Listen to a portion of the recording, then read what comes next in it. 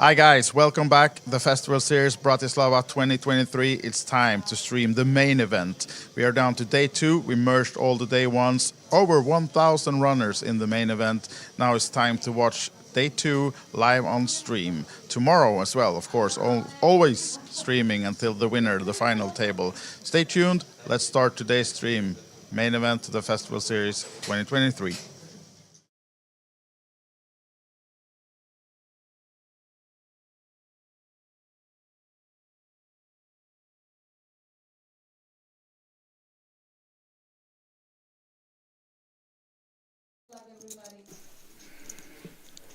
And yes, here we are, main event time on this stream. We've been doing some cash games during the week and we had some tournament the other day as well, but now the big one. George with me in the booth, this is the main event. Absolutely, and look at the new fancy graphics as well. Wow. Rather spicy.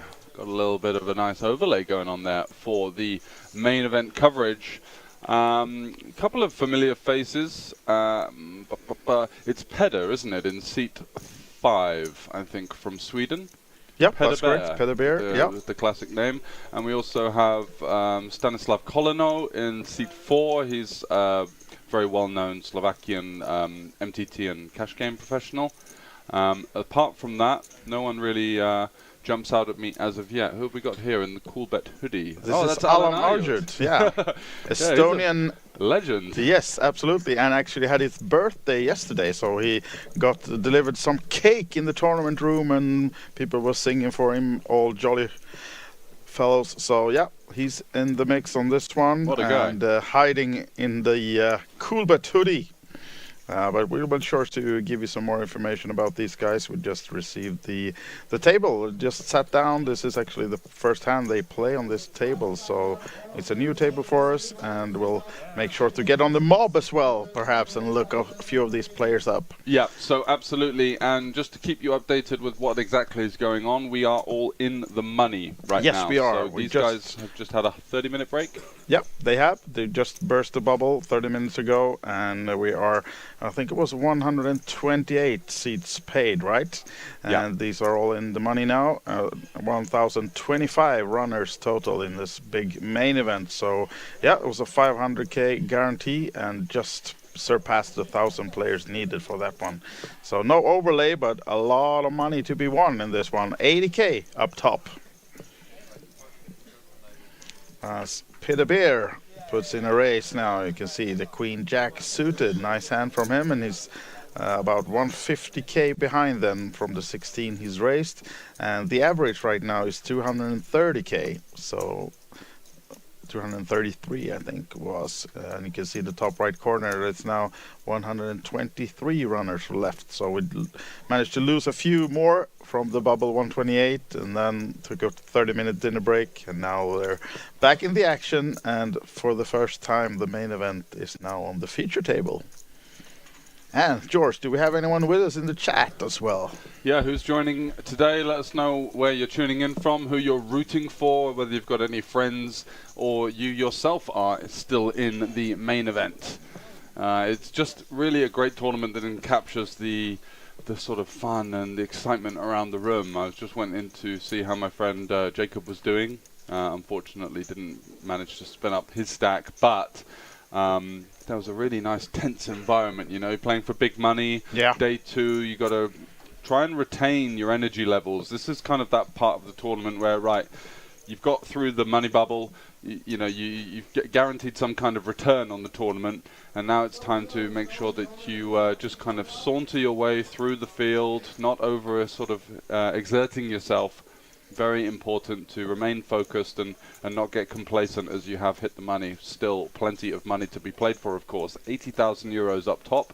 Unfortunately, couldn't eclipse last year, but in terms of the outer tournaments and the cash game participation, we've seen massive increases. So I'm saying everyone would be quite happy with that. Absolutely, yeah, that's the case. And it's been totally fully packed in this Bangkok casino. We didn't have some tournaments yesterday starting on time due to lack of tables. And they were playing on 2 levels and 4 different poker rooms. And yeah, it's been crazy action and a lot of tournaments, a lot of mixed games as well. Yeah. But this is the main event of Texas Hold'em, the 550.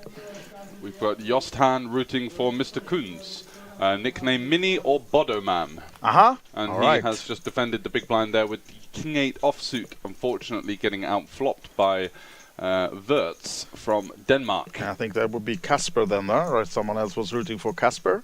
Yeah, So might I'm be guessing Tommy Raven that's 1. a very Danish name, Casper, so Wirtz. Yeah, and a very might be- Danish open as well with the 9-7 suited from Yeah. +1. Loving Yeah. it. And it's all red and white as well, keeping the colors of Denmark. Now then, betting 18k, expecting Yeah, not. Mini to get out of that one then. Yeah, or Bodoman. Bodoman, I'll go yeah? Bodoman, you go Mini. How about that? Absolutely. All right then. Well, no big pots yet, but just a few hands into this TV table. I'm sure we're going to have some action. And as you can see, people are bursting out of the main event. 121 now is the count. And we're going to play it down to the final 2 tables tonight. And then we'll be back tomorrow at about 1:30 to stream you the full action until we crown the winner late tomorrow night. I'll assume that will be done. So, yeah, plenty of main event action to be brought to you live here on Twitch from the festival in Bratislava as Peter Beer is first to act with the 10 deuce, folds the dolly. And Kaspar then next to act with the ace 7 off. Lets it go, as does the other players in late positions. Alan now, seat number 1. Jack 10 suited, cut-off position. And we are playing 4-8 blinds. I'm not sure we told you that. 4,000, 8,000 with an 8,000 big blind ante as well. So Alan min raises, makes it 16 to go then. Let's see if Bodoman defends the small, does not. What about Koleno? Local player, Koleno perhaps. Slovak flag and 158 behind in his stack, costing him 8 more to call, as he does. So we're heads up to the flop then. Pretty much flipping, as you can see. But the flop favors Alan with the 10, although 2 overcards. So we'll see how he chooses to go with this one. Makes it 10 to go, as Koleno was checking the flop. What about the gut shot now? No backdoor draws, but he has the gut shot. King 9 comes along for a call, hoping for a jack then. Be a bad card for Alan, as he has one, but safe with the 8 of diamonds on the turn. No help for Koleno. Checks again. Alan now then.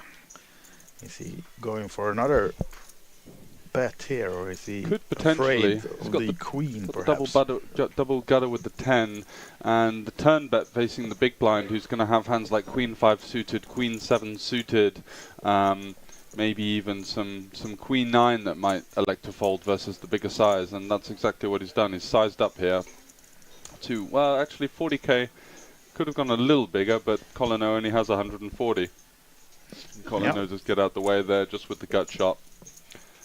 Not interested in seeing a river. And yeah, I think Alan's bet was more to, he's got decent equity, whatever, and he can maybe get some slightly better hands to fold. So just sizing up there. And I believe that if it was a brick on the river, he would have followed through, because by the river you could potentially get some of the weaker aces to fold with the triple barrel. So nicely executed there from Alan. I played some cash game action with him in Tallinn, and he's a pretty aggressive, fearless player, I would say. Someone that really puts you in spots, which is not necessarily a great thing on a cash game table, but definitely respect for him. Yeah.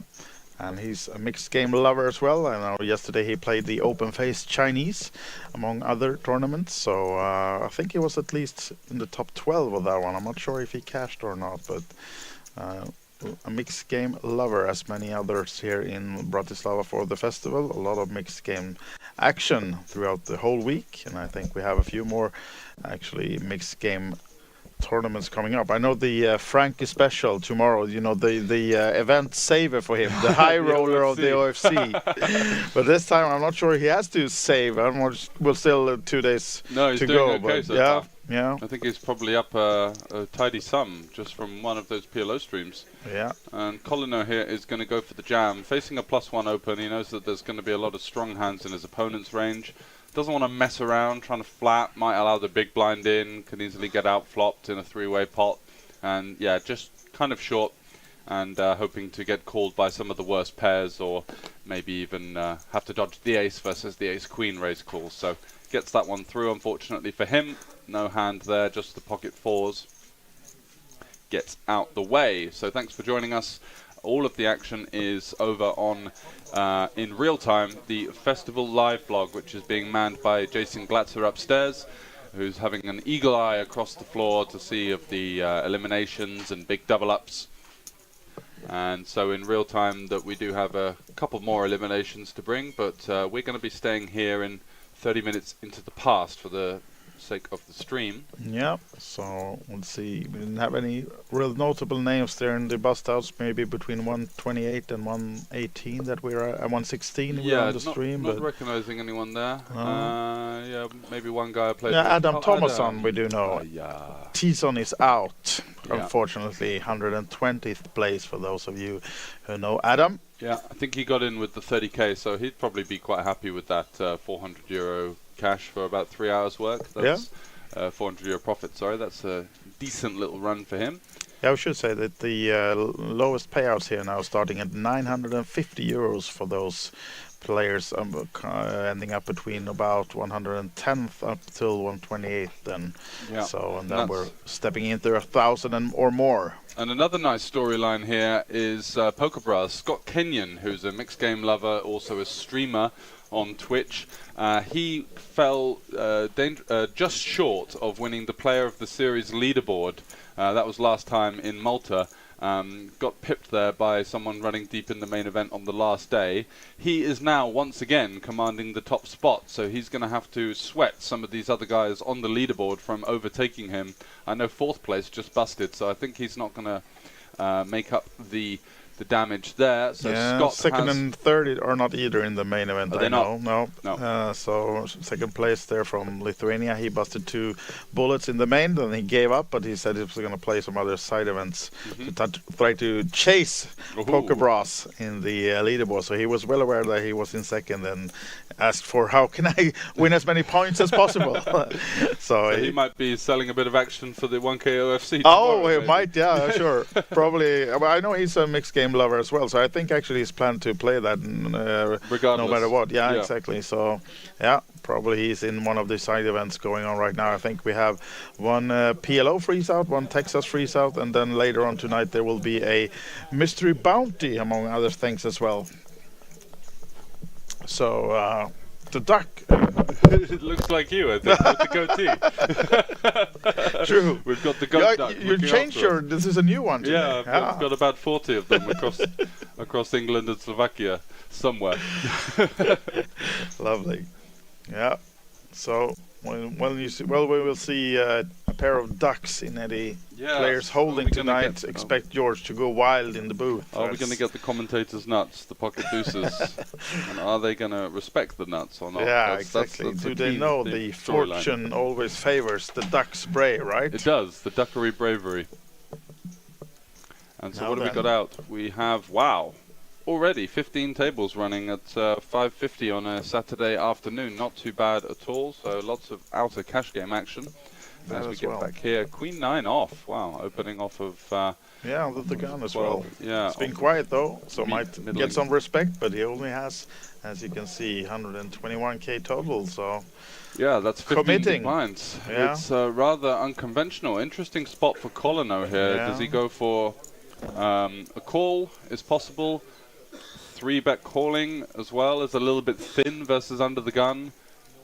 Yeah, you'd expect him to have Cherny on a higher range that he actually is holding now, since he hasn't played any hands and in opening this early with the 20k. So yeah, it's very sneaky. 2.5x as well. I don't actually mind that. I think that if you have no information on the player, it's very easy to be completely dominated there by a short stack opening from under the gun.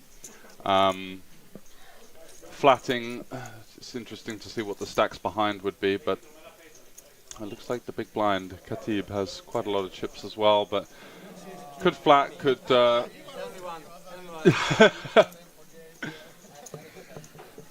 So I think what he's saying is he didn't know any information about this guy, and he just tends to get out of the way. And I think folds like that can look a bit silly on the stream, but in actual case, you know, you're playing a marathon event here, and if you aren't particularly clued up on the tendencies of your opponent, I think it's totally fine to get out the way there.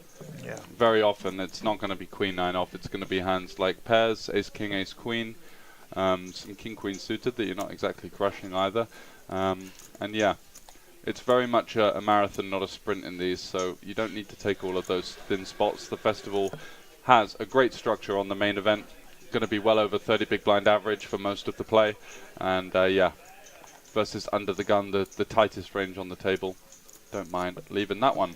Now, George, you can practice your skills of languages in the chat as well here. I think he's asking who can he contact for some cooperation, but that's using the... Maybe. I'm not sure. But yeah, that's just seeing two words and putting the pieces together that are almost the same in English. True. Hello.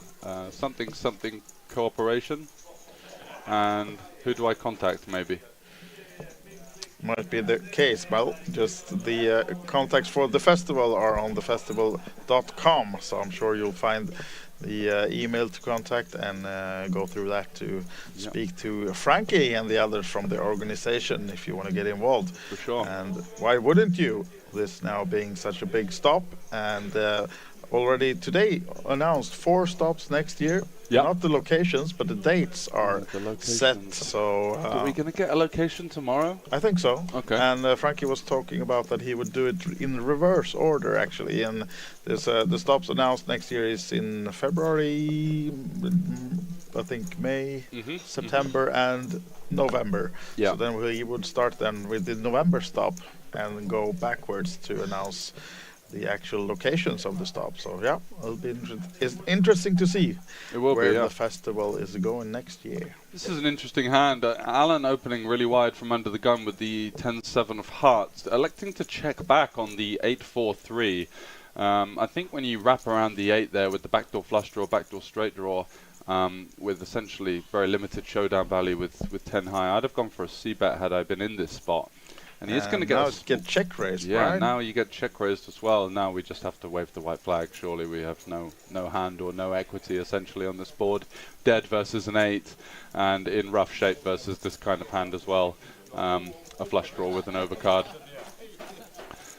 And yeah, the Austrian taking it down, back-to-back pots there, getting a bit fruity with the Queen 9 under the gun. Got rewarded for his bravery, and then also check raising the flush draw on the turn versus quite a weak range, checking back the 8-4-3. You would imagine most of the overpairs to be continuing there with some kind of bet. So nicely executed there, and maybe one to keep an eye on there in C8, the Austrian. A couple of pretty fancy moves to get things kicked off on the feature table. Yeah.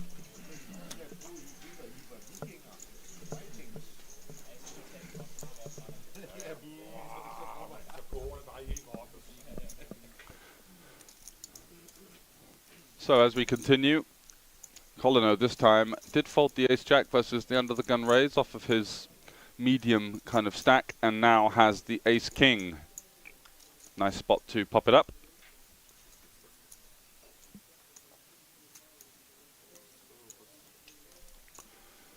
Gets that one through to the button at least, who relinquishes those cards, and it's over to Alan in the big blind with 10-9 suited.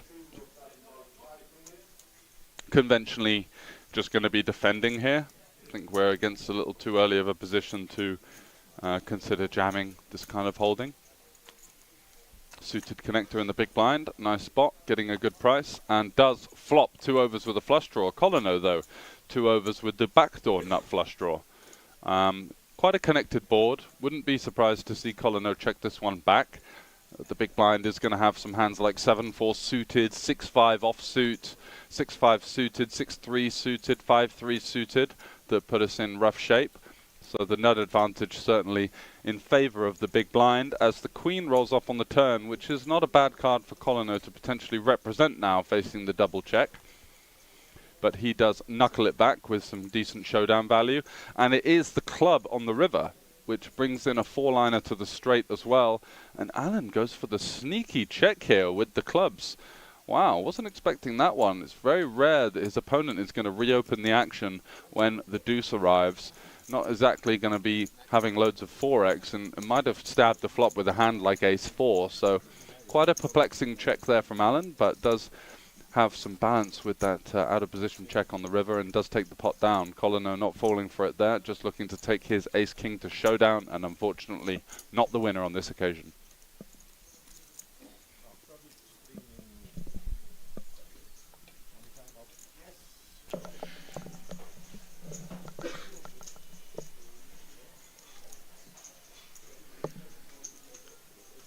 Now then, another Queen 9 open under the gun. Kunz this time.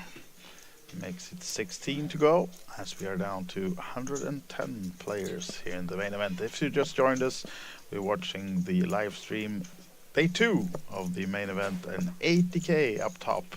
These guys just locked up about 1,000 for their effort so far, as Cherny comes along, calling with the 8s on the button. Ala now, an ace. Ace-5 lays it down in the small. Going to get out of the way, and Pedersen is folding as well. Yeah. So it's Kunz up against Cherny here, under the gun versus the button, out of position with the ace, Queen 9 suited. Quite a tricky one to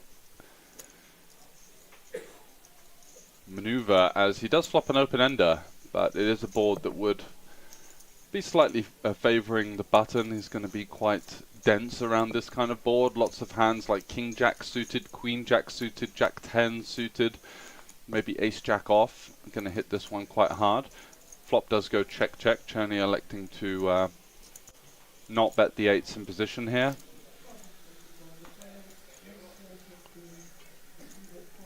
And Kunz is going to go for the delayed c-bet here, out of position with the Queen 9. Cherny not holding a heart in his hand, facing a half-pot bet. It's going to be wary that there are going to be some hands like Ace-Queen, Ace-King, King-Queen, potentially Queen 9 and King 9 suited that could play in this manner.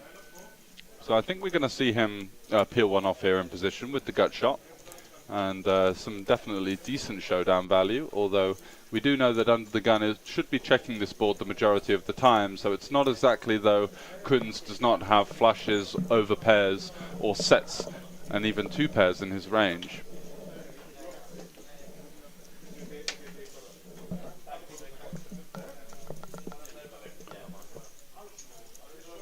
Kunz going for 27 into 52, just over half pot, and Cherny is going to stick around for the river at least. Yes. And an 8 would be a disastrous card. Black 8, not something. Oh, there's a pairing though. That's a 10. That's an interesting one, because Kunz can certainly be slightly worried about some of the 10x that would arrive here. Potentially hands like Ace 10 suited, King 10, Queen 10 would certainly play in this fashion.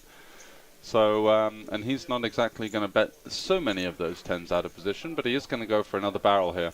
What sizing has he gone for? Looks like a kind of middling, slightly smaller than half pot sizing this time. And he's saying, look, I know that the 10 has arrived, but I'm still going to bet my over pairs here. I'm going to have aces, kings, queens. I could potentially have some ace jack, king jack, queen jack. And maybe he's also saying that I had some 10x that bet the turn as well for some protection.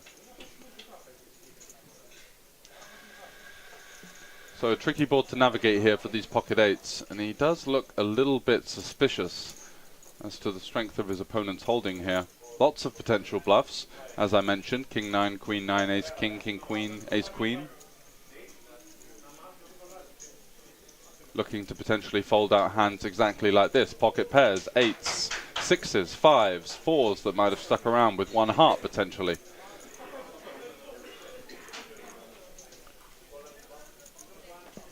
And the well-dressed Austrian looking over at his opponent there, thinking 42k into over 100 here. What are you representing there, sir? What exactly are you saying you've got? Certainly, as I mentioned, plenty of potential value hands, although they don't always play this way. Some might even go bigger, so around about 40% pot, mulling that one over. And it's a big spot, despite being what appears to be a medium kind of pot, just over 15 big blinds. Certainly not one to rush. Can he find the call here? It's not going to put a massive dent in his stack. He's still going to have potentially 10 or so big blinds to spin if he were to call and be wrong. I'm just keeping an eye on the table presence of Kunz over there. Yeah. Shuffling those chips. Not giving much away by the looks of it, so doesn't look too nervous to get called or no. A longer time Czerny's thinking about it. Maybe he's talking himself into calling this one. Yep, and there it is. Yeah. Nice call, Mr. Excellent Czerny. execution there with the pocket eights. Finds a way to hero the river here. Just wasn't buying it in the end. You could see him really running through the mill of the what's my opponent representing here? Like, what do I think he's got? Yeah, and I mean, he frankly pretty much made the decision on the turn already, calling that if no hearts comes, and I mean, no other real threats. He didn't put Kunz on any Jack 10 or something like that. So yeah. Nice call, and yeah, almost doubling up his stack, Mr. Czerny.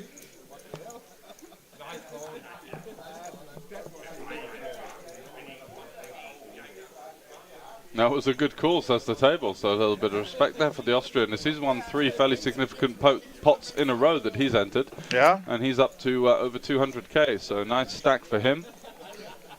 And plenty of chance to motor on nice. through. Nice to hear and see that these guys have settled into the TV table. And normally you can see that you come from maybe a normal table, step onto this small scene that we got, get under the flooding lights, and you get a bit nervous, a bit more like locked down perhaps. But these guys are chatting away right from the start. So absolutely. That's good to hear, and nice for us as well, following this on stream. And Nemanator in the chat saying they always call, and I think that definitely barking up the right tree there, because I think in general people under-respect the amount of checks that you're supposed to have as the out-of-position player on that board. So they think, well, he would have probably bet all his overpairs on the flop, and now what is he representing? So it's actually a much tougher spot than it appears there, because these days lots of out-of-position checking going on these boards when the button range is so prevalent on such a medium connected board.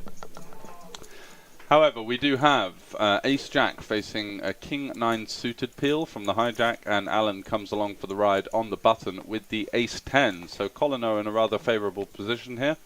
Got the equity advantage heading to the flop. Let's see if that changes. And it does. Ace-10-3 could spell disaster for the Slovakian here as he flops top pair, but Alan takes the lead with top 2. Lurking on the button there with the Ace-10 offsuit. Slightly an optimistic peel, multi-way versus an early position opener off of sub-20 big blinds, but does find a domination rotation here. Jostan agreed. I think that some of his ace-highs might just go to showdown there, so it's going to be quite difficult to bluff, and did go for the 40% sizing. Might be thinking, I could have just gone slightly bigger there and got a couple of those sticky pocket pairs out of the way, but wasn't to be on that occasion.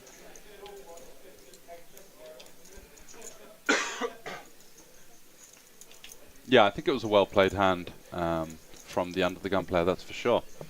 So Alan here, he's flopped really strong, and he is going to go for the raise, and this already is getting a bit smelly for the Slovakian, isn't it? You know, he's thinking, what on earth is going to raise me here? Is he going to have a hand like Queen Jack, King Queen? Potentially, but also he does have potentially hands like Ace-10, of course, pocket threes, a very thin range, not expecting to get raised much on this texture after raising under the gun and c-betting the flop multi-way. So plenty of options for Colino to consider here, and we can see he does just have 16% versus the ace-10. So a disaster situation for him, flopping really well, and he's going to peel one off. Yeah, and by that the way he's calling, I don't think he's going anywhere on this turn. When we'll see what card that comes, but a 7. 7 is a bit of a brick, really. That's not going to improve any hands in Alan's range. I don't think he's going to raise a hand like ace-7 suited on the flop. I'm just going to call. So does check over, and now we have 158k in the middle, 20 big blinds, and with 95 behind. The effective stack is just over half pot. So let's see how Colino can navigate this one. Can he get away from danger here? And Alan does, as you can expect, throw the triangle in. He's all in. We're targeting hands exactly like this: ace king, ace queen, ace jack. Can the Slovakian find a hero fold here? Colino, for those of you guys that don't know, had a great year last year, had some success in Rozvadov. His biggest cash is 331k with total live earnings of 1.6 million. So certainly a big time player. Yeah, he got third in the 350 opener at the WSOP Europe for 58k. Alongside a third in the 880 Norwegian Championship that was here in Bratislava, and also a second last year in the EPT Eureka High Roller for 290k. So he's one of the creme de la creme of the hometown country. For sure, yeah. And what's his must be high in the national rankings then? Yeah, so where's he? He's third on the Slovakian all-time money list, behind Jan Bendik and Marek Blaško. All right. Well, will this be his last hand in this main event? We'll see what decision he makes, but I think he's going to call this one off. What do you say, George? It's so tough at this stack to pot ratio, isn't it? You know, you have to think. He's left with 10 bigs. Yeah. 12 big. But if there's a man that can get out the way, I think it could be Colino here. It's just really difficult to be bluffing in this spot. Maybe you do raise some of those gut shots on the flop, but if you're in Alan's shoes here and you've gone for a raise with Queen Jack on the flop, what are you expecting your opponent to have when he continues, right? It's going to be most of these kind of hands: ace king, ace queen, ace jack. So difficult to perceive there to be much fold equity. And Colino makes the hero fold. Nice. Excellent getaway there. Just saying, I think you've got it. I'm guessing you've got pocket threes or ace 10 here. There's really no other hand I think you can have, and does save the 12 big blinds. So that just goes to show his level of experience and his knowledge in how to navigate these minefields that can come along in tough big fields. And so often you see players, just as you said, you get in the money and you've been fighting for that for the whole day, and then you just like relax and just exactly flop your top pair. It off. I'm out. I need a jack. It's not coming. What a bad beat, but showing his experience there, getting out the way with the second best hand. Very little equity there on the turn. Just needed the jack and the jack only to stay alive, and manages to fight another day. Yeah, now then, Peter Bear under the gun folds it, as does the Dane behind him. Another Danish guy, El Khatib, is out of the way as well. Chern is folding Alan with another ace, so we're gonna see him racing again. Slightly worse ace this time, and he's been quite active, so maybe he wanna fold this one, and he'll stay in and make it 16 to go again, or 20 actually this time. Sizing up a little bit, makes it 20. Yeah, he's opening into a short stack, so he just wants to size up for a little bit of extra fold equity. Doesn't want to give the short stack too good of a prize to... and now then, I think Colino's ace versus ace again. Yeah, I think Colino's going to be all in here, and we might see Alan raise call, but it's not a great spot with the ace 7 if you do face a big blind rejam. Let's see, could it be back-to-back spots for Colino? He's just going to peel with the ace 5, looking to take a flop here. Might be a little bit of a wary about that size up from Alan, thinks it could represent some strength, and this is a board that hits both players with the ace queen queen. It's going to be difficult for Alan to hang on to that kicker, the 7. It's going to be very often that they actually chop this one. And Colino does have a backdoor flush draw as well, so definitely not a disaster from him. Alan goes for 10k into 52.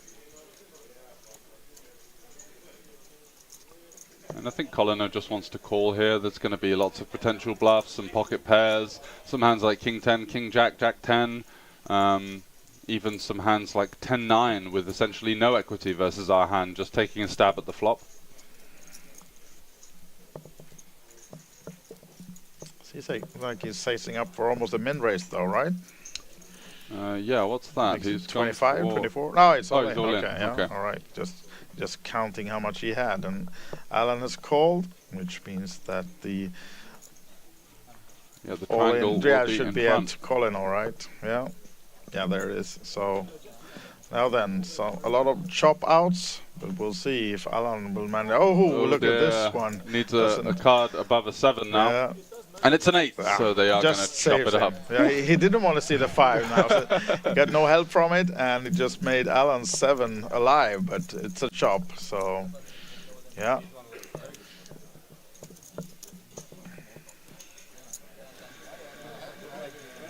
It could have hit the backdoor trip draw as well. For the that would have underfold. been a nice one. Absolutely. All smiles, they chop it up. And whilst our screen slightly go black, we're back now, and you can see in the top right corner 106 players still in this main event. So if you just joined us, this is day 2. We've had 6 starting flights during the week for this main event, and now we merged them all into day 2 today. They started out about 260 players started this day, and there was also 2 hours of late registration and to jump straight into day 2. So we just surpassed 1,000 player total, 1,025 as you can see, and now we're down to the final 106. So we certainly are there, getting out thick and fast, but Colino is a man that could have easily been out, and he's managed to still find a way to be on just over 10 big blinds. Let's see if he can spin it up. His experience coming through extremely well there, making that disciplined ace-jack fold, and does find a chop versus Alan in the next confrontation. So what have we got here? Vuertz, who we saw opening the 9-7 suited under the gun 1 earlier. Is he going to be in there with a similarly spicy holding this time from under the gun? Stay tuned for that one. Kunz, though, on the button. Looks like he's interested. He's going to peel. Colino out the way, and it's over to Petter Bear in the big blind now. The Swedish player mulling over his options, and he does fold.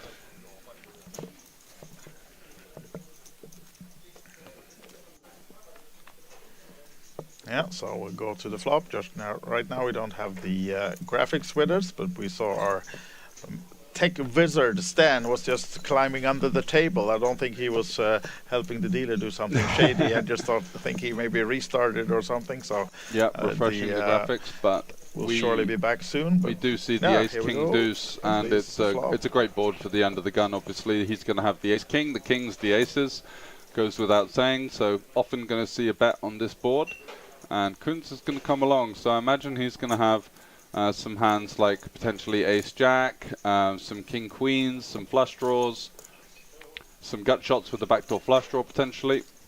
So the 6 of hearts doesn't really change anything in terms of the advantage for the under-the-gun player. Let's see if he's going to follow that up with the second bet. And he does. He just jams it in for well over the pot. So that's going to be enough to take it down. I imagine he's going to have had something like ace-queen or ace-jack in that spot and didn't fancy tackling the double flush draw board out of position. So just sending it in with his hand. Would have been nice to see if he had something spicy like a low-suited connector with a flush draw or something, but not to know. Let's see. If we get the graphics back for us, then nice to see the hands, of course, but I'm sure we're going to be able to just shortly as we take another look at the live blog of Jason Glatzer. Do we have any new information for us? Seeing if we've got any new updates. Notables. Nothing for the last 45 minutes or so.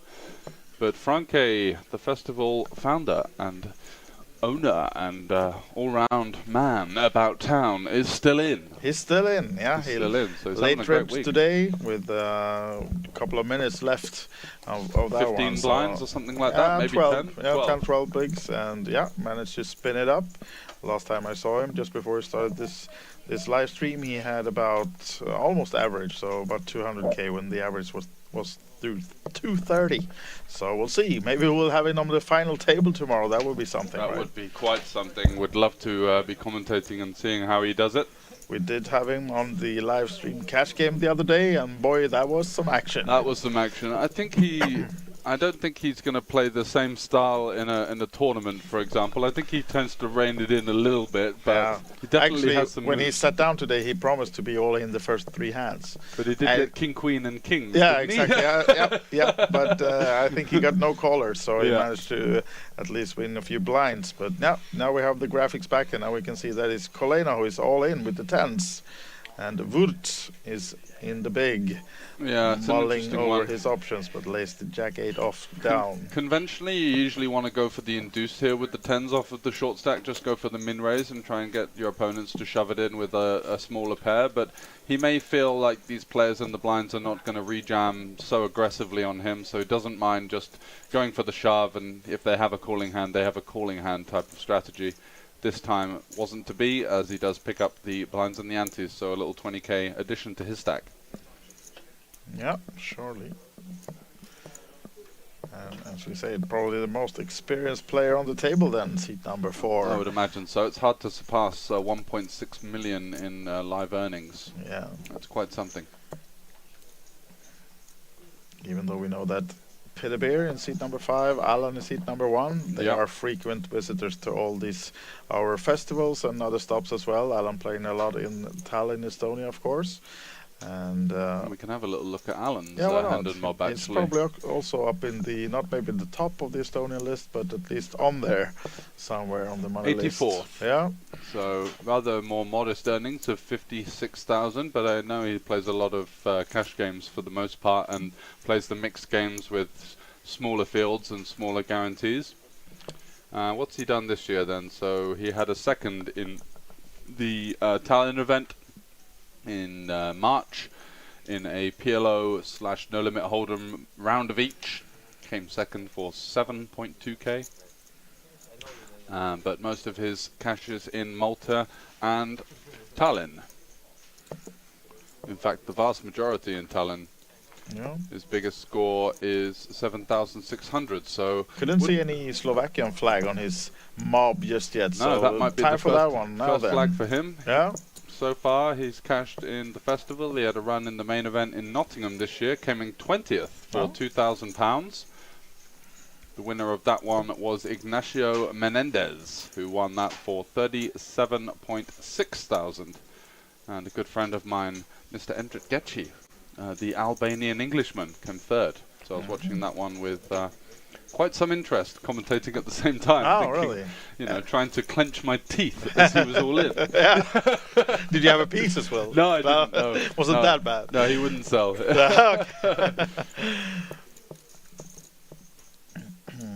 Yeah, I'm getting ready for a new hand then. Let's see. We crossed the 100 mark yet. We don't know. That graphic just disappeared. We'll surely have it back soon. But we are about 100 players left now in this main event. 2023 Bratislava stop of the festival. And we are on hand 15 on this particular TV table, as Alan has another ace, but this time lets it go under the gun. Yeah, I think that's reasonable. But Kunz is surely to get in the mix. Yeah, he's been on the wrong end. He made quite a nice play with the Queen 9 in a spot where it was difficult to be bluffing. Unfortunately, couldn't get it through. Took a little bit of a hit, but he's just under average and does have Ace-King suited, which is certainly a mega premium to be opening it up here in the +2. Now then, someone getting in the mix with 8-4 off. Yeah, we saw him opening the 9-7 Are we sure the graphics are correct here now? Who knows? He's from Denmark, so... Oh, no. And now he's showing that he actually didn't know that this opponent had opened. That's explaining that. He's trying to steal something, right? Steal some blinds. He said raise as well. So Oh, okay. He has to put vocally in has said 32 raise, then, and or 24 at least then, right? giving the game away a little bit. And this is an interesting spot because this never happens, obviously, in online poker. But live, he has been forced to go for the min 3 bet. Yeah, 24. And I think Kunz must know that his opponent's not going to have much of a hand.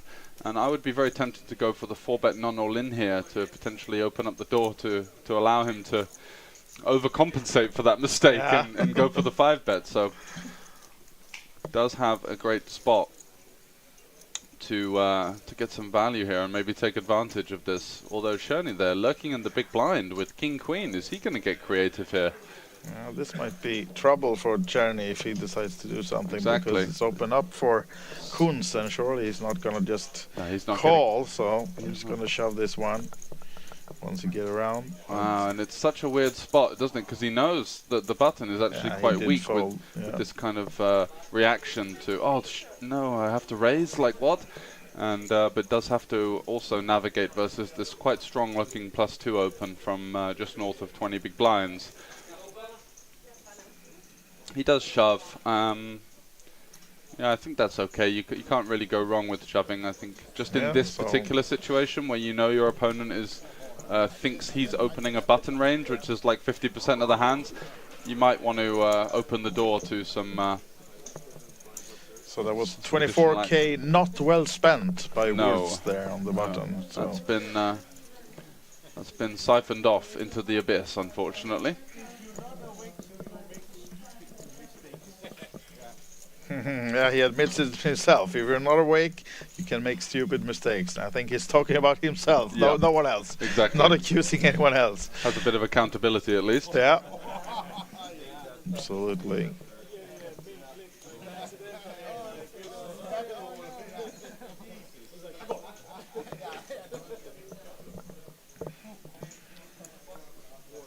And here we have it. Exactly 100 players left, as you can see. 80k up top, and tournament clock in picture for us. This is the day 2 main event, and we're playing down to the final 16 then. They'll come back tomorrow, local time 1 o'clock, which means 1:30. We'll be streaming it, the last 2 tables, until we have a winner tomorrow night, I should say.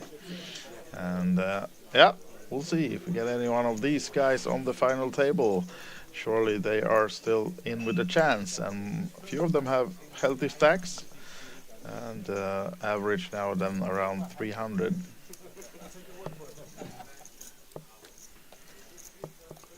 Johnny here in the small blind. Yeah, playing Alan in the big. Yeah, gonna probably just limp, I imagine. Could be raising potentially, and he does go for the raise. Makes it 2.5x, 25. Alan getting a pretty good price to continue with the 6 deuce. Yeah. But I don't think he's going to just call this hand. He might go for some rather out of line 3 bet or just relinquish this one, and he does just fold. So nice little pick up there for the Austrian, picking up the 2 big blinds out there. And Alan, 374 in his stack. Is the biggest one on this table right now, right? Mm-hmm. I think so. Czerny almost 300, and a few smaller stacks. Yeah, relatively short stack table considering that the average is about 300 to 350k at this stage. Somewhere, yeah. We've got around about 100 players left here. Starting stack was 30k and a field of, I believe, over 1,000. So average stack should be around 300 at this point. Yeah. While Kunz now waking up again with the ace-king, this time not suited, but still, of course, racing under the gun. And we're just up in the blinds as well. We're up to 510 now, so making it min 20. Yeah, makes it a little bit hairier for these people hanging around on the short stack. You can see Colino, Pedibert, sat there with around about 10 big blinds or over. And Kunz looks to be getting this one through to the blinds. Alan surely not going to offer any response, and it's a fold from Pedersen in the big blind, who just has the Jack-3 offsuit, not wanting to tangle with that strong-looking under-the-gun open. Yeah, so Kunz now up to 250 then. Bit of a roller coaster so far, lost a few pots early, and now he's gaining some back. as we just down to the 98 final players now then. They're ticking away pretty fast, so we might see, but it's going to take us, of course, a few more hours to get down to the final 16 as we approach some pay jumps and stuff happening later tonight as well. It's only going to slow the game down a little bit, so right now there's quite a fast pace that these guys are ticking off. Let's see now, Coleno, is he going to get tricky with the ace-9 under the gun here now?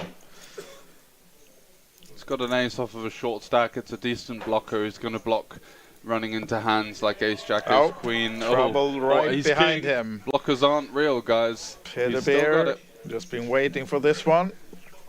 Come on, the Bodo man, says Just Han.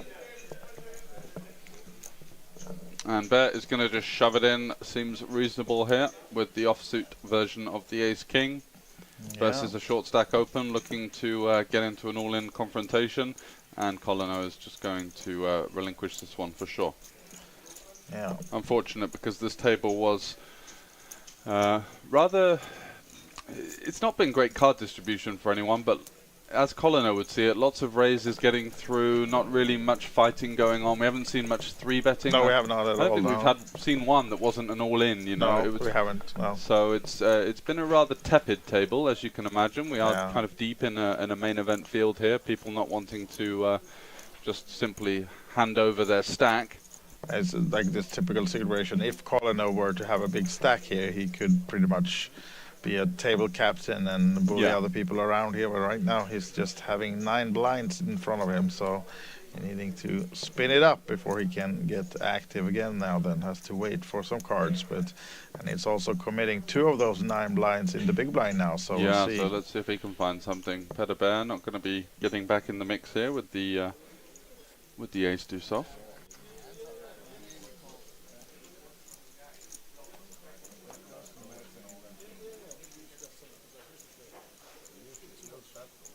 Now then, El Khatib, rather quiet for a while, now makes it 20 to go with the ace-10 off. And is Czerny still holding his cards? Yes, he is. Queen-10. Folding that one. Alan now with the small pair, 5s. In the cutoff position. Coming for the call, by the looks of it. He does. Button gives it up. Peterson. Kuntz 6-4 suited, costing him 15 more, and Coleno has to lay down from the big blind, although almost committed. But the 7-3 offsuit is not worth another 10k, and hopefully he'll think the same when the flop comes as well. Does not favored that hand, and Alan then with the underpair, Khatib with the gut shot. Ace-10, will he go for a lead here, or is he slowing down? No, comes with his bet. Is it 15 or 20? 25. 25 is the bet from El Khatib. Alan not getting away from this one that easy, stays in. He's been around before, knowing that the player doesn't have to have those jacks or queens. A lot of holdings, of course, in El Khatib's range that he might be continuing with, that Alan will still beat, but another overcard on the turn. And we'll see whether El Khatib has the bravery to put in another bet. Otherwise, if he gives this up, I think Alan might be interested in actually betting this one, because he feels El Khatib might be not that strong. No, he comes with another one, barrels another one, and probably gonna get away with it this time, maybe. Makes it almost half pot. Yeah, blocks the straight now, blocks 10-9. Alan could have potentially peeled with some hands like 10-9 suited there. He might feel like Alan, who did raise the ace-10 earlier on ace-10-3, could be raising here with hands like pocket 4s or queen-jack. So considering his opponent to have a slightly weaker range, looking to target hands like king-jack, like ace-jack, jack-10, jack-9 to consider folding, as he does go for the size up here, 75 into 115. Is Alan going to be able to find some metal here, continuing with essentially no equity versus a value hand, and does indeed find the fold. Nicely timed aggression from Khatib from Denmark there.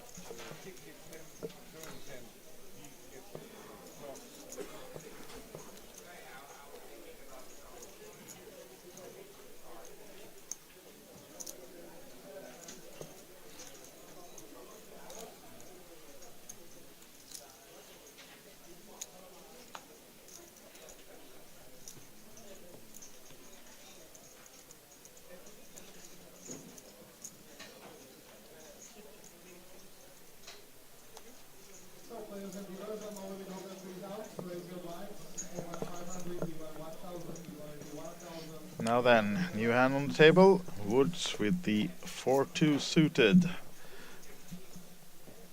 Folding, and Khatib does the same. Cherny 6-3 goes in the muck.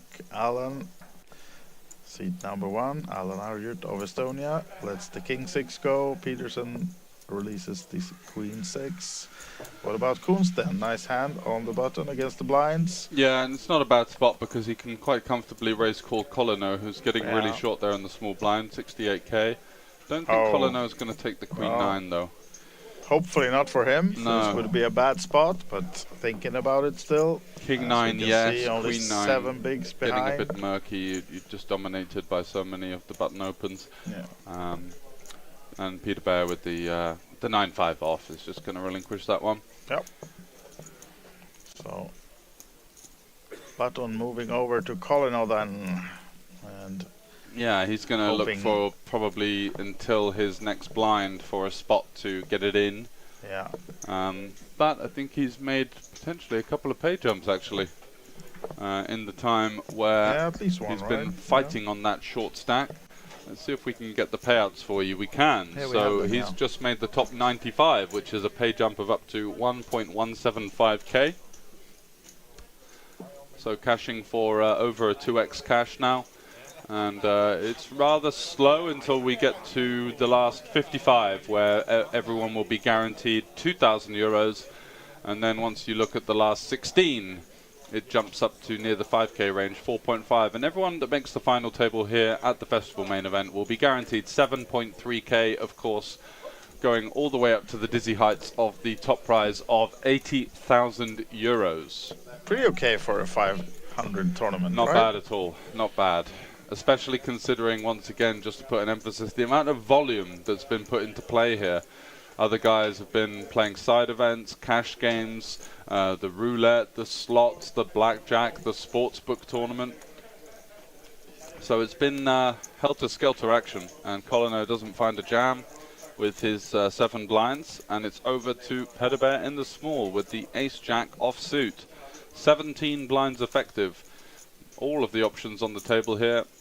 But he's just going to jam it there and try and take down the 2 bigs and gets absolutely snapped off by Ace King. Bad news. What a for cooler, Peter blind Bear. versus blind. Ow, ow, ow. Wow. Trouble for the Swedish player now then. Yeah, just 29% to keep his hopes and dreams alive here in the festival main event as Wirtz is up to his feet. Little brother Denmark is the favorite to knock the big Swede out now. The dealer can't contain his excitement there. As some split outs for Peder, but it's not to be. The Ace King holds up for Wirtz, and Peter Bear has to leave us in about 93rd place or something like that. Then yeah, that's our first elimination. We had on like the feature table. 1175 will be the cash, as Zeus, the tournament director and boss here at the Bangkok Casino, shows him straight away to the payout section and catches up his receipt. Will surely to be placing another player on that seat shortly. Certainly will. Currently 700 now on this table then. Unfortunate exit there, blind versus blind, 17 big blinds effective, a massive cooler really in those positions, ace-jack versus ace-king suited, and he is going to run into it on this occasion and going to be out the door.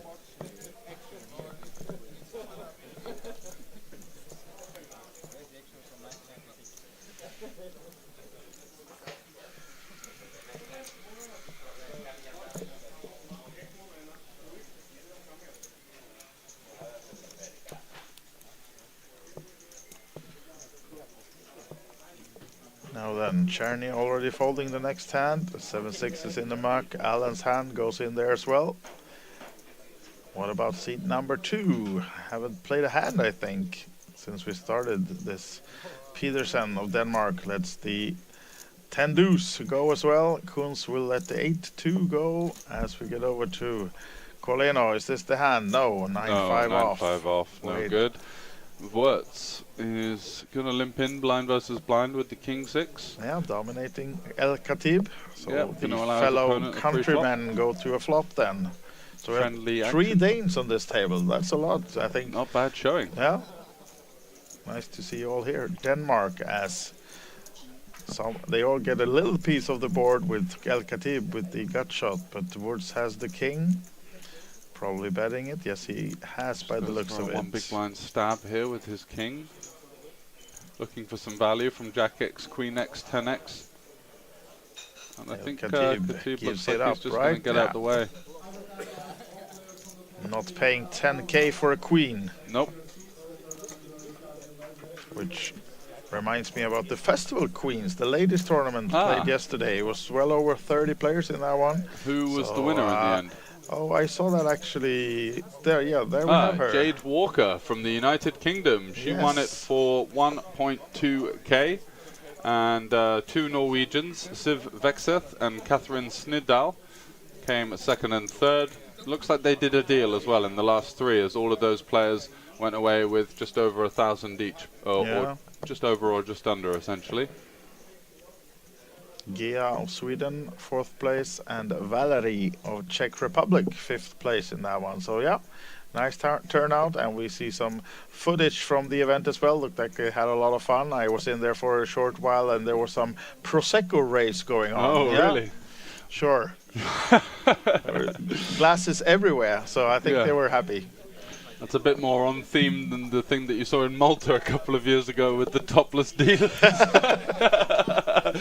I think that's certainly a bit fun to get a glass of Prosecco rather than be confronted with that. Yeah. Disclaimer, Prosecco can also be alcohol-free, right? It can be. No Secco. No Secco. Yeah. Coleno now has to give another hand up, wait for another hand or 2 before he shoves his small stack of his. Now it's 7 bigs, but El Khatib, small blind, not folding, makes it 20, 25 even. Flicks in another one, so it probably announced it verbally then, as he did it one by one. But 25 is the bet, and Czerny, Queen 7 in the big blind. Pretty even stacked, these guys. El Khatib almost about average now then, and Czerny slightly under. Lets it go in the big blind, so a small pickup for El Khatib. Yeah, we're seeing a lot of these 2.5x's having some merit.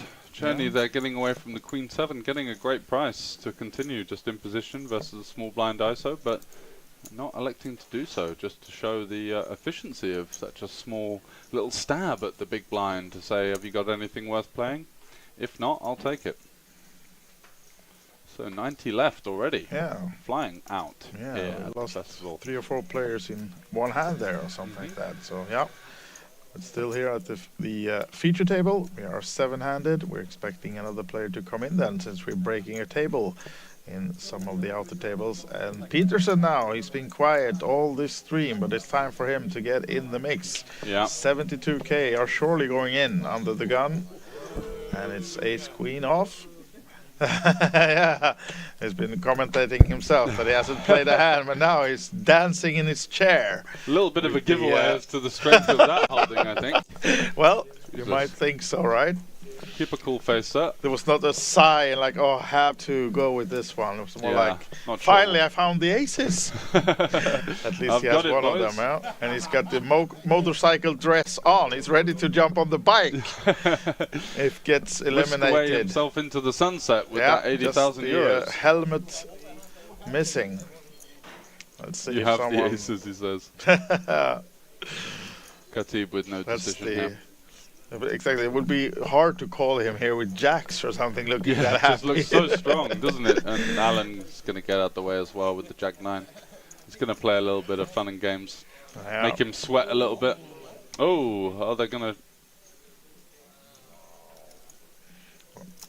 Is this really allowed? I'm not sure. I'm I don't not think either so. entirely I sure think that Alan you're thinks he's supposed still in to. the Super Dealer's Choice game last night. Playing stud. Give me one close, dealer. Yeah, I'm not sure you're allowed to, according to tournament rules, to search for any reactions from your opponents before you make your decision. So that hand would most likely have been killed if he would have wanting to call that one. So, yeah. At least a couple of blinds then for Petersen to pick up and increase his stack to 10 bigs. But he has to put in 2 of them straight away in the next hand. Big blind and ante. So we'll see if he can keep the cards high and nice. But surely he's going to be raced on from under the gun. Kuntz with the queens this time. He's had a lot of big hands, this guy. Not winning them all, but now with the queens. What about Coleno? Oh, this is trouble for Coleno now. Actually, Kuntz playing a lot of hands. I mean, this is hardly. He has 7 bigs. Cannot fold this one. No, he cannot. He pushes it in, and he will be in trouble then against Kuntz. Bad news for Coleno here. At least no aces folded yet. No, and Czerny's over there with the 8s, but I think a little bit too much action for him. Coleno's going to be not that tight here. He's got the short stack. He does need to spin his stack, but Czerny and Kuntz just about even stacked as well. 25 bigs. So yeah. Most likely gonna find the fold here, even though of course Kuntz has played a lot of hands, but he hasn't showed any bluffs or bad hands. He's had big holdings all the time, and we've seen a few of them exposed as well, so not likely seeing Czerny to call this one or make anything else, but we'll see. Yeah, he's mulling it over. He took his time with the 8s and made the right decision last time. This time he has unfortunately run into it now. Going to be shoving those 25 bigs. Oh, he does. Isolating the Coleno rejam. A jack and an 8 is folded as well, so even more bad news for Czerny. And Kuntz now calling it off, of course. Really. Yeah, almost, right? And, well, these guys are now in trouble because, well, we see no aces folded, so Coleno has some outs. But 1-8, at least one, is in the mug, so Czerny, the guy in real trouble here now, and it's a big pot. Decent spot for Coleno here with the live ace. Yeah. And does have a backdoor flush draw as well with a backdoor straight draw. No so help it's just for an Czerny at all.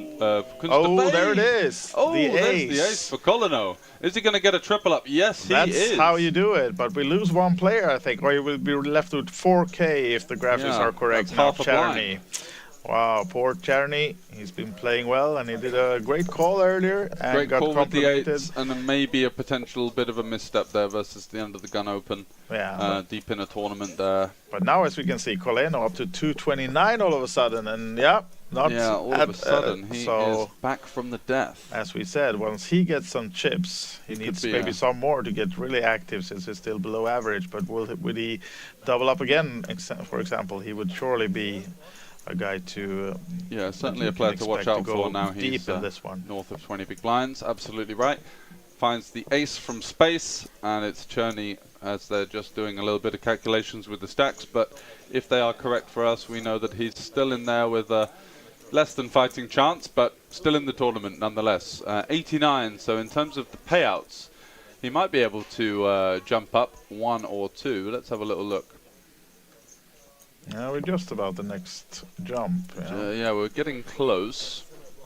Check that for you soon as we get the chips counted now and paid from Czerny, and most part of it will go over to Kuntz then, winning the side pot between these guys. But Coleno with the main pot and tripling up. Nice ace finding for him. Ah, no. Our friend Karev has unfortunately just busted. He was the 96th to go, as well as Dan Stacey, who's the UK reg, that plays the circuit over on the United Kingdom. But still Frankie is in. No, he's also out. Look, no, Martin von Zweigberg. Because I got a text that someone just busted Frankie from the the Mystery Bounty just now. So I was thinking he couldn't be in the main still, and he's not.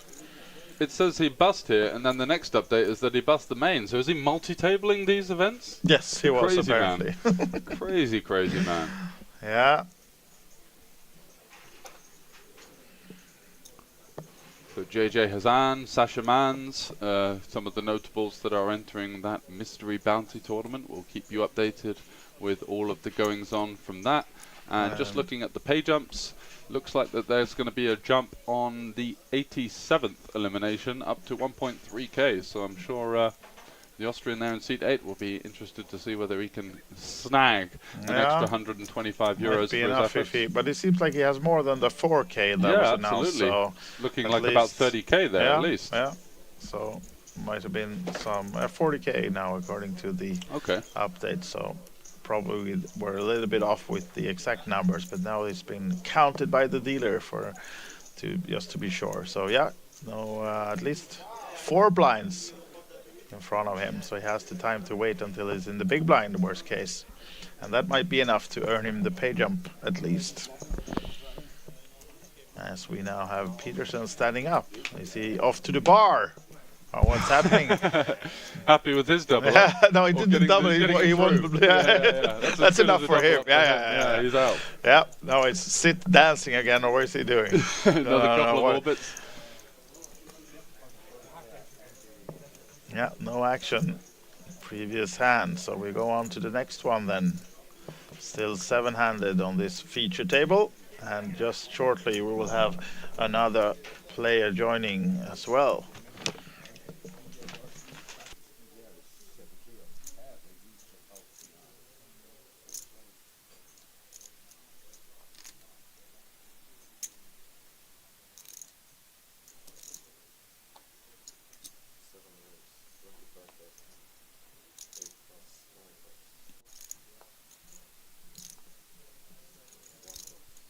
Now then, look at this. Wurtz making it 25 to go with the jacks. Peterson actually thinking about it with the king 9, and well, with the cards he've had, this is the second best hand of this hour we've played, but don't think he will waste it all on this one, right? Still has a lot of more hands to go before he's in the big blind, etc. So no big stress for him to get it in with the king 9, but we'll see what the option might be. Maybe he's eager to get onto that bike. No, he's not. Folding it. And Kuntz will get out of the way with 6-4 off. What about Coleno in the big blind? Does he have anything to stay in the race of Wurtz? He suited ace in the big blind. Makes it 25 as well. Calling. So we go heads up to the flop then. Coleno and Wurtz. Denmark versus the home country. A 6. Oh, look at that for a flop. Top set for Wurtz and mid pair and the nut flush draw for Coleno. What a confrontation we've got emerging here. You could almost not think of a more set up flop, right? No, that's brutal. Coleno with 37% though.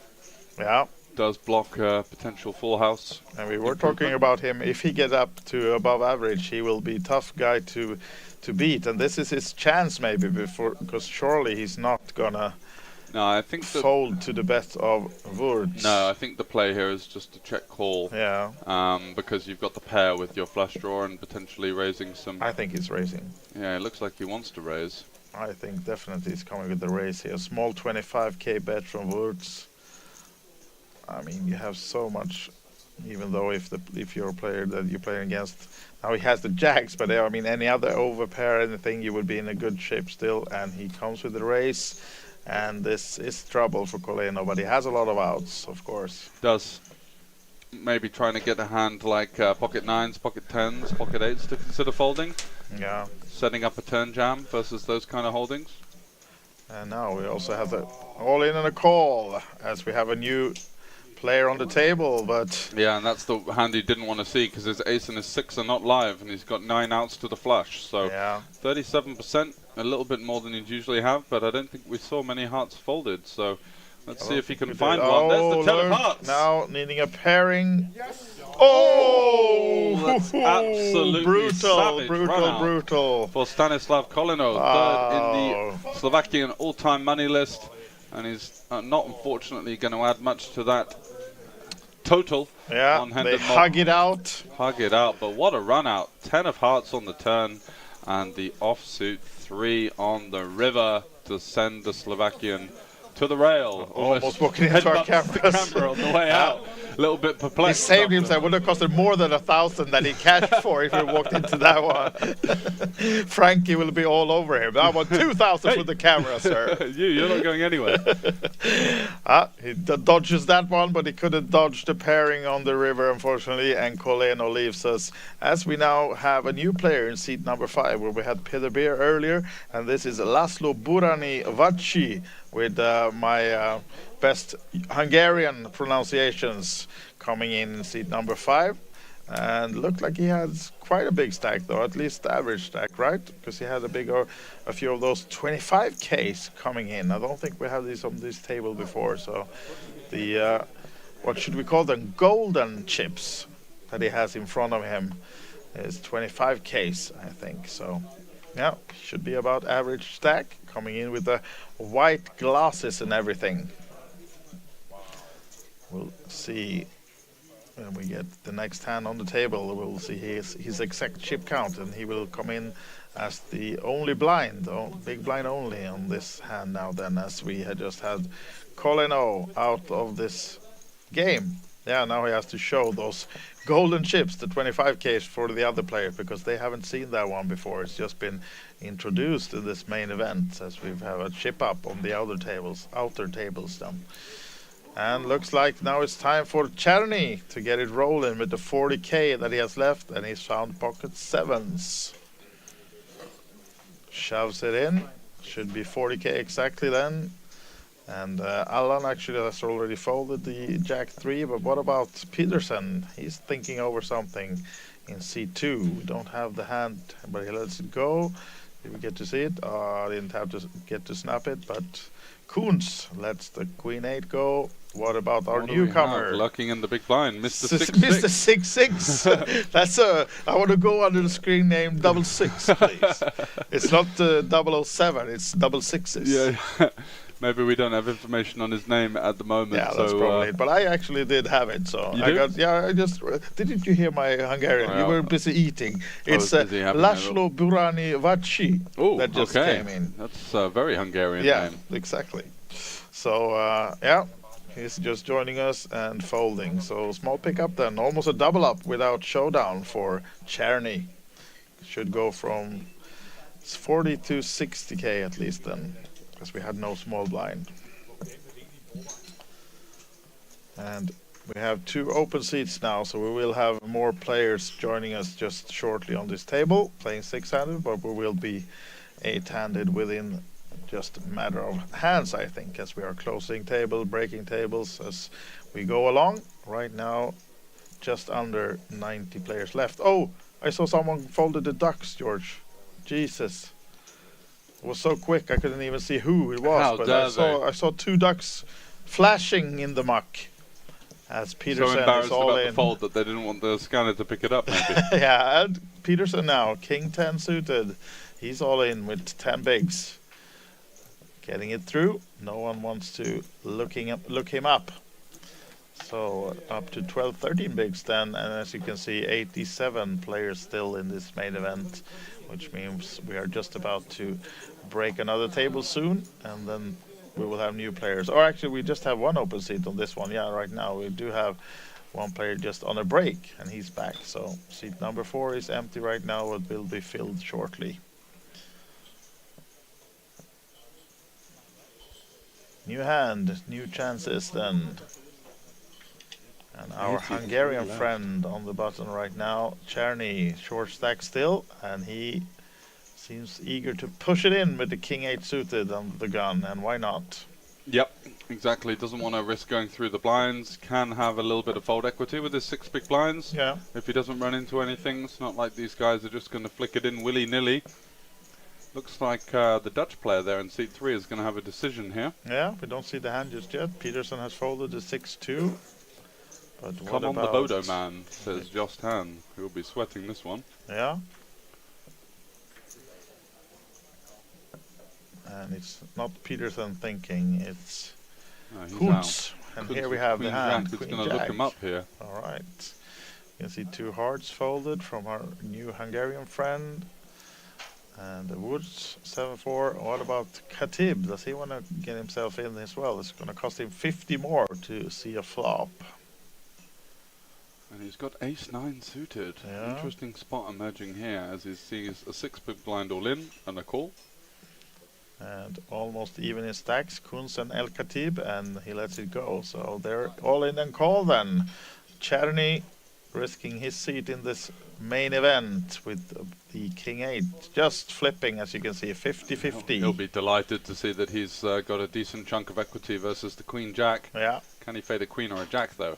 Cannot. No. And no backdoor flush no draw either, flush so draw the either, king no. only. Oh, Needs king a king and a king only. It's No. not to be. Not to be. Unfortunately, we do lose one more player from this feature table.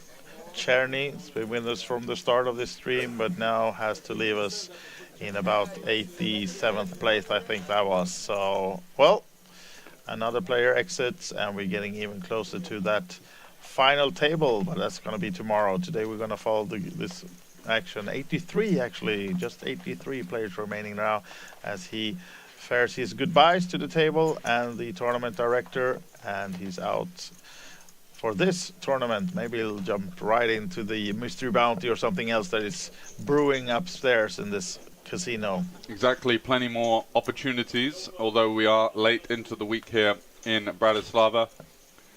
Have a little look at the schedule, and I believe there is the 250 mystery bounty alongside some other smaller side events. Yeah, should be. I think we have a Midnight Madness coming up. It's not starting at midnight though. I think it's starting 10 or 11, despite the name. But it's, if you're close by and you feel like getting in the action yourself, there are plenty of tournaments and cash games, of course, still going on. The PLO freeze out, the late registration on that has finished. 4 levels of late reg. There was a Texas freeze out as well. Those are out of late reg now. But also a 5-card PLO Turbo Midnight Madness, absolutely, as you mentioned. But that starts at 10, and then so another Midnight Madness at midnight. At There's actually midnight. Actually advised. Yeah, so this is confusing, right? Yeah. So much Midnight Madness here at the festival. But if you want to see the full schedule yourself, just go to thefestivalseries.com and you can see for yourself. Make sure you don't miss anything. And you can also see all the cash games running at bancocasino.sk. Currently 13 tables running. That's a lot. Not too bad for a Saturday afternoon. Mixed action as well, right? Yeah, Sweden game and Super Dealers. Yeah, I think that's maybe the table that hasn't been closed since we came here. I think that one table has been open since the start of the festival last Sunday. So 24-hour action. It's real in the Bangkok Casino. It's not just something they advertise about. Absolutely not. Plenty on offer here. Yeah, so with that, I'm going to leave it over to Jacob to take my position with you, George, and you guys are going to lead us through this night. I might be back later, but right now, Jacob, and you will be glad, Jacob, to see that you have fellow countrymen on this table. At least, I think we lost one Danish guy. So 2 Danes left on the feature table here. All right, guys, so stay tuned. George and Jacob lead you through this night, and then we'll be back also tomorrow, of course, with the 2 final tables. But we are live until we reach those 16 players tonight. So bye for me for now, but the stream goes on.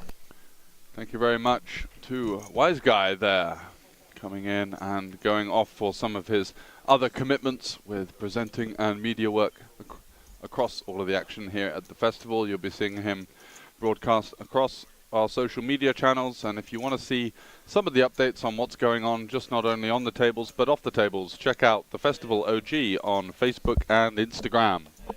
Plenty of stuff there to sweat, and some of the coverage from not just the poker, but we had a gaming tournament, a pool tournament, as well as some welcome drinks and a dinner as well running throughout the week.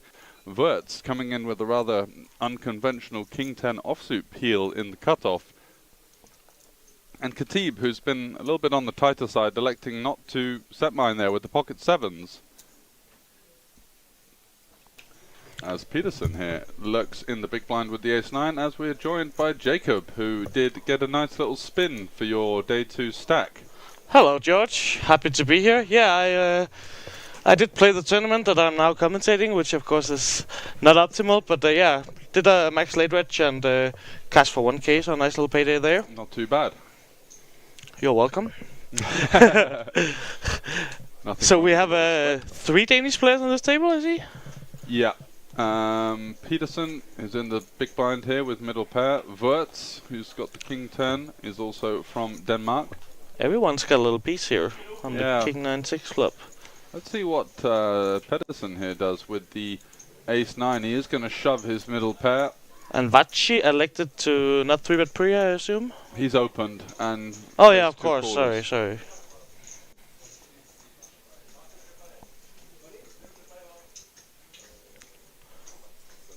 And yeah, he's not gonna get away with this, Peterson. No, he's going to run straight into the king 10. No fold equity for such a small shove versus the 22k bet. I assume the queens are pretty done with this hand, or?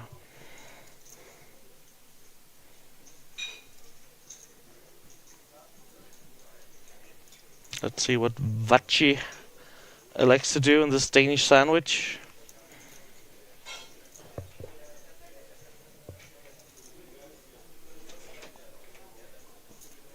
It's a pretty easy fold, I think, Yeah, at this stage. I'd You assume even so. block some of the queen jack, queen 10 more optimistic bluffs. And it is going to be ace 9 versus king 10. And Pedersen, unfortunately, we have seen an ace and a 9 of clubs folded, so he's going to need a red ace or a 9. Can't find it. And that's gonna be GG to Peterson. Seen him around all week, been playing a lot of the tournaments, very nice guy. Yeah, is he a motorbike fan? He's got that, looks like he's ready to jump on the bike and ride off into the sunset with that 1.2k cash. Hi Donna, how you doing? Thanks for joining us here. Hello, Donna.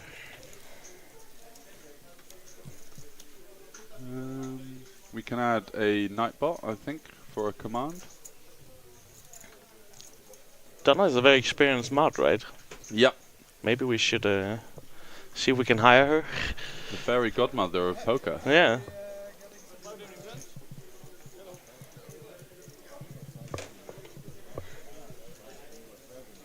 Happy to hear that.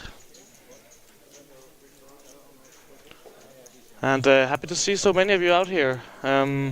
Let us know who you're rooting for, if you know any of the players at the table, if you have any insider information on them and their play, it would be super nice to hear. It's always interesting to learn more about the players.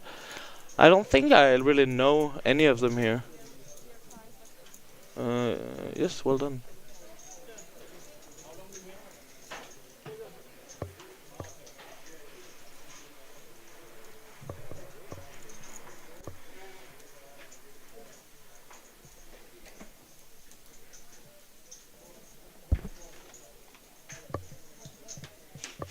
I don't know what we're waiting for right now.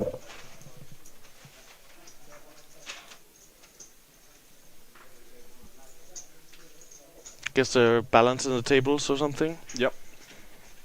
Yeah, I saw this in real time. It looks like we just got down to 5 players and obviously can't continue the action with 5 players as we are playing an 8 max tournament, so would be a little bit of an advantage potentially for the bigger stacks, as we are going to be joined by 3 new players. Information on those will be coming shortly. Awesome. Come and take your seat. Table number 6. Thank you. Thank you for liking my story, George. I appreciate it. No, Oh, you've got the thing over there on the tab as well. Yeah. A little bit of Forest versus Everton action on the side. Yeah, I think that's what there is, right? Yeah, is it Newcastle Man U later? It is It's gonna indeed. be a good game. Very excited for that one. Mm-hmm.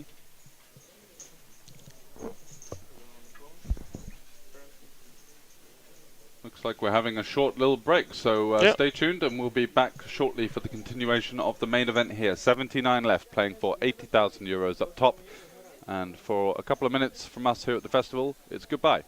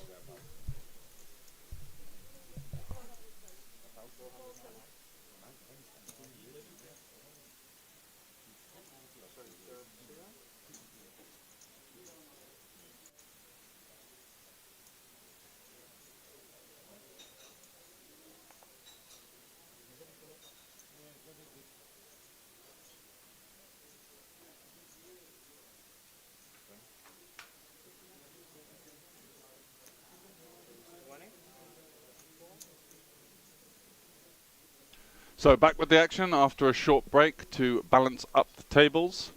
Joined by a massive stack there in seat 8. Information on him will be coming shortly. And it's Wirtz who's going to flat the open from seat 4. Coming in there with a rather cozy looking hoodie he's wearing. Can get a little bit cold on the tournament floor here. And Ayut on the button with King 5 off. Don't think he's going to be getting in the mix. Ah, Sightgasm. Got Donna and Sightgasm popping up. Haven't seen you guys for a while, so pleasure to have you in the chat, of course. And Kunz is going to defend his option with the 10-9 offsuit. Decent holding to be going multi-way. Yeah, good to see you as well.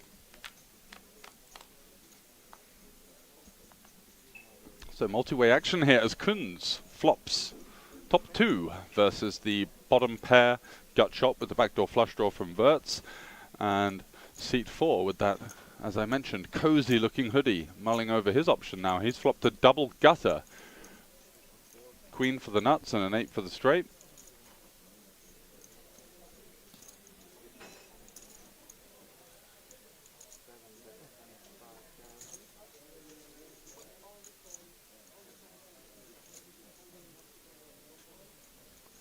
But it's Wirtz who's going to stab with the least equity of the 3. Gets the continue from Kunz. Just going to call the 2 pair. He is rather deep stack versus both of these players and wants to have some strong hands in his check calling range. So that's exactly what he's going to do. Just comes in for the call, and that does allow seat 4 to come along for the ride as well. So spicy turn cards could be a queen. Oh, there it is, a queen. What a chain. Just as I was about to say, the queen, the 8 or the 7. Incoming, the lady. Even the queen of clubs that gets Wirtz the flush draw. And seat 4 is going to check again. Wow. And it's a 7 on the river. Wow. Multi-way confrontation here as Wirtz improves to trips. Seat 4 has the nut straight, and Kunz is not going to like this run out as his 10-9 can be easily behind a queen or a straight, maybe an overpair in the under the gun range. So yeah, very good run out for him with get the away actual from the loadings. straight, yeah. But in general, he probably wanted a deuce there. And so what's going to happen here? The nut straight now, not facing any action on the turn. Going to surely be going for a bet. Looks like he's carving out 50, 75. about half pottish, looking to get called by a queen. Maybe a 7 if you're lucky, although it's quite difficult for either of these guys to have a 7 without a boat, although Wirtz exactly does have that. And I think he's going to be calling quite quickly here. It's quite easy for seat 4 to be going for some value with worse hands here. So when you beat value hands, very comfortable decision. And Kunz now gets out the way, and that's going to be a winner for seat 4, coming in with that comfy looking hoodie and winning a decent sized pot straight off the bat. He's up to 595k. That's a very good one for him, Mr. 4-4. Yeah, I don't think he's identifying as 4. I think it's more just 'cause he's in seat 4 and We don't have the information on his identity as of yet, but we will get that to you as things develop here. 76 left. Wow, they are absolutely flying out on day 2. And 76th is going to be worth, I think, around about 1.3k. Let me just check the payouts over on the festival live blog that's being manned by Jason Glatzer upstairs. Eagle-eyed look across the room. And yeah, 76th will get you 1.45k. So we've had another small pay jump. A couple of the recent bust outs include local player Pavel Chapulka,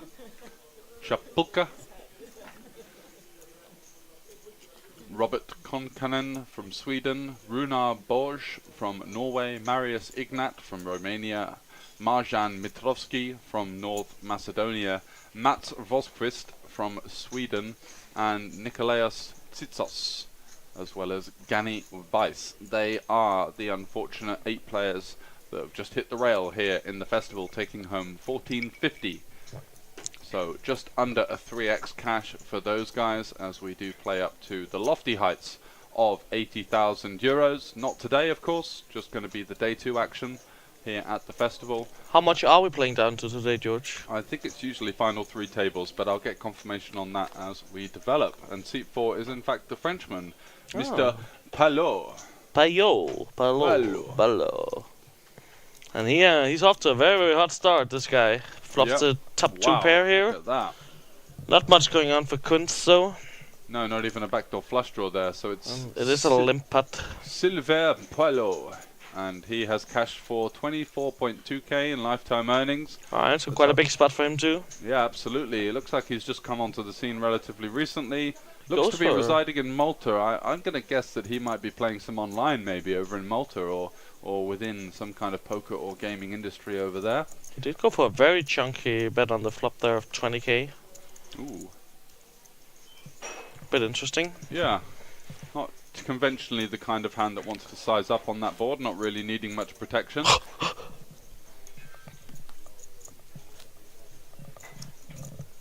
Sorry. And it's his biggest cash is for second in the Mystery Bounty Cup for 10.4k, but bear in mind that the Mystery Bounties are not often included on the Hindenburg, so that could have been for much more money.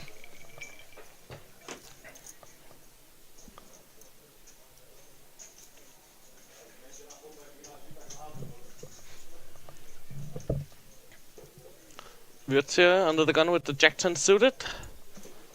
Definitely hand good enough to raise it up here, which he does. 28,000.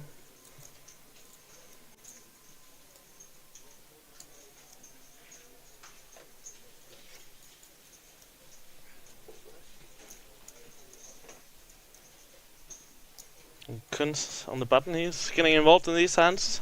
Yeah, not ace really jack off. Finding much luck so far, but has another chance here. 25 effective, you can peel, you can 3-bet fold, would be the 2 options that spring to mind. A little bit of both, depending on the opponent. He does like to go for the call, it seems like.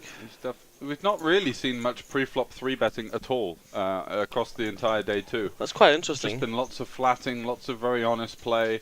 Don't think we've seen one bluff 3-bet. So something to bear in mind when you are navigating through these tricky mass field tournaments, that people are just not really that willing to 3-bet bluff pre-flop, you know, especially 76 left. It is potentially a good spot for you to start to utilize a more aggressive strategy. I think I played 4 or 5 hours in a tournament, and except for my own, I thought like three bets across the whole day. Like it's insane. Yeah, whereas when you play online in a $20 tournament, it's like raise and 3-bet almost every hand. Wow! What a flop, and what a cooler situation that could be emerging here as Wirtz just absolutely smashing the deck into smithereens, and he's even got 2 of the hearts locked, as the Queen and the 7 would give him the straight flush. Yeah, and Kunz is not going anywhere with the 2 overs on the nut flush draw here. Certainly not. Snap call. Wow! What is going on here? This is an insane cooler, and even the king, that's really bad for Wirtz because it's an overcard to his. Does go check on Oh, the it does turn. go check somehow. Kunz allowing his opponent a free And card. he checks again. Yeah, checks with the Jack High flush. And now the door is open for Kunz.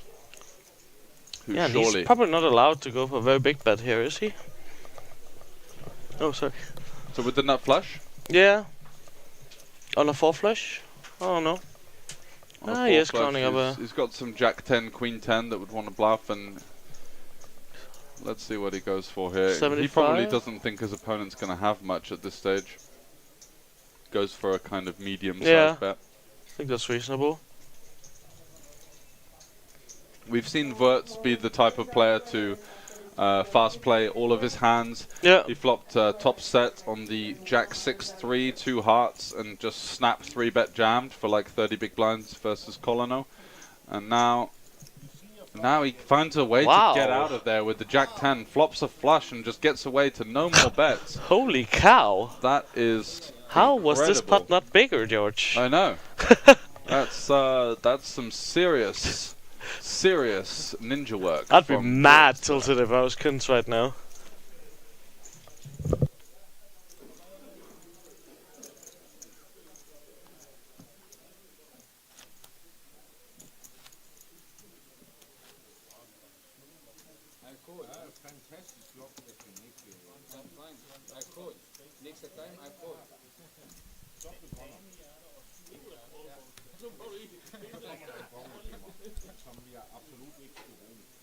So George just had to pop out for a quick break here. Will we be joined by Wise Guy? We will indeed. Yeah, sure. I'll join you for a little while while we send George away too. That was a short break you got there. Ah, yeah. Well, I'm sure George will be coming back shortly, I think. Well, while just still being here, why don't I join you? Any action since I left 10 minutes ago? I just saw, yeah, there was one big hand right now, right? Yeah, we had our new player here in seat 4, Payet, come in directly and win a couple of chunky pots. Especially against Kunz, who now got a bit of redemption, but not any river bet in against the Danish Wirtz, which was quite wild that he found the fold with the Jack 10 there. Yeah. And now he's got 5s. Yeah. Based on in the big blind. Yeah, most definitely gonna see a flop here. Danish pot then. They played actually before you joined just a few more pots together, these guys. So Denmark versus Denmark, and it's El Khatib then getting away with the best of it. It's quite insane. We're in Bratislava, and it looks like I'm not even in top 10 of the Danish players, even though I cashed. Like, what's going on? Yeah, there's a lot of Danes here. Yeah, there really is. Yeah. It's awesome to see. I have Haven't quite a I- lot of personal friends here too, so Yeah? it's always nice. So you're taking the credit then for having all these Danish. These guys, I have no idea who are, so I'll not take credit for them. I see. Well, Yeah, El Khatib comes in with the C-bet here, with the top pair, and pocket 5s, no set, no bet. Just gonna get out of there, and we're on to the next one. yeah, and I see in the chat here, Sightgasm saying, hello George, good to hear your voice, and surely he will be back shortly. You will not have to listen to just me Nah. and Jacob, just not the No, not standing. our shitty The voices. proper English will be back shortly, ladies and gents. He's just left us for a little while, and well, he left his little rubber duck in the commentary booth. So still This guy has remaining. been promising me a rubber duck for 3 years, and he Really? still hasn't given me one. But he can't. I mean, he can't give them away. He But loves them he too much. promised me one 3 years ago. Yeah, but then he has to buy a double from something. Yeah, he cannot true. give one of his own, I guess. I think he told me he has like 100 of these different ones. That's a hobby, I Collector. guess. Yeah, I guess it is. Never got any rubber ducks as a child, maybe. So now he's collecting them on his own. It's just it's like there's stamps. That's the most nerdy one, but then rubber ducks is the next one, I think. I think so, right? Now then, our new player from Hungary, pretty new at least, played just Yeah, one orbit or so on this table, is with the queens. yeah. He actually got involved with queens like 5 hands ago, Oh, and really? and did lose that one on a king high flop, but it definitely makes sense to go again. It's quite a strong hand, isn't it? Yeah, definitely, of course. And taking a stab at it with the 24k min raise. We are up to 612 blinds now. El Khatib going nowhere with the beautiful A7 I'll suited. expect him to surely peel one off here with the A7 suited. Nice hand. So, well, we go to the flop, Jacob. Any bad beat stories from your main event exit today, or was it? Not at all. Like I maxed late red, so I was short the whole Ah, you did, day. okay. So I was kind of just navigating that stack and was very happy to cash for a short day's work. Yeah, yeah. Yeah, So, the hourly rate was not that Yeah, bad, exactly. though, yeah? I have absolutely zero complaints. And Vacchini now then, flopping wow. a set. And does the check flush back the draw flop added here. for El Khatib on the turn. So this time he might actually have to pay another, what should we say, 40k from Vacchi here now? Yeah, I think that would definitely be a reasonable pricing. It is quite of a wet flop, so so I think you do want to go up there around 50 to 75%. Like he's staying at the 20 something, right? Yeah, 20k. Yeah. What, and a snap Surely. fold? What? He folded? Alright then. Oh. Just costing him 20 into 66, I think. So, yeah, I would have called that one off at least. Mr. Ghoul, hello, hello. Who is Hello it that guys is? in the I know who it chat. is, right? And Joshtan saying crazy fold, the Jack 10 of hearts. Yeah, it was a crazy fold, and yeah, really disciplined fold from the Danish guy there. And Yeah. I don't know if he has a live read or something. It's baffling to me. I would never have gotten away from that one. and Mr. Ghoul is in the chat as well. Hello, SM Stuga i Hemfosa featuring the legendary Bjorn Lindberg. Oi, oi, oi, oi, We know oi. that guy. We know that guy And we know indeed. Mr. Ghoul as well. We're Yeah. missing you guys here in Bratislava, of course. You should have been here, but well, playing the Swedish Championships in Hemfosa is not the worst thing either, I'll guess. That does sound like a good time, but Yeah. it's not quite Bratislava, is it? Then we're talking about the online Swedish Championships. Oh, it's the online. Yeah, it's the online. Where's that played? It's played at the Svenska Spel. Ah, yeah, yeah. It's like the. Do you have the Danish Spel? We have Danska Spel, Danske yeah. Spel, yeah. They on the State-owned. they're on the party operator. poker software actually, so they have Oh. a shared liquidity with that. I see. Now then, Wurz going to the flop against Aziz. Ace, Yeah. 7 of hearts, Jack, 9 of clubs. Pretty standard stuff Big here stacks, pre-flop. These guys as well. Yeah. 5-5-8. Neither player hits anything, so Wurz likely to. Oh, wow. He did not. Checks it back with the ace high on the paired board. Now then, maybe he'll Yeah. want to be active. Oh, it's Snap. Aziz. Oh, assist Betting. leads out on the turn. Very interesting. Wurz is calling though.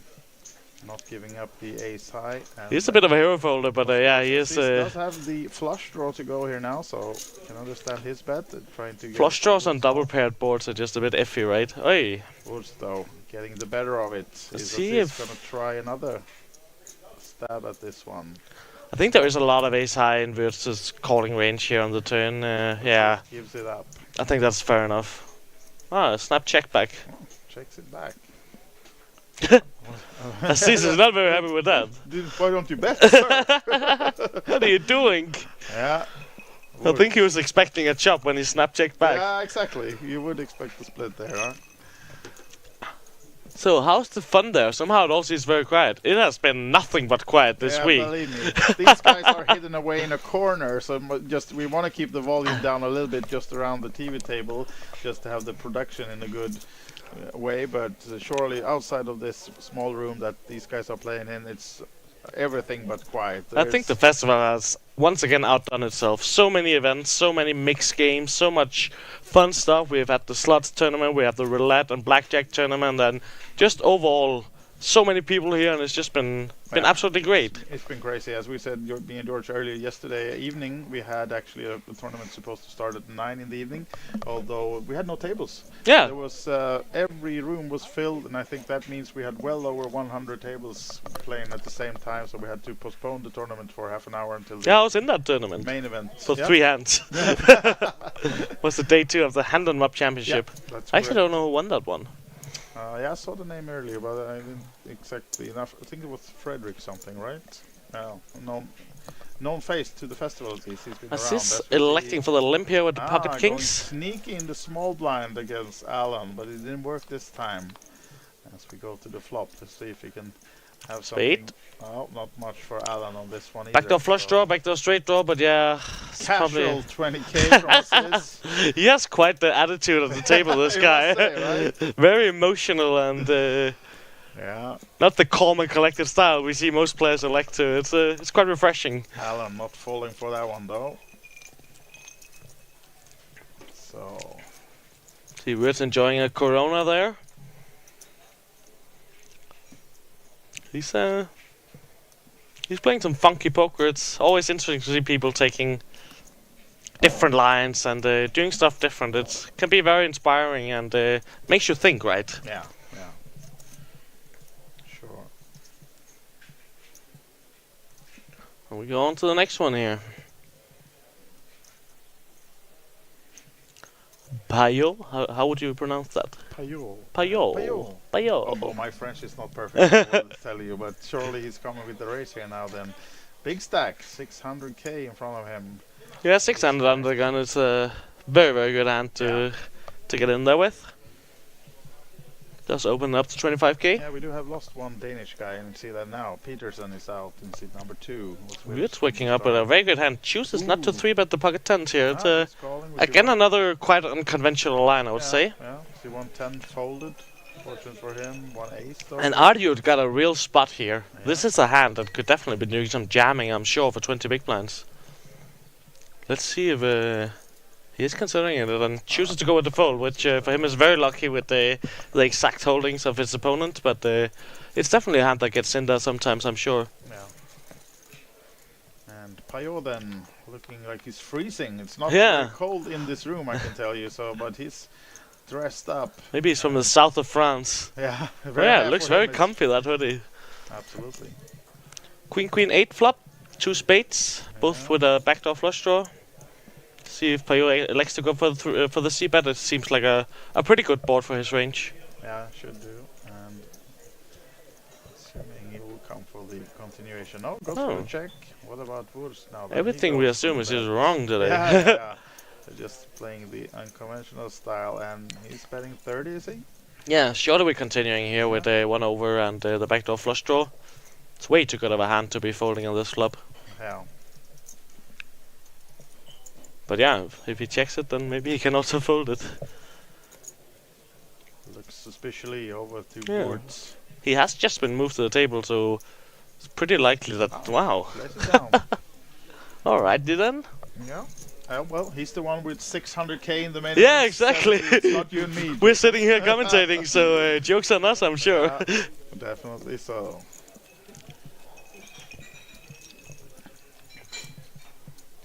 Yes, we move on to the next one. I don't know. Oh, we're 700 now, yeah. Yeah.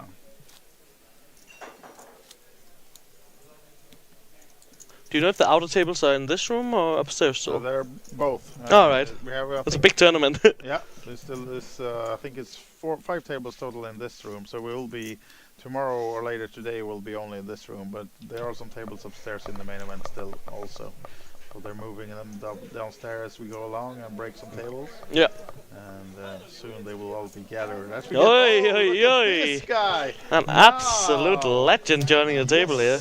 Ladies and gents, Svein Olav. Comes in instantly with the great mood. It's awesome to see. Absolutely. Welcome to the table. Svein Ola H-Setter, I think is his last name. We'll see before we get that on the screen. But massive legend of the Nordic poker scene and always here for the festival. yeah, actually living in Bratislava for a couple of months. Oh yeah, I saw that. And he's here working from here as he is a cool bet ambassador and well, he won a couple of tournaments too recently. Yeah, playing a lot of live poker. I think that's why he decided to work from Bratislava for a while. Not bad. Relocated from Norway here for a couple of months ago and been playing a lot of live poker, and now he's here. Of course, you can see the nice cool bet awesome hoodie shirt as well. Oh, not a hoodie, but awesome shirt. I actually was looking at Jingle that bets. Jingle bets, jingle bets, jingle all the way. We're just going with the quite wide open here with the ace-3 offsuit from +1. Yeah. I think I would elect to have a bit more narrow opening range here, but he likes to get in there. It's fair enough. This time Payot stays in. King 9 off. Seems very reasonable. From the big blind. And again, 2 big stacks up against each other. And 7-10, not much for anyone. Bit better flop for Payot with the gut shot with the backdoor flush draw, and Wiertz just absolutely breaking out. But he is gonna choose aggression here. He does this time. This guy's playing some wild poker. Now then, Payot. And surely we're continuing here, Payot. Ace jack before was interesting to fold. Here it would be criminal. Let's see if he goes with the criminal way or not. I'll also assume he will at least peel one more card here. So He could do some check raising too, I'm sure. 80 or 970. That's good to call. Go Svein Olav in the chat. Yay. It's good to see. And on to the turn. Another queen. Yeah, board pairing. And it's Papa Vede that's in the chat. Is it the father of both Oscar and Jonathan then? Both of them playing, and actually they were seated at the same table this morning. Wow. They were both still in the main, and they got seated just next to each other at the same table. Wow, that's so I fun. snapped a picture of that before we got started today, and it's in our blog, I think, or at least on our socials. Just this going with a very small bet here on the turn. Yeah. On the board pairing queen. Interesting to see him go with this sizing, I think. Usually you want to size up a little bit here. Yeah. Pio then not adding any flush draw on the turn, but king high on a paired queen board. Yeah, and the price is just so good now, right? But yeah, it's gonna be interesting to see what he likes to do. You see some of his outs being folded. Ooh, like it if he's going for the check raise. Yeah, he is. Up to 150k, I like it. Nice one. And Good to see some moves. likely getting away with that one. Hard for words now. It would require some insanity for this hand not to be over. Definitely, but we misjudged the words Yeah. before just in the last 10 minutes, so we'll see. You never know. Why not? Push Yeah, it you all could in say here that now. that some of Pio's queens would check raise the flop, of course. But yeah, he just has a terrible hand to start doing shenanigans with here, and surely he is gonna go ahead with a fold. Nice play from Pio here. Absolutely, showing some strength and some guts. And he's now at 670,000, which is well over the average right now, and nice stack for him. As we are 71 players left in the main event. It's gone quite fast today. Yeah, it has. Yeah, absolutely. But expecting it to maybe slow down a little now. The structure is pretty flat, and there will be some pay jumps. People will hold on to their chips, and well, we are to play down to 16 today, so we do want to lose a lot more player before we're done. Yeah, only 2 tables coming back tomorrow. So at least that's the plan. It might be that we end it earlier if it's going to take too long time. I think it's gonna be a long day if they play down to 16 today. Yeah. It might be that they stop it at 3 tables, but at least not stopping before the 3 tables. We have plenty of poker action Definitely. here at the festival. Definitely. That is the case. But yeah, as you said, as people bust faster today than you maybe usually see, the average, of course, is bigger, and there's more poker to be played, which is also more fun for us to see. It's not just a lot of push folding, right? Yeah.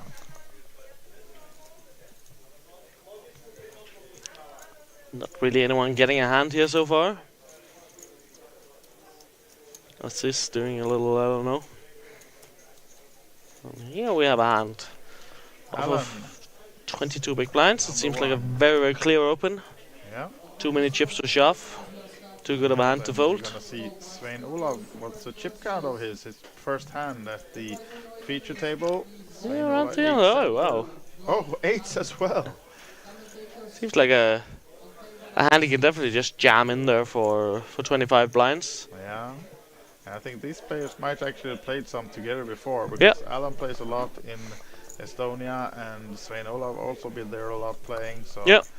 wouldn't be surprised if they've been sat next to each other before. That's very good information to know, because like, yeah, he does Yeah, jam it in. I does like it. it from Yeah. from Svein. Nice one. Oh, Kunz now. Ace Jack, not the hand you want to get in with here now since it's race and all in, but still, nice hand for him. He has nothing, no notes on Svein Olav. Nah, And wondering, what's this guy coming in with the funny shirt and just pushing the first hand? I guess by Ace Jack. But he lets it go. Oh, another one. and this is a bit more. Oh, he snap calls. All right. He doesn't fall for Svein Olav's tricks. And I think Arjud, yeah, he's just gonna have to let this one go. Yeah, he has to. 2 all-ins, and you're holding the 8s. Might not be the best of news. So yeah, expecting him to definitely fold. An interesting choice of glasses with all those mirrors. Yeah. If you look at the cards, That seems suboptimal. Yeah, and indeed. it's almost like that meme of Kim Kardashian. Oh yeah, that's right. Well, Alan, thinking about it, does he want to take the chance to triple up? It's a or- tough call to make three ways. Yeah. I think your hand is just Oh, not too expecting strong. to fold this Not strong one, but- enough. Thinking about it still, as you can see, the two cool bet players in picture. He lets them go, and he'll be surprised to see that Svein Olav also has the out, and he tells him, bad news there for Svein Olav. You don't want to hear that from your No, opponent. no, If you there's should a never queen say that. now and you're dead, or an ace. Actually, I know who he is now. I played a very long cash game session with him the other night. The last 2 nights I've been hosting some Sweden cash games, and he was there on the first night. It was so much fun. Oh, look, Svein. bad news for Svein Olav. Will it Yeah. be one hand only on this table? Oh. Yeah, I think he's not covered completely. Yeah, as he's not. No, he will have a few blinds left, but still. Yeah, that's unfortunate. That's unfortunate. We just got him on the stream and almost busting out the He's first hand he plays. just a guy that's so much fun to have there. So a bit unfortunate, but Yeah, that's unfortunate. loses the flip, and let's see if he can spin it back up. Yeah, ship in a chair. We'll see. All smiles though. Yeah, no, this A is happy just lad. classic He's him. always smiling and spreading good vibes all around himself and when he's playing at the tables.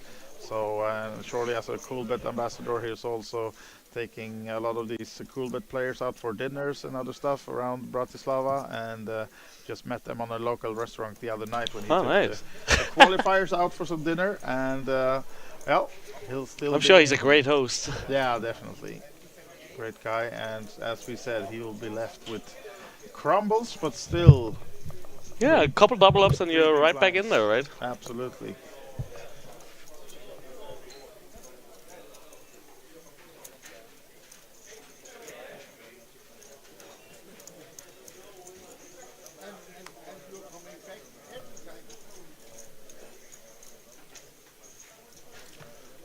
And we're gonna move on to the next hand. It's just so cool to see strangers making conversation and talking, like not taking it too hard. I definitely like to see that. It is Yeah. just a game after all.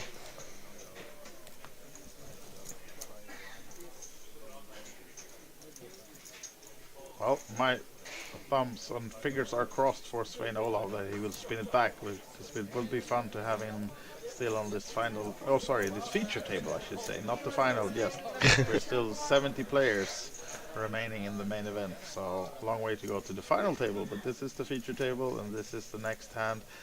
And Aziz now with a mystery hand at the moment, raising it up. That's a limp, isn't it? Oh, he limped it. Yeah. Actually. Yeah, he did.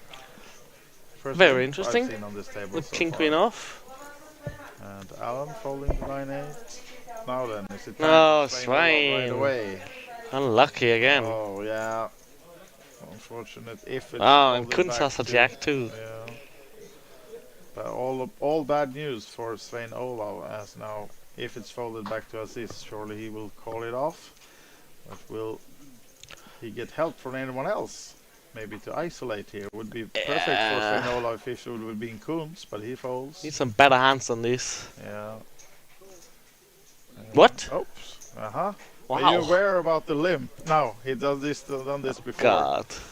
He's done this before. He missed. It's right in front of him. Oh, yeah. Oh, and now Aziz isolates. Yeah, That's he does. so cool. Yeah, he does. And this is the second time Wurz misses the action and put himself in a funny position. But yeah, this time he'll How have can to he? How fold can as he not well. see it?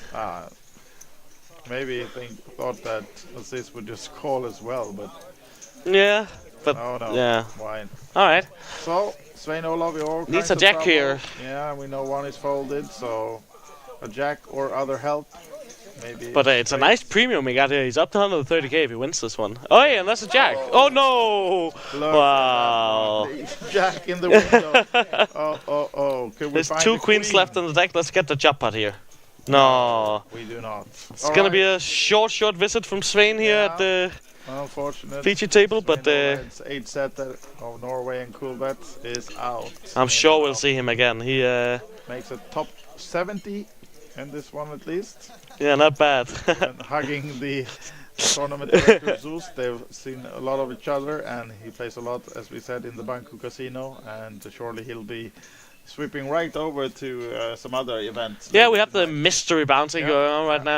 now. Since Really, we're really on a cool event. 30-minute delay. I think Svein Olav is already in that. Yeah, one. most He said definitely. 28 minutes ago, he On his registered second for- bullet. Yeah, yeah, I just met Frankie when I was on a break here now, and he was on his second bullet in the mystery bounty. He Yeah. busted the main event. I have a an bit of hour action ago, in the one who and busted now his first played- bullet, so that's nice. Yeah. So now then, new hand. Will Yes, be played. Like, of course, very unconventional of assist to limp there before, but nice that he got the ISO in pre. I think it was very good. Yeah. Kunz with the now, queens. queens again. He's had them at least 2 times. Oh, it was before this Balash feature who table. had them the other 2 times. Yeah, was it? Oh, might have been, yeah. Correct. And Kunz now coming with the race. Makes it 25. Or Bachi, not Valas, sorry. Yeah, we saw him insta called and all in with the ace queen earlier, and now he's got the ace jack, and he calls it off. So, are we heads up, or do our Danish friend El Khatib Yeah, I don't want to stay in think- for 13 more? I don't think you can fold here. It's a very good price. It's not really like you would much rather have a 2 low card hand here because Yeah, often you can get in some reverse equity Block. spots, but stays in though. Calls to 25, so we're 3 ways to post-human, how many inches remain? You see on the top right corner we have 65 out of the 1,025 starters left. But he's asking how many Estonians. Oh, sorry. So that we're not sure of, though. We don't have the full list of entrants in the booth right here, but I know there were a lot of Estonian entries. But for all the information about players remaining, if you check the blog on festivals. Maybe we should have Estonians left in the top left corner then. Yeah, perhaps all the different countries, but yeah, Great flop for Kunz here. Of course, going with the small c-bet, it seems like very, very good. yeah. Inducing someone else to go check racing, but I doubt that will happen. El Khatib looking over his options. Surely coming with the fold, I assume, here. Or will he stay in for another street? Not believing Kunz, the original racer. Yeah, I think it's just pretty trivial fold here, right? You got not much going on. Actually goes for the check race. Or? Yeah, by the looks of it. Makes it 80. That's Of wild. course, trying to show that a 5 would be in his range here now, calling from the big blind. And Yeah. of course it's not impossible, but it's hard for Kunz to put him on that specific card. Of course, a lot of moves being done on this paired board, and yeah, this is a question for Kunz now because 80k, a big. I think raise. you're fine with just calling it off. There's no need to really jam here. It's not that many bad turn cards. No. And of course you're not going anywhere. Like, if he has a 5, congratulations. Yeah, exactly. That's how you gotta. He does jam it in there. It's fair enough, definitely. Post-human no, lap. he called. Oh, is that call? Yeah, Sorry. I think he's, Yeah. yeah. Very good. So, turn now then. And if we're Kunz, we don't want to see a king here now. Oh, No, wow. That's good news for him. That locks it Oh, up. this is trouble for El Khatib though. Yeah, because if you check raise the flop, Yeah, surely what should we do you if have he- made a decision, right? Yeah, Like, or you're will not gonna he- stop will betting. He give up now? Will he assume that Kunz has a big pair and that he will not get him off that? Because surely Kunz will not be. Yeah, he checks it right. And I do surely think- Kunz, oh, we got to check behind here now. Yeah, I think that's very, Have very our good. opponent do something stupid on the river, right? He has the board locked up, right? There's just no need to Yeah. bet. The SPR is 1, so you can get all the money in on the river. It looks like he's betting though. Maybe he wants to go small, but I think check and Or is he just Hollywooding? No, it seems like the bet is coming. let's go Alright. 55k. Wants another check raise from El Khatib. That would be insane if he induces that. Yeah, it would be.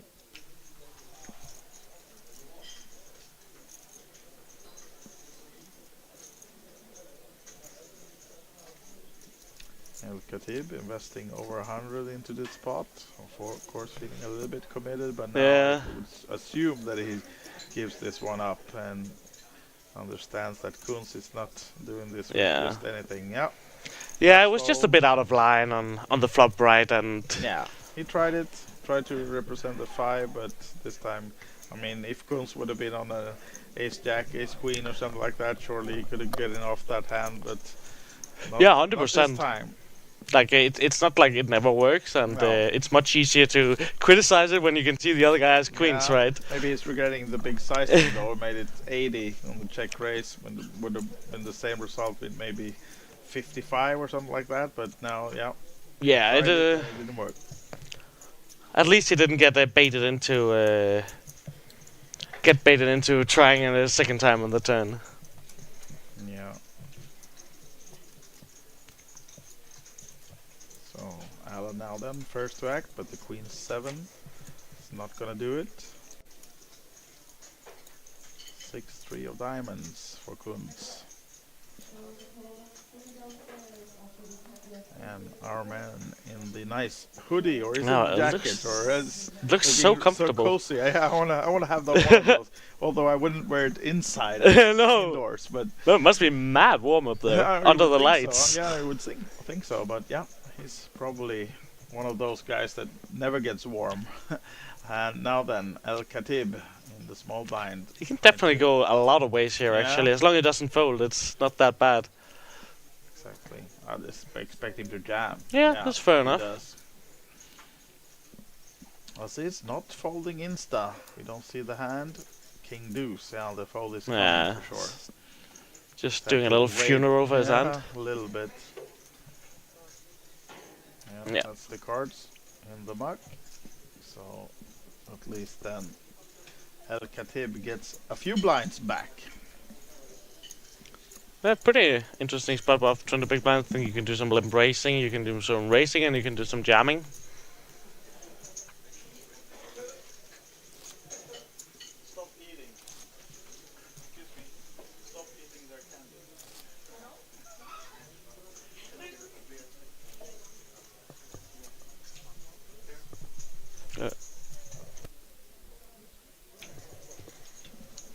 And on to the next one here. Yeah. Let's see then. What do we have?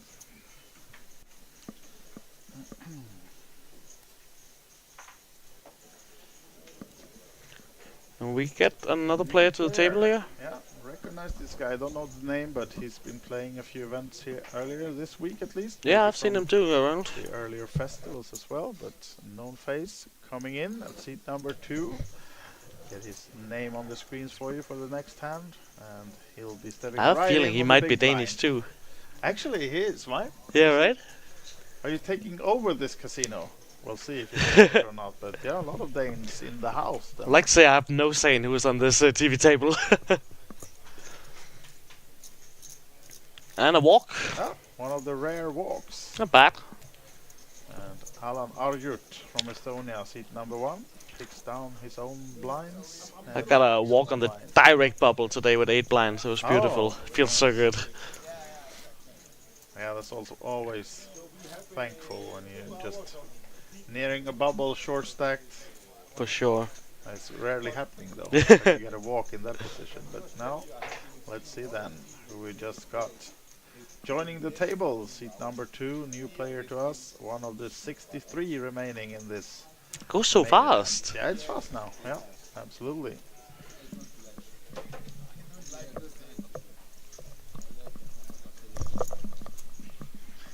Now then, getting some apple juices delivered to our booth as It well is here. needed to stay hydrated. Absolutely, as Payot, our French friend, finds the 5s in early position. Surely raising it up. One of the biggest stack, if not the biggest stack on this table right now. 664k. Yeah, And it's- the average should be around 400 something now, right? Yeah, I think that's pretty correct. Oh, wow. Oh, wow. Vaci of Hungary. Oh, also has a big stack. Surely coming with the re-raise here now. We did see him flat queens before, and he This is actually. a 75. Oh, that's rebate. yeah, okay. He's got those golden chips. Yeah. That you almost don't can differ from the yellow ones on the screen, but yeah, does make it 75 to go. Good now 3-bet, then. good sizing, I think. Yeah. And Alan is out of the way, so it's gonna be... Oh, he was actually an English player, this guy. Yeah, with a name, or maybe that's from some Eastern country. But Yeah, Polish or Polish, something maybe? Yeah, registered as English, so that's what we call him. And Payot's just gonna have an easy fold here, right? Sure. Not much you can do Opening about it. early and getting another early re-raise. Fives are not worth going any further, and as we said, it's against one of the other big stacks on the table as well, so Yeah. you don't want to get yourself in trouble against... Like when you look at the hand three of hands he would open there, fives are one of the worst hands. So We did see him do a spectacular 3 or 4 bet just before, though. I'll check, so we'll see. Oh, he reaches for chips actually. wow. Maybe you think he's deep enough to just peel here and see if he can hit a set. Oh. And we have a big pot, 180 in the middle. But yeah, as I said, I think it's quite easy fold he had But there. he hits the king and only overcards for Payot, so bad news for him as he checks it and gonna have to give it up when Vachi comes with the continuation. He's going big, it looked like. Yeah, On 100. Ah, okay. he wants more blue, more blue. That's quite a large sizing of him. Yeah, and quick fold from Payot then. And we will say thank you so much to Wise Guy for quickly filling in again. George is back. But I'm sure you will hear way more of Wise Guy in his interviews and everything else he does for us.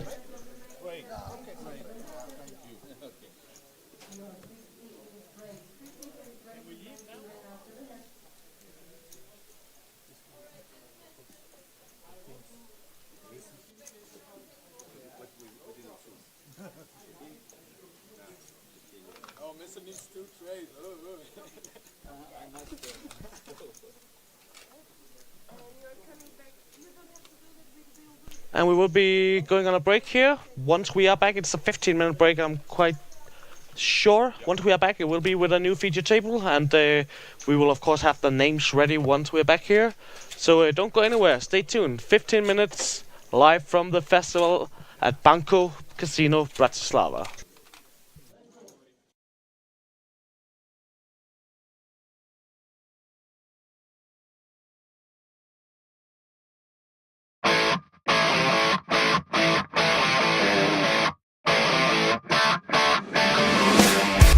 Hi everyone, Anastasia here from the Festival Series. As you can see, it's a lot of poker action behind me.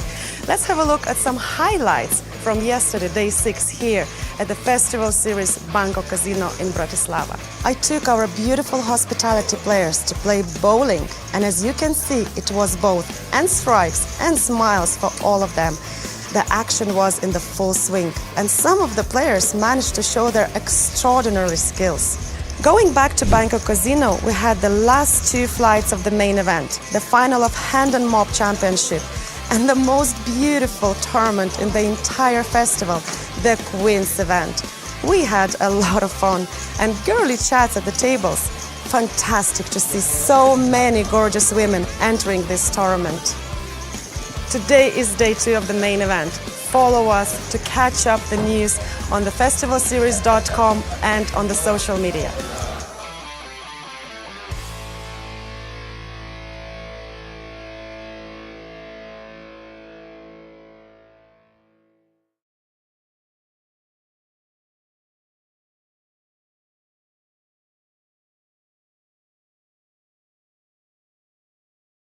Hi guys, welcome back. Bratislava, the festival 2023, now joined by Elizabeth from Norway, a cool bet qualifier. Welcome.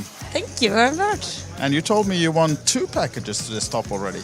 I actually did. I played the first Queen's package, which was announced on Facebook I think it was Schoolbet. It was the first one they will ever get, and I was like, of course I have to play this one. Yeah. And then it was top 3 who get paid, and only a woman. If a man wins, he had to give it to a woman. So we were actually 2 women at the podium, and The third was a man, but he gave it to a woman. So it was fun actually. And then you won a full package as well. Yeah, the same week, weekly final. I actually managed to get a ticket to the weekly final through a ticket. So I qualified through a qualify, and then I did this as well. So it's all good. All good. Well, nice time. And now you're playing the Queen's Tournament today. How's it going so far? I think I have double average, which is 30,000. So we're just finished with the 500, 1,000 blinds, and now it's break. I think I have like more 60, 65,000 maybe. Okay. So I'm feeling good about this day and about the atmosphere and everyone here. So, yeah. Lovely. And normally when we bring poker players in front of the camera, they may be not so used to that, but with your background, I know you're familiar a lot. You tell us a little about what you do otherwise than poker. Otherwise than poker, I do social media for a living, and I actually do like reels and also photos. I'm a photographer as well, so I've done a lot for Kulbet and poker in general. So yeah, it's like kind of what I do. Yeah, but someone whispered something about a poker series as well, reality, a drama show. That's actually true, because I really want to go out of my comfort zone, and then I got asked about being in a series, a Norwegian series, which is called Connect, and then they asked me, do you want to be a part of it? And I was like, that sounds cool. So I said yes, of course, because it's like, you just have to go out there and do things that you like, because you only live once, and yeah, that's the chance that I got, and I just went through it, so it was super fun. That's actually a drama series of the like poker but also dark gambling, so it's like you can watch this on HBO? On HBO, yes, so it's you better watch it if you haven't. Absolutely, well, sure. Connect is the name, hit it up on HBO, and looking forward. I know you're still in the main event here as well, right? Yeah, I qualified for day 2 with actually a good stack. I actually qualified with 175k, so I think it's gonna be a good day number 2 as well. So nice to have you here at the festival. Best of luck then, both in the Queens and in the main event, and hope you see you on some podiums here as well. Let's hope. Thank you. Bye bye. Bye. Ciao ciao.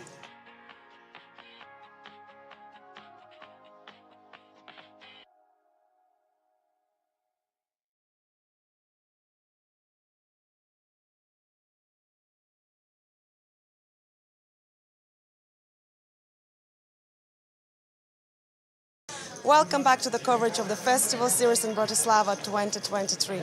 My name is Anastasia and I'm joined by Roland, the commercial manager. Yes. And I saw you also playing, you're here around, so can you please introduce yourself to us so we know who you are? I'm Roland Boothby, Head of Partnerships for THM and GPI. We, as of this year, have had a event partnership with Franke and the festival. We've had a Hennemob Championship side event at every festival that's run this year, and they've all been extremely enjoyable. The Hennemob Championship is a concept that we started about 5 years ago to add a kind of fun element to existing festivals, and also run some cool kind of championship festivals all around Europe. Whoever wants to partner with us. You have a very huge database of the players in the Hammelmob, and I'll tell you, I do chat a lot with the players, and when we talk about poker, they say, check me on the Hammelmob, check me there, look how well I'm playing, so it is important part for players. They always like, look how cool I am. Well, the Hennemob database has become a sort of powerhouse within live poker in terms of bragging rights for players and their friends, in terms of having one sort of go-to place for everything in live poker: player results, upcoming events, schedules, rankings, and we feel like we've sort of cornered that sort of area of poker extremely well, and that gets an incredibly positive response from players. We're everywhere we go, people love to tell us how much they love what we do, and we're very flattered by that. It's a testament to our team, which works extremely hard. We're a very small team, only 7 people, with a million players on there. We're getting results and festivals from over 2,000 venues around the world in over 50 countries. So you guys are so busy, and only 7 people. You guys doing amazing job.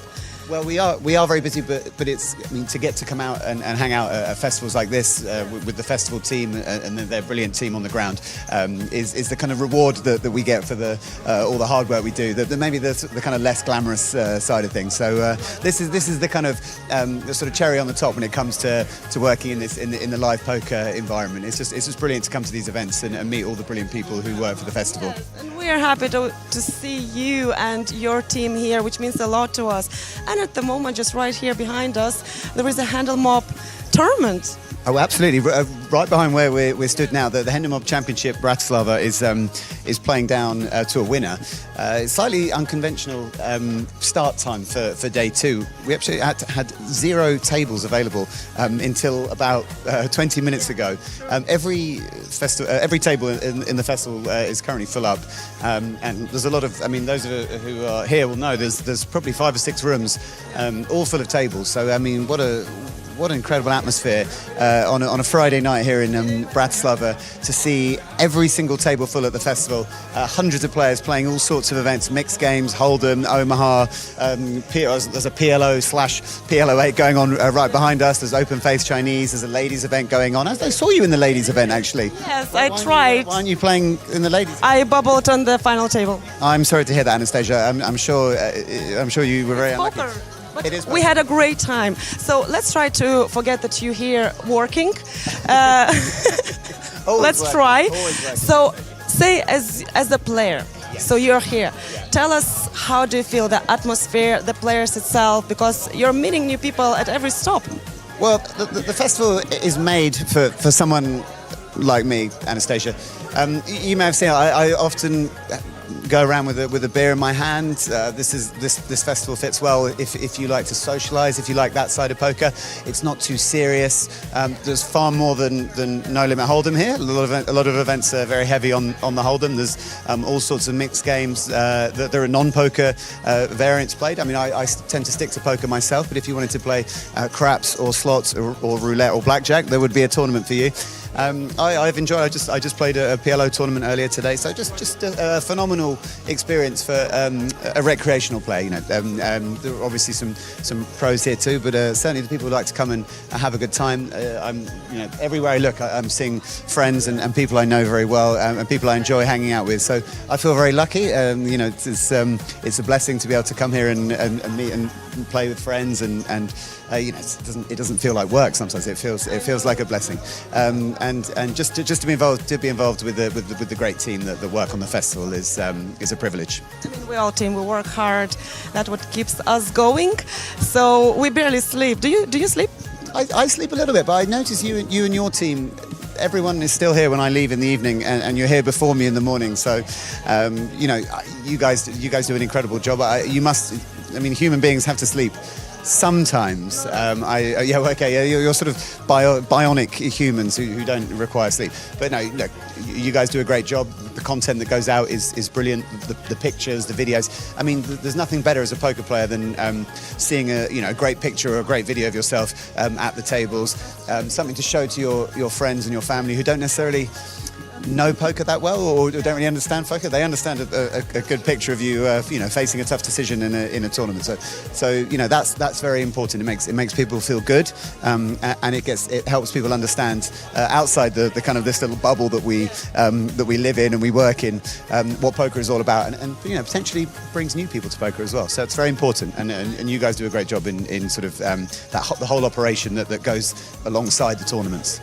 So, talking about poker with the festival series, so you are with us not the first time, so you are following us all the time. You just said how great and amazing atmosphere here. So, we did not release yet where will be the next stop. I know. I'm eager to So, yes. So, my question is, you can choose one country anywhere in the world where you would like to see the festival series.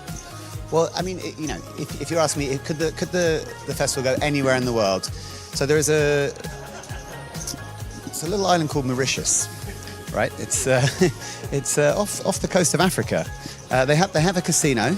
It's one of the lesser acquired flags for many people, and it's a paradise island, and it's one of the best looking flags. Extremely colourful.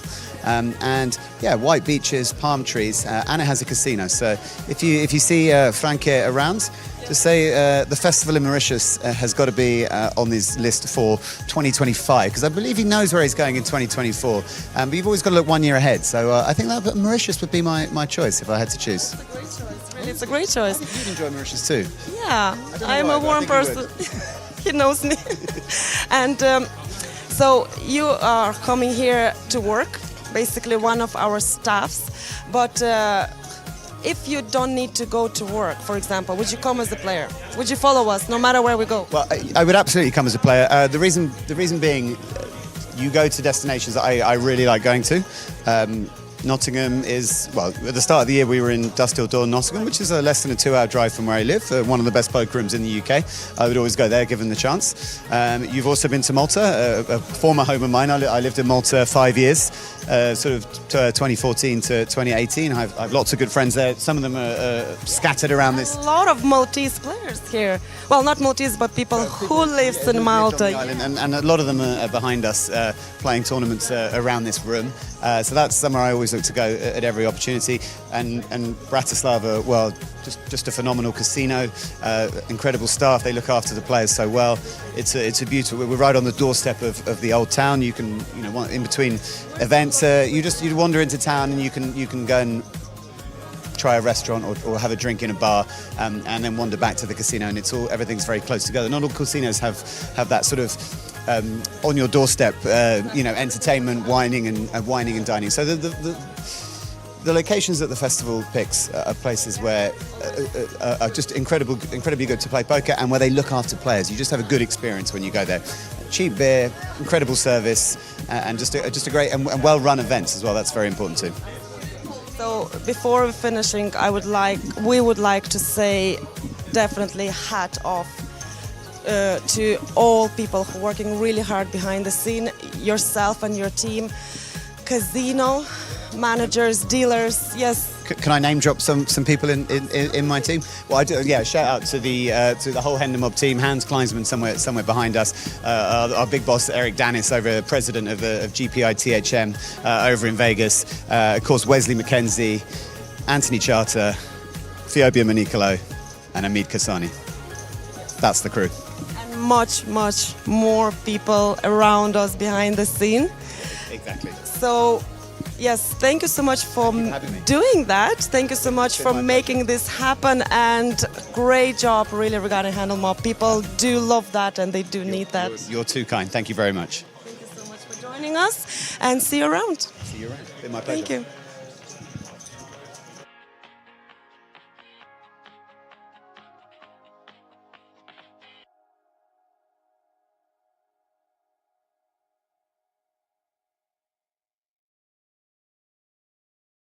Welcome back to the coverage of the Festival Series in Bratislava 2023.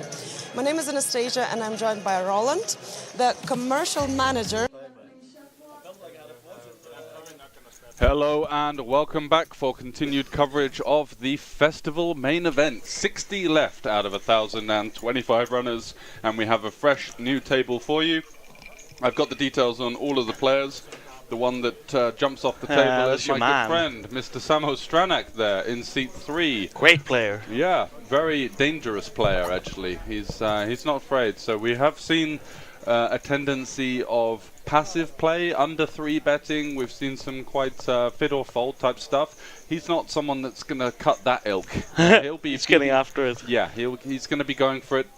Usually comfortable in much bigger cash games and tournaments of 4 figures plus buy-ins. Yep. So he is also a bracelet winner from the WSOP E. I believe he won the PLO 2K bracelet, and that was back in 2022. Where are we?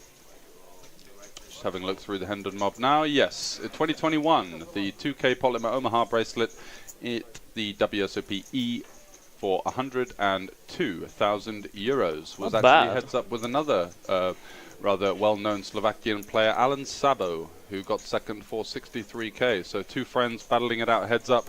I remember tuning into the Well, coverage. they play heads up as 60k. They played heads up for 40k, yeah. Oh, two 40K, two yeah. friends, and they were both. By the time they got heads up, they decided, right, let's have a few drinks and have some fun. Both got crazy guys playing for serious money. No deal? You know? No deal. Playing for serious money. I think they might have done something unofficially, but I can't. That's quite wild. remember. But yeah, it's going to be awesome. We have, of course, seen him before here at the festival live stream, and Yeah. extremely capable player, not afraid to get after it. Yeah, So playing high stakes cash. Was actually in the big game last night, the 10-10 that was running, 10-10-25 with some big raises, big 3-bets and huge stacks. yeah, One guy actually, who's a local player, lost 20k in that game. holy cow! Yeah, so that goes to show you that it's not just the 10-10 as advertised. A little bit of extra meat on the bone. However, Mr. Lowe's from Denmark folds ace-7 suited there in the under the gun seat. Okie dokie. And Kanika jack-9 suited now. This is Martin, who we had on the feature table for the PLO. Didn't really get a great card distribution there. Wasn't able to get in the mix all that often, but does open it up with the jack-9 suited here in the +1, and that's going to fold around to the cutoff. Koppel from Estonia with queen-jack suited. What's he going to do? Yeah, seems very reasonable. It's just going to peel. This guy Kanaka has all the badges, so what are they called? Yeah, he's really padded out, isn't he? He's representing. Beer back here, pretty easy fold.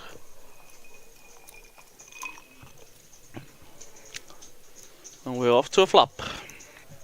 Two quite very big stacks here actually. Ooh. Kanaka with the flush draw on the middle pair. Couple, some backdoor straight, some backdoor flush, but not much going on for him. Yeah, he's got a bit of potential. Might stab this one in position if he does get checked too. It's good to have I don't reckon he will though, will he? I think Kanika's just going to bet, but yeah, It's gonna be hard to continue here, I'd reckon. I think so, yeah. How is the dynamics in heads-up pots like this with backdoor draws and such when you are that deep? Yeah, I think we might just have like seen that. that. you just peel because you got so many great turn cards. Yeah. And it puts a lot of pressure on your opponent to react somewhat honestly on the turn. You do see some of their weaker hands start to be fearful, especially on ace-high boards that are kind of one of the most, I would say, lockdown boards. Yeah. Where there's no overcards present. You do see some very honest play. So at this step, like strong draws are more playable than at 25 or 30 big blinds, right? Definitely, and he does Oh, improve wow. to a queen on the river, which could give him some. I'm quite surprised to see Kanaka not continuing on the turn here. It seems like Yeah, like a getting fine raised- board. Getting raised gets very awkward, Yeah. but facing just a small bet on the flop, wanting to follow it up there. I guess the efficiency of the bet doesn't really achieve much because an ace wouldn't fold, and then you don't really get any better hands to fold. So And I guess some draws complete on the 6th turn too. yeah, maybe a 10-8 suited in there could Yeah. flat from time to time, but for the most part, I think the check is nice. It gives your checking range a little bit of strength. Couple does find the value bet on the river. I think that's Yeah, it's very clean. good that he finds it. Like I think some people, especially the ones we have seen earlier today, would have No. tendencies to just check it back here. They but wouldn't have continued the flop. No, and they exactly. Wouldn't have let the river. So you do see now, if we thinned out the field a little bit of a higher level play being put into place. Koppel now knows that his opponent can have some hands like 10-9, Jack-9, King-9, maybe some pocket 8s. King-7 suited, possible. yeah, he's just doesn't really have any aces in his range when he checks it twice, right? Not really, and he's going to defend his 9 and be shown the bad news there. Queen improving his opponent on the river. Very well navigated from Couple here. Yep. That's a sign of a strong player when they find these non-intuitive continues in Yeah. these spots, facing a small sizing there. No need to shit the bed, let's say, and get out of there. You can just peel one off in position, put a lot of pressure on your opponent, who, like I said, is going to have a tendency to be a little too honest maybe on that turn card.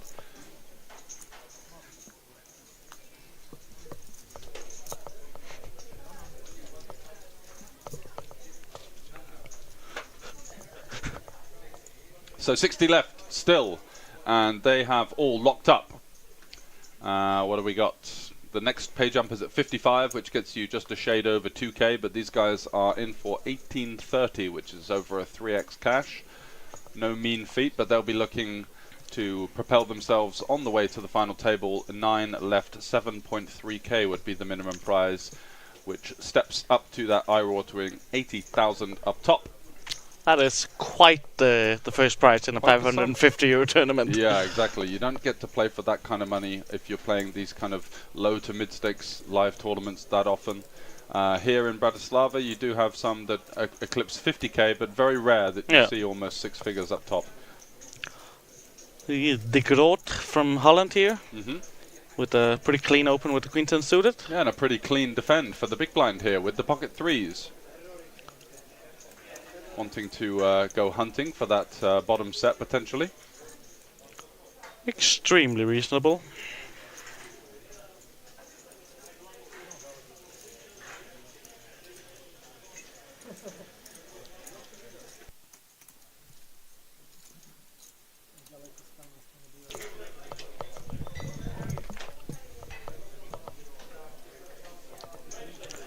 Ace-6 deuce flop. This would typically be a flop that's better for the big blind than the cutoff. Do we have any leads here, George?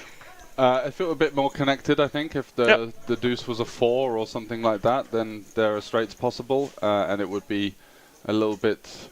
Because it's not like he's going to have hands like 8 deuce and 6 deuce offsuit, but when you have the offsuit 2 pairs in there, that's all of a sudden a ton more combinations that give you that nut advantage versus your opponent. So yeah, I feel like the cutoff would obviously have all the over pairs, and that's great, but for the most part, it's going to be a board that you do see a c-bet quite frequently on. He's going to go for the delayed bet on the ace. I think that makes a lot of sense. Trying to get rid of some hands like king deuce suited, pocket threes, exactly. Maybe clear out some equity in the form of a gut shot or something like that. Obviously some king highs that arrive here as well. Yeah, seems pretty good.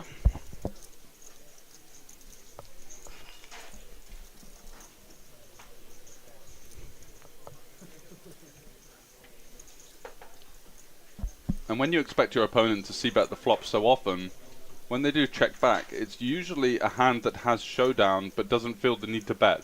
And that kind of aligns with the ace. So I'm very surprised to see continue here. And it looks like he's actually check raised the turn. Yeah, he's raising to 85k here. Going for some protection / bluffing with 2 outs. It's wild. It's pretty counterintuitive, but he's still got equity versus an ace, and he could maybe get some better hands to fold. So let's see what he goes for here. Yeah, it's going to be hard for De Groot to do much about this. He has an absolutely nothing ball, and he just has to let it go. Wow, lovely play. Lohse finds a way here with the quite unconventional turn check raise.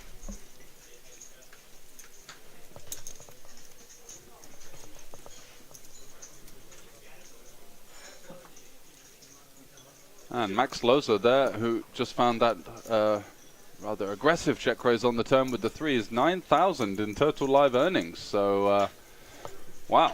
Quite the unexperienced player, it looks like. Yeah, from Denmark maybe. Some of those events maybe going under the radar over there. Yeah, it seems like he's a Copenhagen resident. So I personally don't know him. I mostly play at the other casino in Denmark when I am back home. Yeah. But there is events that are not tracked by him for sure in the Copenhagen poker scene. Had a run in the WSOP E-Closer. The bracelet event there came 38th, so a little shy of the final table, and has another deep run here in the festival as we scan over to Mr. Stranak. Good friend of mine opening under the gun with Ace-King.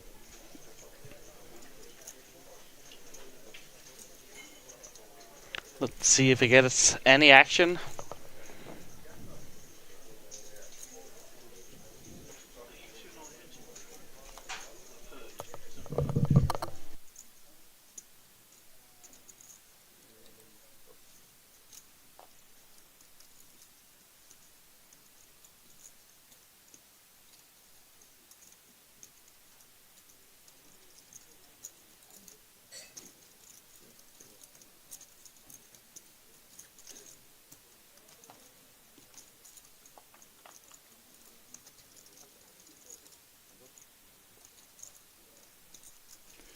So ace high board for Stranak as he outflops his opponent. Whoa.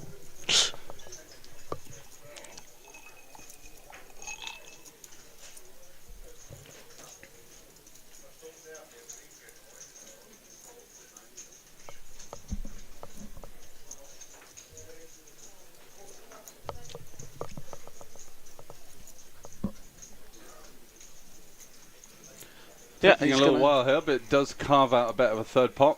Just looking to gain value from some 7x, some flush draws, some hands like 4-5, 3-4, 5-3, worse ace-x of course. And Kanika there with the king-queen. Looks like he's actually going to peel one off here, defending the nut no pair. Which is definitely a thing, but I would be less inclined to do so versus an under the gun range, which is naturally going to have a little bit more condensed around the ace. If you're against the cutoff, I think this is a pretty reasonable continue, but At least you'd want to have a spade too, yeah, right? exactly, some kind of additional equity here.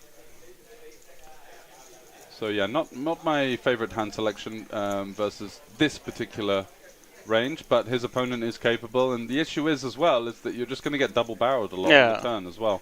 So it's not like we have the cleanest equity realization.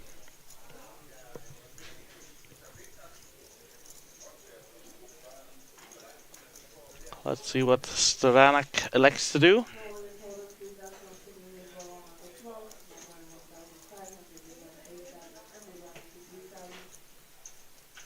I assume there's no checking back here when you're that deep, right? You wanna... I doubt it. Maybe if he had ace-king with the king of spades, he might, but they're just so deep, I think we would just want to start driving money in versus the worse ace-x. Let's go for the full pot bet here. Yeah, I like this. He's polarizing himself now. He's going to have some complete airballs here, and where he wants to choose those from, I think a hand like Jack-10 of hearts that blocks some of the strongest ace-x in your opponent's range and unblocks the backdoor clubs as well, which is nice, because if his opponent had 2 clubs, he surely wouldn't be able to have improved on the turn.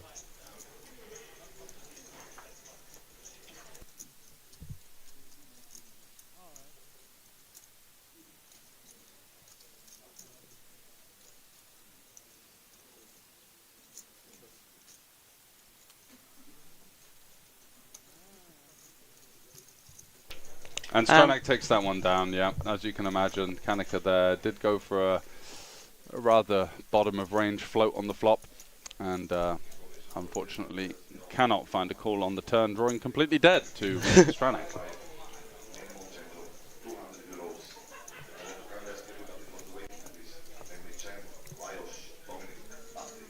There's plenty of other tournaments going on at the Banco right now. We have PLO tournament, 2 Hold'em tournaments, and then all of the cash games on top of that. So it's very much alive here.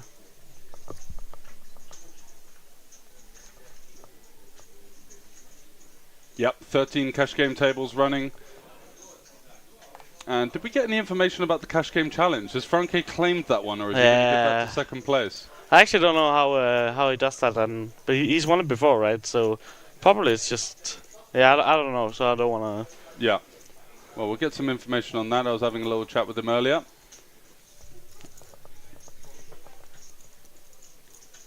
But he did mention that the dates for the festival upcoming stops have been announced. So get yourself over to the website over at thefestival.com for full info. 4 stops in 24, right? Yeah, and no layover. We had a little bit of a 6-month drop-off before. Yeah, it's awesome to see, and can't wait. I've heard I don't know where they are. I think you might have an idea. I think But, you're saving some face here just in case you get a little slapped. I've heard of new locations. It's going to be very, very interesting. Definitely were some teasers on Franke's socials.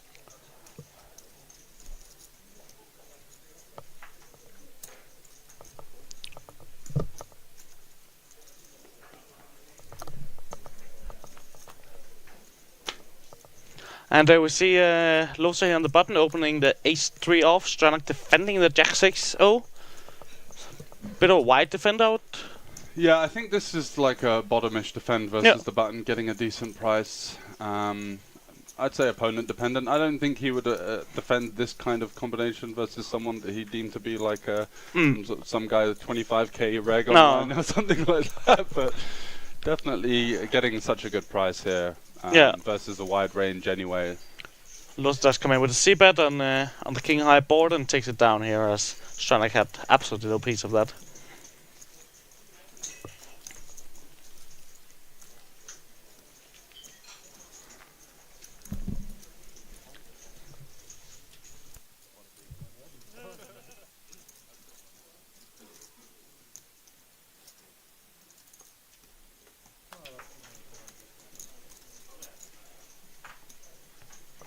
And we're on to the next one.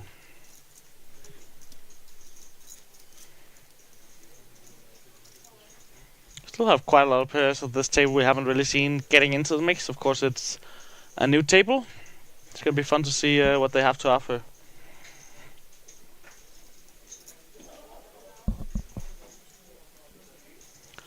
Bjørbæk here with a good chance to get in there, and does select to go for the opening, of course.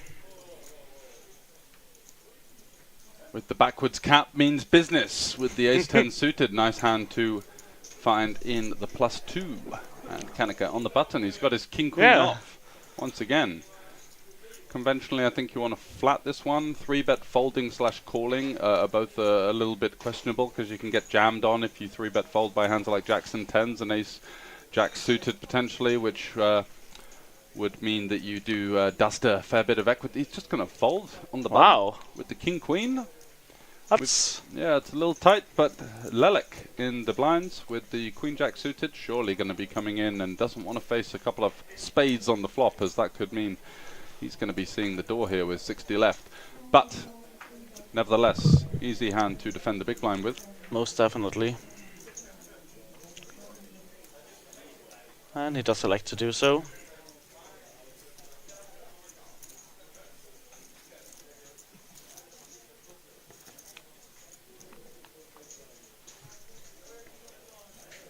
And he does flop the toughest of pair here, and really, really bad flop for Bjørbæk's hand. 3 hearts out there. Yeah, great one for Lelek, but it's always dicey on these 3 flush boards, and you tend to see players play extremely passively. You do see a lot of this, though, these tiny c-bets, but not a lot else, you know. No, it's kind of like, okay, well, you know, I could have it, you maybe don't have it, I'll just chuck a bet out there, but it's very difficult to find double barrels on these kind of textures, especially versus the big blind. Lelek is going to have all of these hearts combinations. Of course, not going anywhere here either. No, no. Would be a ridiculous fault versing to a small bet. Oh. Ace on the turn gets Bjørbæk out of jail. Finds the top pair here, 120k in there. 148 effective, so just 1.2 pots behind. I would imagine yeah, 1 pot effective, right? Yeah.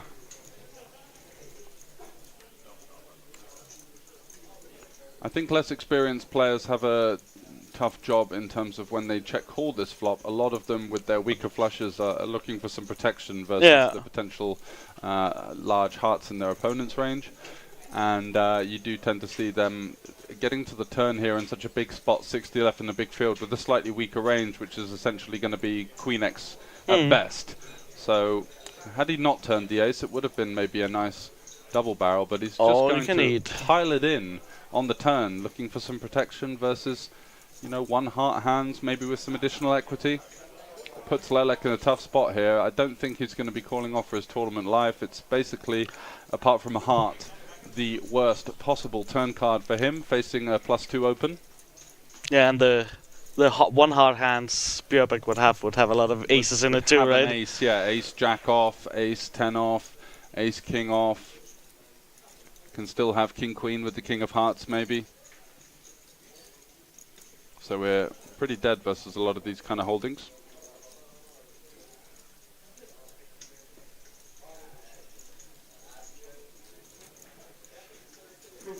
He's just taking a little moment to consider it. Of course, it's a big spot for these guys, so they're definitely allowed to take the time. But yeah, he does look at what we have here. That's quite the Bob the Builder here. Whenever I see that, I usually think this guy spent so much time doing that. He's probably the biggest nit ever. Yeah, exactly. He doesn't have time to play hands. Yeah, exactly. Just sat there building the wall. Dominic, Patrick, Dimitrios. You have to do something if you're not playing the game, right? Also, anybody else who's interested to play? This is the Danish guy in seat 1 who's a bit of a builder. Table number 15.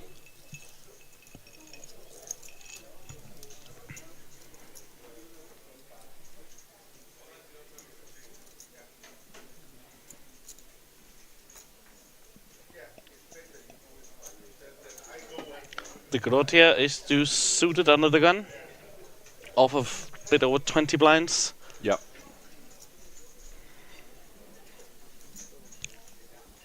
Let's that one go.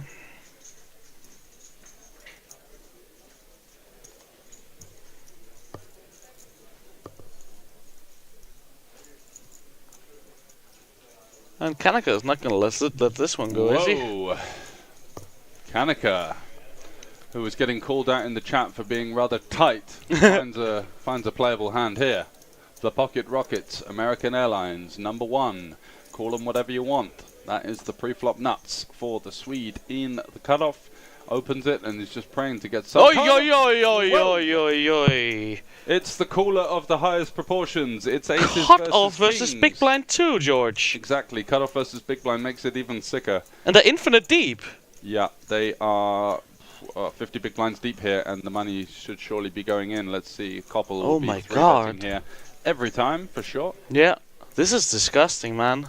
We're probably gonna have a new tournament chip lead after this hand is over. Yeah, and I believe that Kanaka will go for a 4-bet non-all-in. There's a lot of this kind of meta at the moment, especially online, where the big blind people in the big blinds are starting to find more bluffs, and that means that by product of that, there's going to be a lot more 4-betting with not necessarily premium holdings from the cutoff here. What kind of sizing are we looking at here? 210, 215? Yeah, very clicky. Yeah. Because you want to, firstly, because your opponent's range is so polarized, where either they're going to have very strong hands or just one blocker, one high, one low type hands. Yeah. They are going to snap fold versus with their bluffs, and versus their value, you don't want to risk too much. No, right? exactly. So the efficiency of the sizing is actually quite small here, 200 or so K. They are quite deep though, 50 big blinds. I think, you know, anything up to 225 seems reasonable. 275 I think would be a bit of a blunder actually. It's quite fun with the it's just especially 4-bet sizings over the last since I started playing poker. Like it was when I started, it was click, click, click, click, click, and then it started getting much larger. And it seems like in recent days they've gotten really small again. Yeah. It's been pulled back definitely. Yeah, 232. That seems very fair reasonable. enough. Aye, Koppel. I feel bad for this lad. Yeah, and now do we want to, you know, big blind versus cutoff? He can definitely do this with queens to get in. Potentially jacks might peel, might do the 4-bet. So just mulling it over now. What does he think his opponent has? Do I want to peel here? Ever? Sometimes the answer is yes, but a lot of the 4-bet bluffing range will have an ace. So it's like you kind of want to almost deny that in some ways. Oh god. This is wild. Yeah, this is a brutal cooler. 104 of you joining us. Good to see that we've got the numbers up. Give us a share for our Twitch link if you are enjoying the stream. And let us know who you're supporting. Yeah, Koppel or Kanaka. All in, and of course. And he's going to see the bad news here. Still Feels pretty happy with this spot, obviously, versus the cutoff, but not when he sees. Once he sees the stack of chips just snap going in there, he knows he's in trouble, right? That is cold as it gets, and he's going to be left with 6 bigs unless he can find a king. Oh, wow! And only it's one out for Kanaka. Deuce of hearts. Hearts alive? Wow.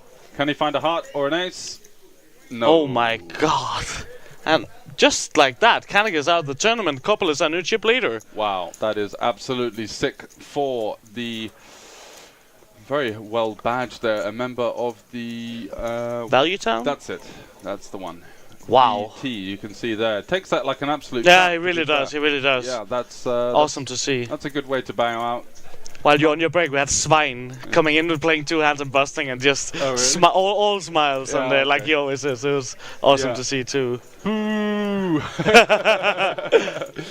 That is really unfortunate there from Kadika with just over 50 left in the main for what would probably be a chip lead pot.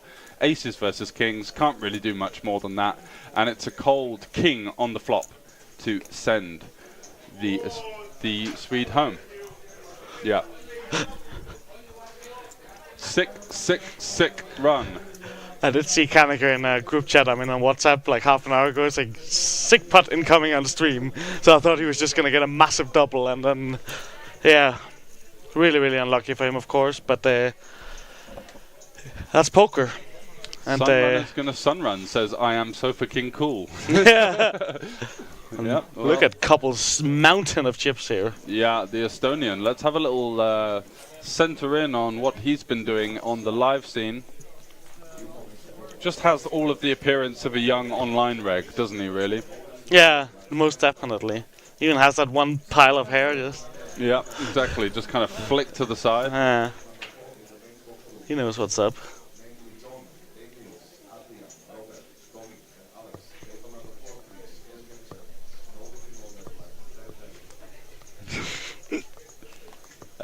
Where are we? Let's have a look. Richard Koppel. Richard Koppel. Only cashes of 11,000. Wow. What? 11.8k. Imagine how he's felt, and Wow, only in that is Estonia. a huge spot for him. Insane. So third in the Poker Listings Deep Stack at the festival in Tallinn in 2022 for 6.6k. That's his career biggest score live. It looks like he's a pretty competent player. Imagine he's probably been playing a little bit of online. Yep. But as for the live scene, yeah, rather modest Hendon mob, and looking to add to that with what could be the biggest stack in the room. Look at that mountain over the dealers. Yeah, it looks right insane. here. We have Absolute Losa insanity. opening here off of the hijack, Ace-7 suited, of course a very reasonable hand to open. Stranak gonna elect to call with the pocket sixes in the cutoff. And Lelek having a funeral for his hand, surely he will not be doing anything here. Lelek, please fold, sir. Is the bad hand. Lelek, are you here? Yeah. Does find the fold. Mr. Sunrunner himself, couple, gets out of there with King Jack-O. The Groot is not going anywhere either, and he should not be hoping for any hearts on this flop to come. Look at couple on the phone. Ma, I made it. With a little wry smile now. Yeah. Mum, tune in. We just flopped the king. We've got the lot. We did it, fam. So Stranak peeling with the sixes. What a top lad. And the Groot has the Jack 10. Wow. Oh, I was going to say that looked like a 6, but it is the 5 of clubs. And that's going to be trips for the Danish player, Loza.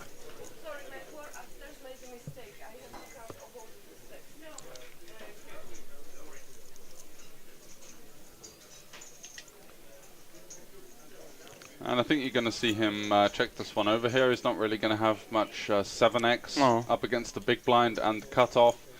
Samo could potentially flat some hands like 7-6 suited, Ace-7 suited, King-7 suited from time to time. And I think the hijack is going to have quite poor coverage on here. Relatively deep stacked with Stranak out of position. Wanting to navigate even some of the over pairs here are not 3-street hands, of course. With the big blind in there with the overcall. But he does go for the bet, and I really don't like this. No, I mean bet, neither. to be honest, I don't think we want to have many bets at all. Stranak, of course, not really going anywhere here. Yeah. Quite a decent hand to continue with. Yeah, he's got a 3 to a straight flush, and by the product of that, backdoor straight draws, backdoor flush draws, and does turn a gut shot to the straight flush. Oh, the 4 of very clubs for the interesting. monster nuts. Very interesting turn. Certainly is. And it's interesting now because what does he deem his opponent to have here, betting the flop? Maybe some hands like 9s and 8s that need a little bit of protection. They could be ones that get slid in there. Yeah, some club high hands. Exactly. It's going to look like a lot of flush draws and weak over pairs, I think, for the most part. And he does now elect to check, sneaky.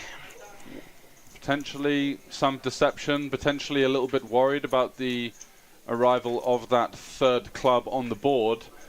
And Stranek now has the kind of hand that he might actually turn into a big bet and a jam on the river to maybe target some hands like Queen's no club, something like that is just going to struggle to defend.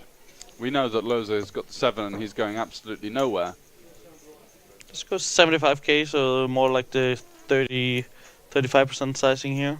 Yeah, I think he thinks he's just got the best hand here. Yeah. He's looking to get a small street and then check back to river. That's the way he's going to approach it. Yeah, very reasonable.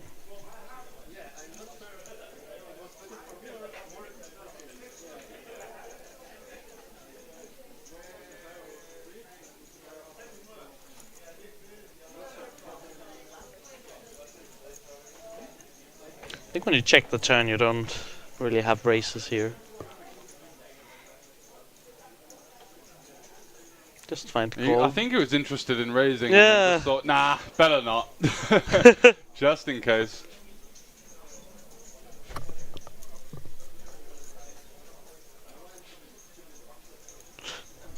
And a club on the river. What a river. For Samo. Very dangerous player, and especially when he's running like this. I'm sure he'll find a way to moan to me later on. He'll have to find something to moan about, but in all seriousness, does get there with the backdoor clubs. And shows it down, and that's going to be a winner. He doesn't know how lucky he got. Look at that smirk. Look at that. Woof. Woof. Very lucky Mr. Stranek, as he does find the runner with his pocket sixes. And he's up to a 7-digit chip stack here, Stranek. Yep, 1 million. That's the second player to hit the 1 million mark. We saw the Estonian there, Richard Koppel, in seat 5 on the fortunate side of the super cooler that you get in No Limit Hold'em tournaments. Aces versus Kings. He had the Kings versus the Value Town member with the Aces. Martin from Sweden goes home, unfortunately. This is a dangerous guy to give 1 million. Yeah, I'm interested to see how he navigates through the field, that's for sure. It's going to be very interesting. I'll just jump off for a quick break. No problem.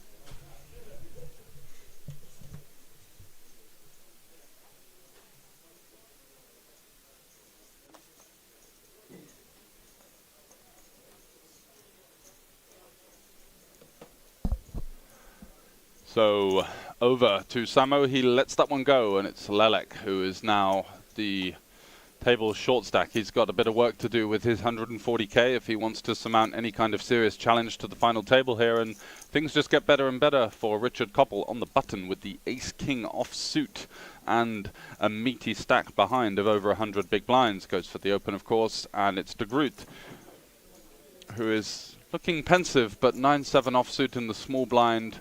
Nowhere near any kind of candidate for a VPIP there. And Koppel, the rich get richer. He adds his stack and he's up to 1.8 million. So 56 left. The next pay jump is in one player from 1830 to 2055 euros. And the pay jumps are rather incremental. There must be a typo there between 32nd to 39th. Apparently getting more than 20 to 23rd, but I think that means that's 2.6k, so 48 to 55 are going to get just over 2k, 40 to 47 are going to get 2.3, 32 to 39, 2.6, 24 to 31, 3k, 20 to 23, 3.4, 17 to 19, 3.9, and then we're up to 4.5k for 14 to 16, and the final table, this will all guarantee themselves 7.3k with, of course, the barnstorming 80,000 euros waiting for the winner of the festival main event here in Bratislava. So, Jacks for Loza under the gun opens it up to 35k, and it's De Groot mulling over his option on the button. Does let that one go. Felt like even too weak of a hand to consider 3-bet bluffing. Maybe want to be more around a king-jack off, something like that. Senkel92 says, any legends still in? Well, we may be getting an appearance from a previous festival winner. So I won't spoil that one, but I think you know exactly who I'm talking about. So, Jack 9 versus Jacks. Rather unfortunate spot to be in, but definitely helps his chances when he flops a gut shot on a board that's going to give him a little bit of a favour in terms of the two-pair coverage, the straights. Could decide to lead here versus under the gun. And that's exactly what he's going to do. Carves out a bet of what looks to be 22, is it? So very small. Looking to find some snap folds from some club hands with no backdoor flush draw. Some random overcards that are currently ahead of him. Might be able to get a hand like Queen Jack off to fold. King Jack off that currently dominate him.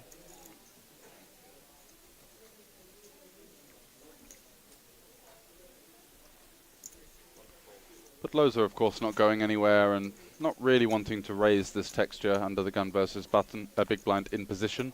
So it does just call. And the 8 very much in favour of the big blind. Let's see if he's going to follow that up with another bet.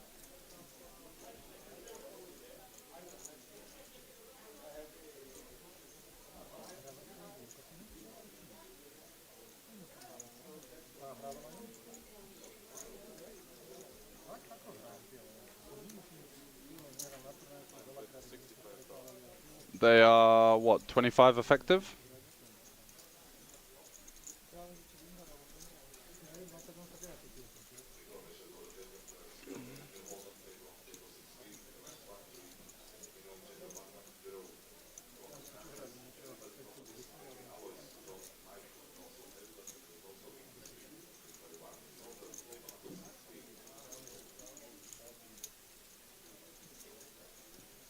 Yeah, that makes a lot of sense, to be fair.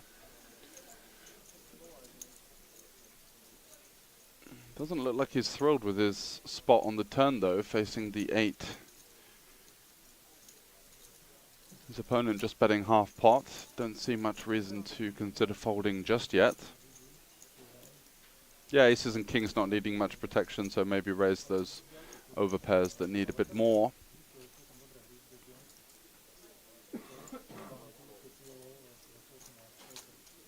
Does continue on the turn, though, after a little bit of deliberation.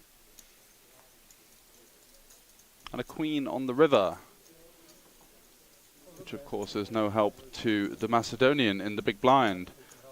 Will he find the heart? It was a little bit of a strange sizing scheme.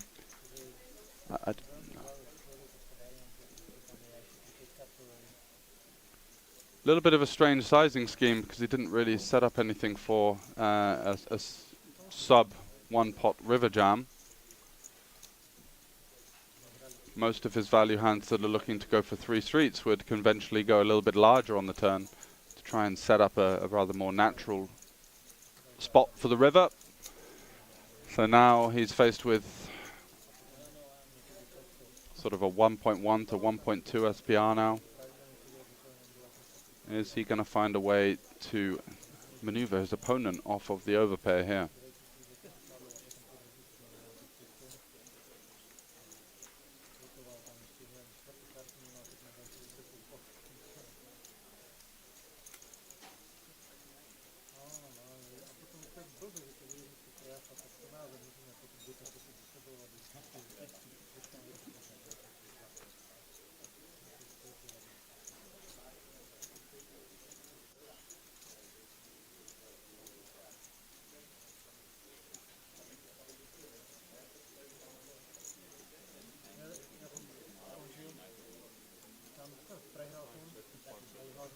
Yeah, absolutely. I think if he had value, he'd just be sizing up, right, and making it more of a natural river spot. So it's like more of a hopeful play when people are kind of chucking out the smaller sizings there, just praying that his opponent stationed 1 with like an ace-king, ace-queen type hand and wasn't going to continue on the turn. But I think if he's got an 8 there, he's thinking, right, well, there are some overpairs that haven't raised me on the flop. I'm going to go for it all. I think that's a very reasonable assumption. But based on what we've seen as well, the theme, Jacob just joining me in the booth again, is that we have seen players favour the passive route in almost every decision so far, and this is a 550 main event with 80k up top, you know, whereas we were saying $20, $30 tournaments full of Brazilians, that it's a completely different skill level almost. So the gap between live and online just seems to be really big right now. Yeah, and it is just something that happens when you have that cheap of a tournament with so many players joining that creates such a large first prize. Like a lot of these people are just playing for money they have never ever played for before. Yeah, like Richard, even the couple chip you leader, saw here. he's Yeah, got less than 10k in cashes on Handed Mob and finds a 2-outer, and all of a sudden he's the chip leader playing for 80k, 54 left. You know, this is a big spot. it's huge. Absolutely. And yeah, there definitely has been a lot of raise and takes. There's been a lot of under defending the big blind, a lot of 3-bets that didn't happen. Just a lot of peeling and kind of honest play, I would say, for the most part, as we do see the Macedonian in the previous hand there go for the, you know, good board for me type thing, I'll lead, and then sort of fires a hopeful south of half pot bet on the turn, gets called and can't follow it through on the river. This King 4, does that have any piles there of King 4 suited for 20 big blinds. I think that might be a little ambitious. Alright.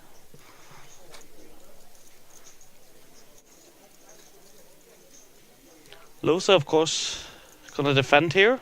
Any mixed games left on the schedule? Yeah, there's the open-faced Chinese high roller, which is usually dominated by our very own Mr. Franke. And every night there's a 2-2 Sweden in the cash game area that makes me go to bed way too late. And this is a rather unconventional hand selection for the 3-bet here. Queen Jack at the sort of 20-23 big blind kind of range effective stack. Yeah, I assume like you want more the high-low. Versus hands like 9s, 10s, 8s, ace-10. So OFC poker, yeah, that's open-faced Chinese poker. Oh, okay, it was more of a philosophical question. Is OFC poker?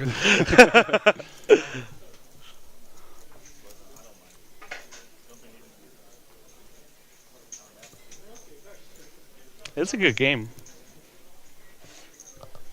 Yeah, mixed games is something that I quite like to play. I feel like the mixed games on offer in the cash game rooms here are some of the better games in terms of edge available, because it's the same group of players. They play for fun, and with the lack of training content or kind of publicly available knowledge, it feels like if you really focus hard and focus on spots and try and learn from the showdowns that you're seeing, you can really adjust using some of the principles that you pick up through bigger bet games, such as me, for example, playing Omaha mostly. The sort of transition over to Sveten is not that difficult, I would say. No, we've seen like every single day here the super dealer's choice have been running, where it's like almost made up games that no one on the table has any experience in, and I think if you're really good at the intuition of poker and like really learn fast, you can have massive edges in those games. That's Senkel's point here, because I noticed in Sveten people just completely under-defend their range in every single spot. Don't really defend wide, struggle to find the bottom calls, struggle to face just aggression in general, and when they just check call, they often don't have a strong enough hand for both of the boards when the PLO texture doesn't change. So exactly. Yeah, so that would mean that bluffing is creating a massive skill edge there for the people that are actually using it, because most people don't. You know, they're very face up. And Senkel makes the point that in OFC it's kind of a little bit more maths orientated, and there's not any. It's more mechanical, right? There's not bluffing. There's just kind of gambling, right? So in an OFC tournament, maybe the advantage comes from the players that know when the time is to take a thin spot for Fantasyland or something. Yeah, like a bit like we see even in the blackjack and roulette tournaments, where like those are of course 100% games of chance, but when it becomes in a tournament format, you suddenly add a strategy aspect into it, right? Yeah. If only there was a coaching site with a mixed games course at an affordable price. Maybe you know of one. It's okay. We're all friends here. Go ahead, Feel Senko. free to put the info there in the chat box for the Go guys that ahead. may not be aware. Love it. Couple under the gun with the king 6.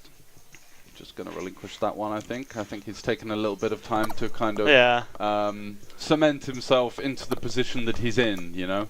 Had a little wry smile and was clicking through his phone, probably updating the WhatsApp group or something like that on his fortune to hit the king versus aces in the 5-bet all-in. Trying my best not to make an ad. Bullshit. That was a very clean maneuver. Bogovetsky here with the ace-king off of 15 big blinds. He's just gonna jam it in there. Yeah, 15 bigs, ace-king, not my favorite play. Want to be inducing here. You know, when you jam for this kind of 15 big blind stack depth, a hand like ace 8 suited, for example, becomes a really easy fold. I think but that would have jammed on you. With big blind having 100k too, we're gonna see small blind here having a lot of pairs that's just gonna jam over too. Oh, the link.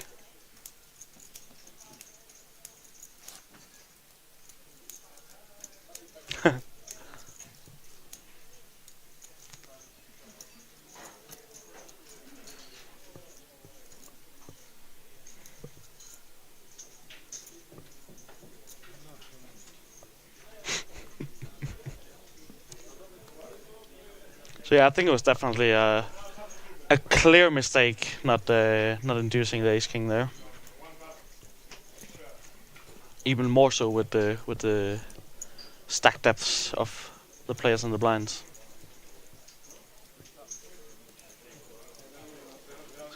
Blind versus blind here. Lelek with the 100k stack. Yeah, the 6-2 suited.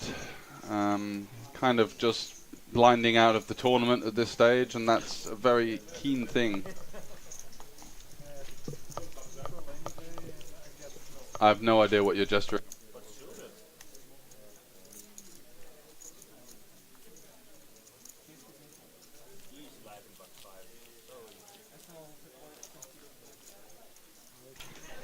And he does like to go with the fold here. Seems to be an extreme variation in countries represented. Yeah, we have touched on that throughout the week, and which is just one of the things that makes this festival so awesome and unique. Like, and also the location, Slovakia, Central Europe, very easy to get through under a couple of hours for most countries.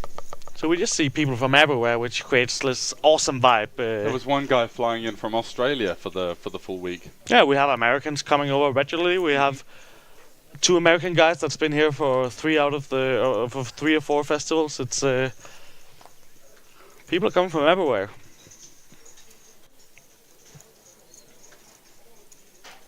Absolutely right.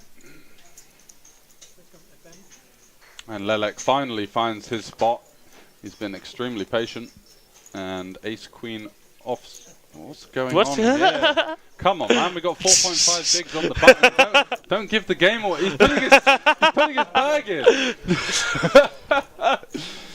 Lelek almost embarrassed to get such a strong hand. Doesn't find any resistance from the blinds, who just both had much less than premium holdings, and yeah, maybe needs to do a little bit of work on his poker face there. That was, if you sat there with the king 5 suited versus that, you might even get out the way. I mean, it just looks so strong. Yeah, definitely massive shout out to Frank and the whole team. It's a huge team behind this festival that makes it all happen. It's awesome to be here every single time. And I gotta personally say, especially here at Banco, it's just an awesome location. 3rd year back-to-back at the Banco Casino in Slovakia for good reason. Just continues to deliver. Plenty of rooms going on upstairs with the outer table tournaments or the non-main event tournaments. For example, today there are 2. There's a PLO and a Hold'em 250 event.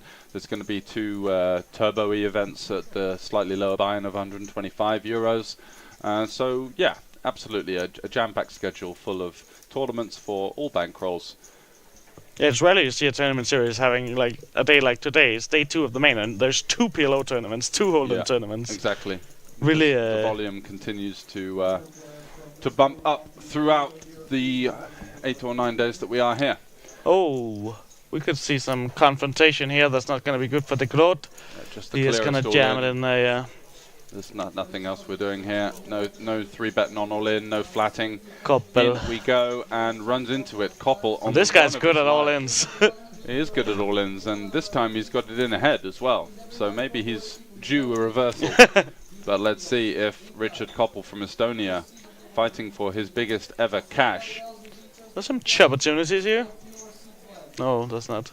Well, it needs a queen or a 4 or Yeah. a jack to stay alive, and it's a 5, not so bad. that's going to be another big pot for the Estonian player as the Dutchman, De Groot, hits the rail in the top 50 here at the main event. He's going to be going home with just over 2,000 euros. And Koppel is just on the right side of the coolers right now, and up Certainly to is. massive stack. I'm sure that's the biggest one in the tournament.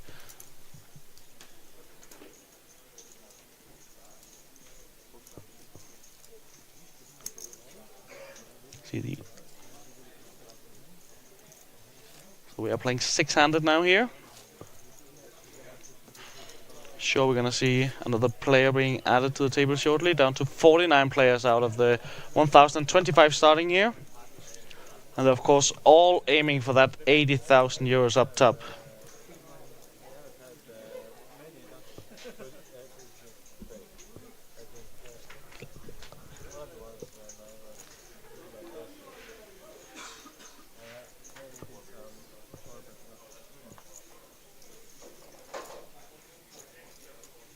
Stranek here, +1.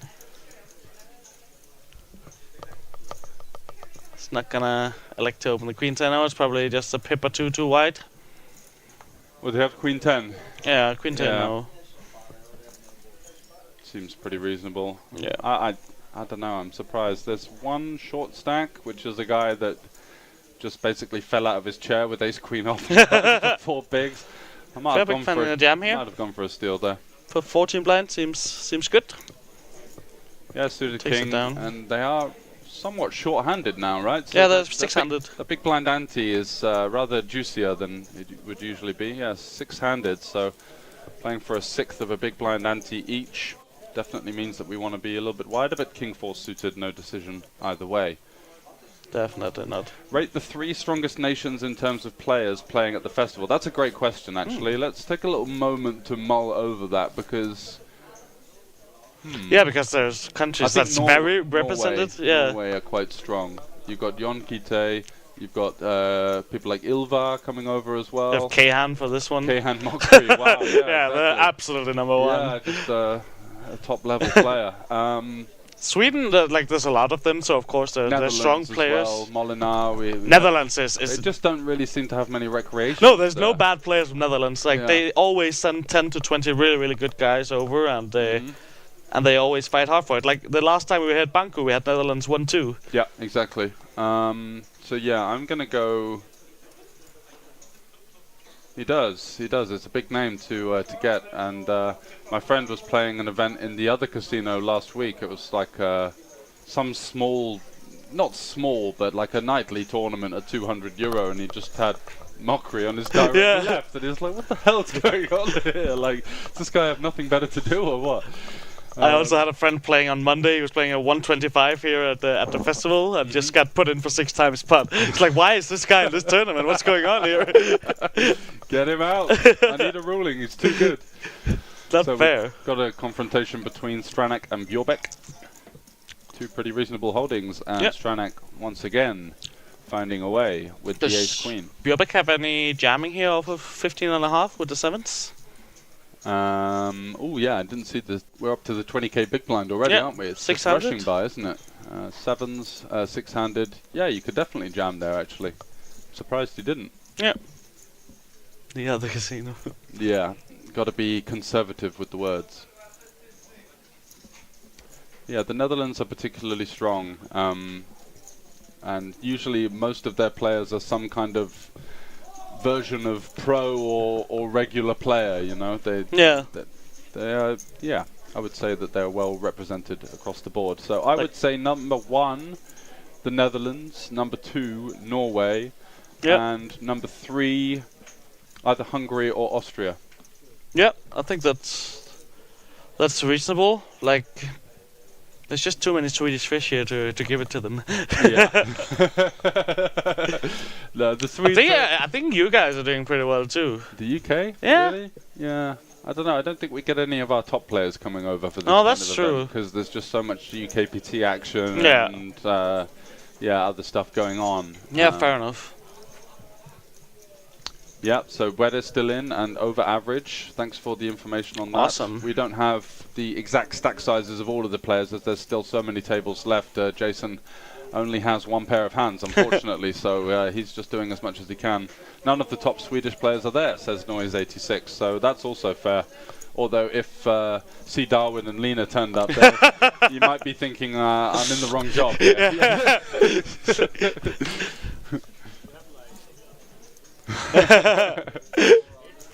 I got you. Yeah, for my own country, Denmark, there's been quite a lot of the players, but the level of wasn't even in the top 10 no, exactly. Oi, who do we have here? Speaking of the Dutch players, we have the Molenaar. defending champion Last of this seen tournament. trotting across the room after telling me that he was going to take a what deemed to be an early night to get fresh for the day 2. Next thing, I look up from the PLO table and he's just trotting across the room with a Corona in each hand, starting a Super Dealer's Choice 2-2 at 3:30 in the morning. Not exactly. Sweden we were playing, and he won like 69 euros playing with us for 5 hours, and we all got smashed. It was a great time. Yeah, it was. Just an awesome dude, like. Yeah. So much fun to be around. Happy to sit there and pay some rake. Yeah. It's the friends we make along the way, right? What does the Dane think about Mikkel Hansen? The handball player? Or? I'm not sure. The handball player, indeed. What? Any thoughts? Handsome guy? Yeah, he's quite a handsome guy. He's been the world's best handball player for some years. Nice. Yeah? Not anymore, I think. He plays in the Danish league now. I once took a picture with him at a festival when I was very, very drunk. Oh, yeah? But I don't have much opinion, I gotta say. Domination Stranak. rotation as Stranak finds the 5. And his opponent is going to need a 3 for a chop or a queen to get out of jail. And it's Slovak on Slovak action as Lelek hits the rail. Wow. Unfortunately, his stack dwindled down. And didn't have any fold equity versus ace-5 in the big blind there. No, he didn't get many opportunities, to be fair, yet. No, not really. The other ace queen that he, of course, jammed with his bag on the table. We don't need to lead all the Swedes. They are so good to do it to themselves. Fair.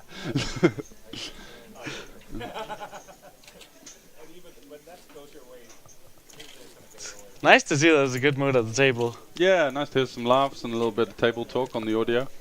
So yeah, power rankings for me, I would go with Netherlands, Norway, and Hungary. What about you? What's your top 3?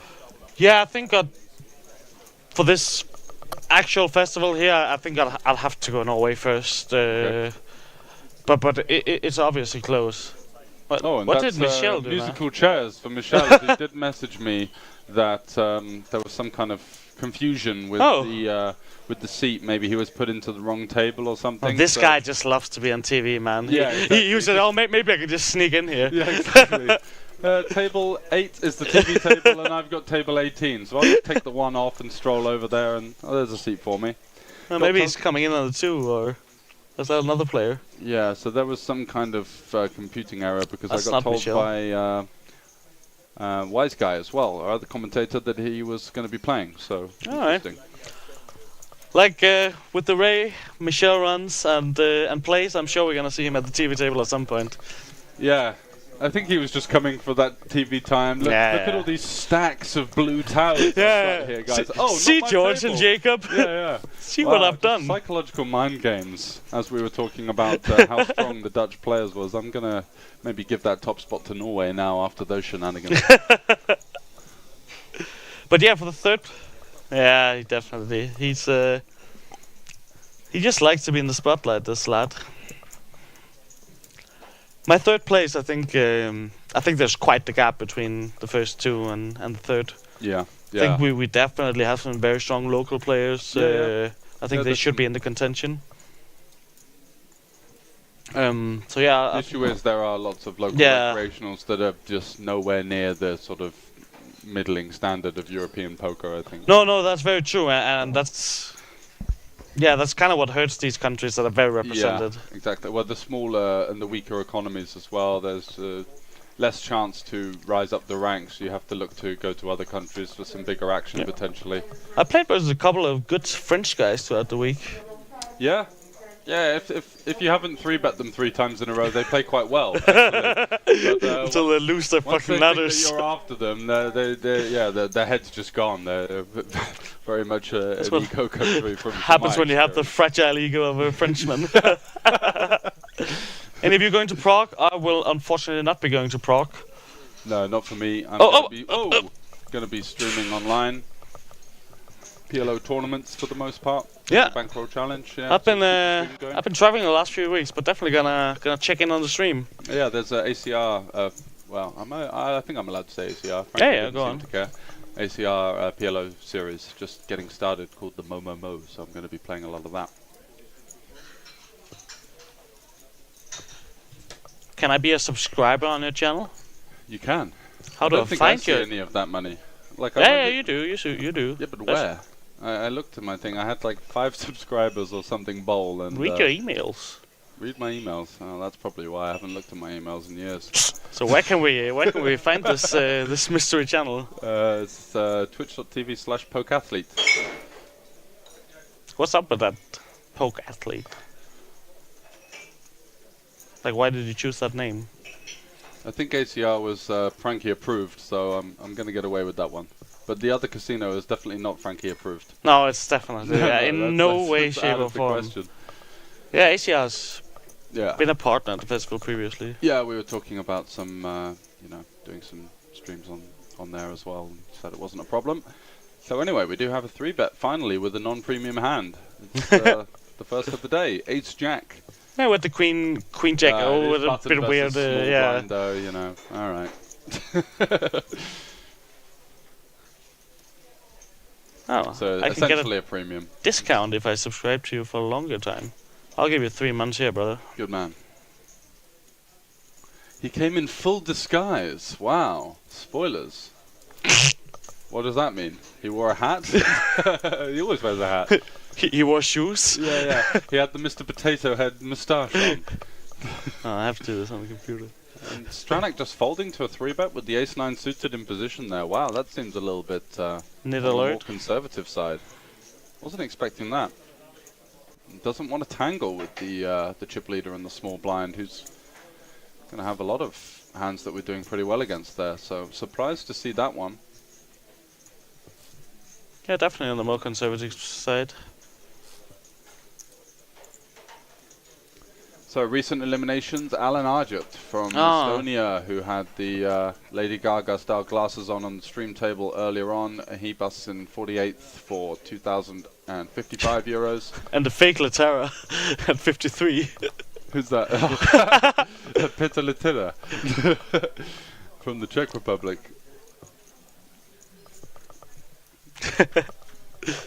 And Michel Havavavavka from Slovakia, he's out. Nick Thompson and Ronnie Minderland from Denmark, proving why that nation sucks. And Raymond de Groot we saw bust on the feature table. All of those guys going home with 2,055 euros. Not too bad, just under a 4x cash. However, we're going to be kicking things on here on the feature table. And Koppel is peeling with the King 10 offsuit versus under the gun plus Seems 1. very wide, doesn't it? I would prefer just 3-betting or folding personally, but Yeah. he must know something we don't because he's got his opponent Yeah. dominated going to the flop. Loser Loser, does yeah, he's flop got the 10 backdoor half. flush draw, backdoor straight draw.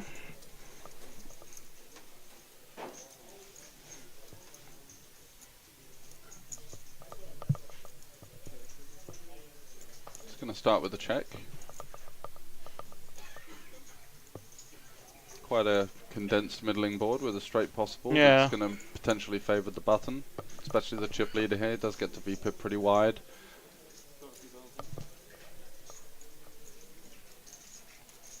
And He is clubless, but does have that 10 blocker and some playability, and is going to bet his gut shot for 30k.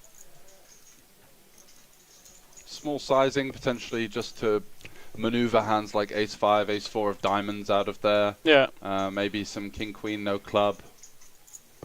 But this hand is not gonna fold for 30k. Certainly isn't. Ooh, and it's he's a gonna check go raise for again from him. Spicy check raise. He has a bit of moves, this lad. Yeah, we did. We saw him going for the check raise bluff with the pocket threes on the turned ace, big blind versus cutoff earlier. Now, This one is a bit more yeah, reasonable, right? This is great. Yeah, exactly. You got removal to the top of your opponent's range. Obviously, in 10-9, you've got some really playable turns on the heart where you can, if you do find a call, potentially just jam and put some of the one pair hands in a really tough spot. And Koppel is, what's he gonna do? Looked like he was getting out the way there with the table demeanor, but he's actually gonna find a peel here with the king 10. He's found some courage with the It's a queen on the turn, which is an interesting card. It gives Loza the top pair and front Koppel door an flush show open comes in. ender now. Yeah, very, very interesting turn card here. Yeah, nice barrel on an ace and a king. So definitely lots of turn cards that are favourable, and this one definitely has flush draws in his check raising range, I'm sure. So seems like a decent turn to continue on.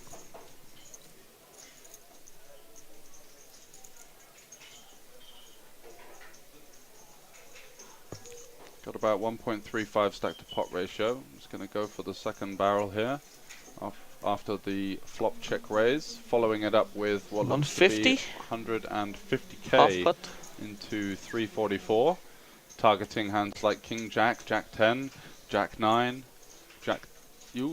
Gets out the way. Yeah. So gets the job done there. Improving to the queen on the turn, and Koppel not going to continue there with possible flush out there. Man's got moves. Yeah, very small or check would have been the way to go as well, just to keep the jack X in. I think he went for about 40%, didn't he? Yeah, almost half. But I think maybe B25 or 30 could have been a little bit cleaner.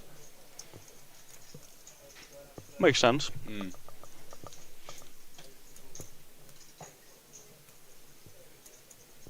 So George, as our household sports betting expert, what are we live betting in the Manchester United game? Yeah, I haven't really seen that screen much, been mostly watching, but yeah, Premier League goals and handicap markets are just impossible to beat. Almost impossible to beat. Corners and cards, on the other hand, you could potentially maneuver some sort of 5 to 10% ROI, but yeah, haven't been watching. So let me make a bet builder on goals and 1x2. You want to make a bet builder?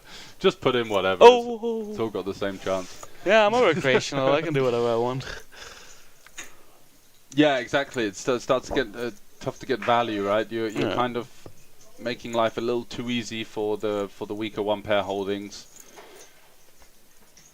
Often going to see people in these kind of spots just relinquish those and continue better in position, and then that makes the river an extremely awkward predicament out of position with that kind of like mergy 40%.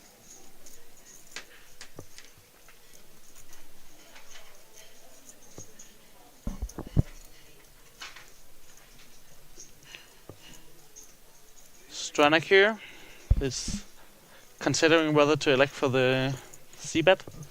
What do you think of Koppel's flat here with the ace-deuce suited?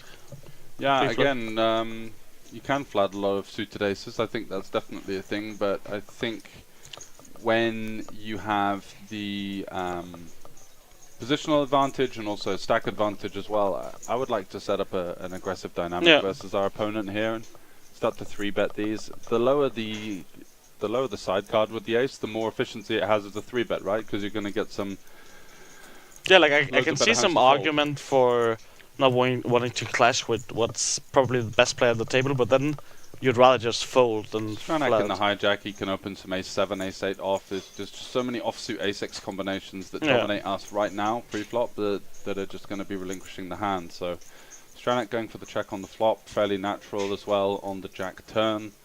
And mulling over whether he wants Any to blocks? attack some pocket 5s, pocket 6s, maybe curious ace highs in his opponent's range.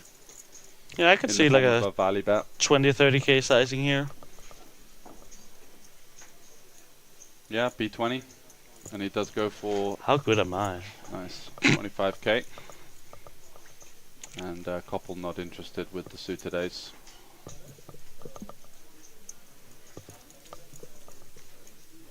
So 42 left here. And Stranek from Slovakia mounting a challenge over 1 million. Koppel from Estonia next to him with the big stack, just under 2 million. And who else have we got? We've got the player that was in Michel Molinar's seat, in seat 6. Looks like he's got a fairly juicy stack of 25k chips there. Looks to be around about the 500k mark in his stack. Yeah, we haven't really seen him get involved, so not quite sure who it is. Don't recognize the face.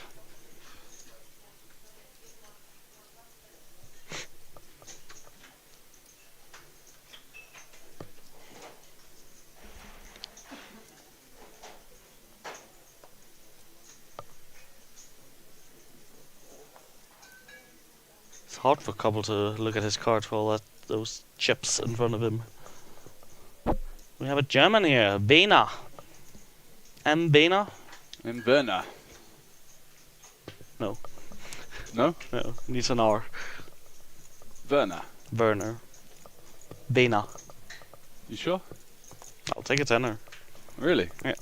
I just like going for the exaggerated pronunciation of the German name. Yeah, like a strong... I'm not Werner. That's like a really limp handshake name, isn't it? Oh, it's Werner. Book it then.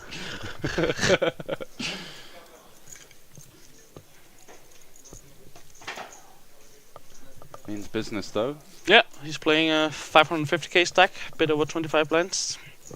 So definitely has some playability in his too. Very good structure here. Seat 1's got actually mountains there, just having a look. What's he playing there? That's 4 big stacks of blues, which are going to be worth 100k each. Yeah, he's just consistently been winning pots, hasn't Yeah, he has. And he's one of the players that's found some, not obvious aggression, which is just going to really catapult you up the up the probability of making a final table in these kind of fields, as you do see people tend to play extremely honestly.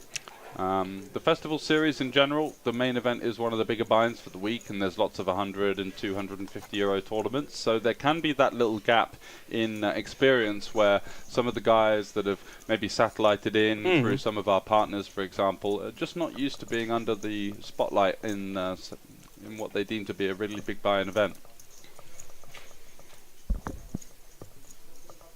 That was a lot of words to call him out of line in a nice way. So we have Losa here, opening a bit over 3x with the ace-8 off. Seems very reasonable. And we have a Spanish player here, Sayago. Yeah, also with a very big stack. Let's have a little look at his hand and mob, see what he's been up to, how his 2023 is going. Or whether he needs to win the event to get even, who knows. David Sayago. He does flop the best of it here.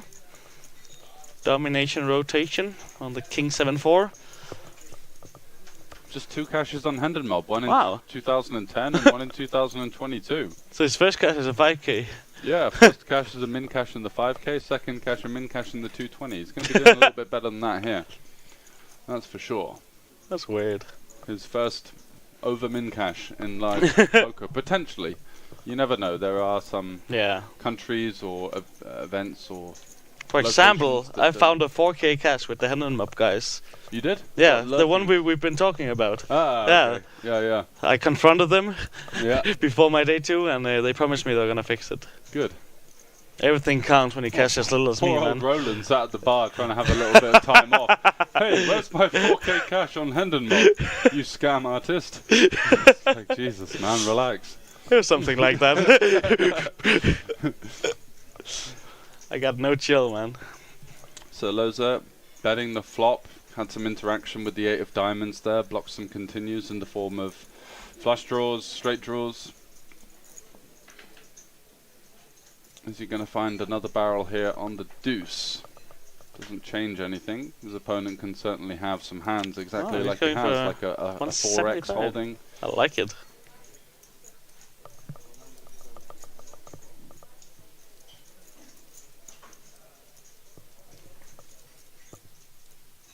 And maximum pressure on Sayago. Yeah, just under pot, which would set up 175, so it's going to be 580, 590 in there. And he would leave himself, yeah, that's somewhat of a geometric sizing, right? So a lot of pressure on Sayago.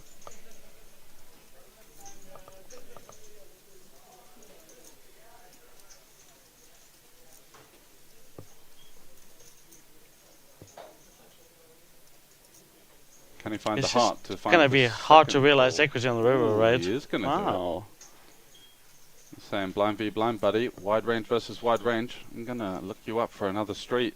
And does make the call. Getting the cape on already. Praying for Losa to slow down now. Praying for a 4, maybe a board pair. To make his life easier. Ace would be Not often the spectacular. case. Deuce, Oh, that'll do. that's a good one. Also one of the cards I imagine Losa could slow down on. I don't think so, right? No? I think if we're Nah, repping, alright. we're Fair enough. repping strong King X, and even some overpairs to the 7 as well.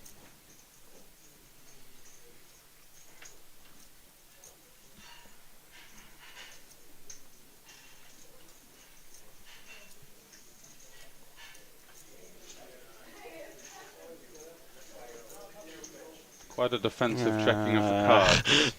I definitely spotted that too.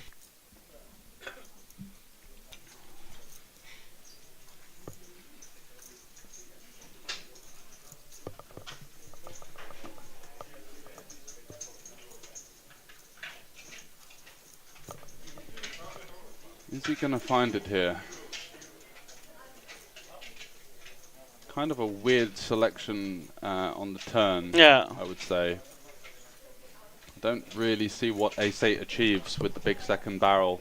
Is he going to go for it? He is. And he Wow. jams the river. All and in, puts wow. Sayago in a This spot. guy is Kind of like randomly he's mashing choosing some buttons random here. hands, but he's applying maximum pressure. Senkel 92, I completely agree. Yeah. I thought he was going to give up on these, but he does find a way to... We see that so for much, jam. right? Like people are not following through. and the sizing scheme, at least in his defense, makes a little bit more sense. You've seen people could just kind of chuck out sub-half pod on the Yeah, off exactly. chance. Please Well, fold. I think we sit here a lot, especially during the tournaments, and just Yeah. sometimes get a bit frustrated. People don't have the heart to follow through. This Yeah. guy, while his hand selection is subpar, he has the heart. Exactly, and that does speak Hand for a lot. selection.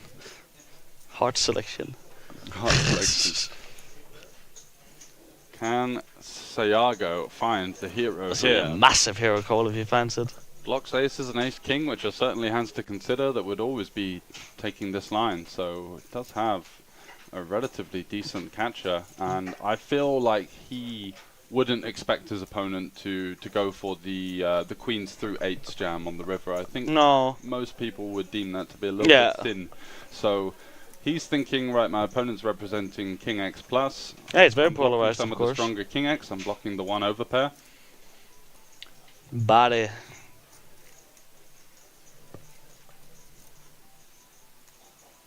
Ace 4 blocks the ace 8.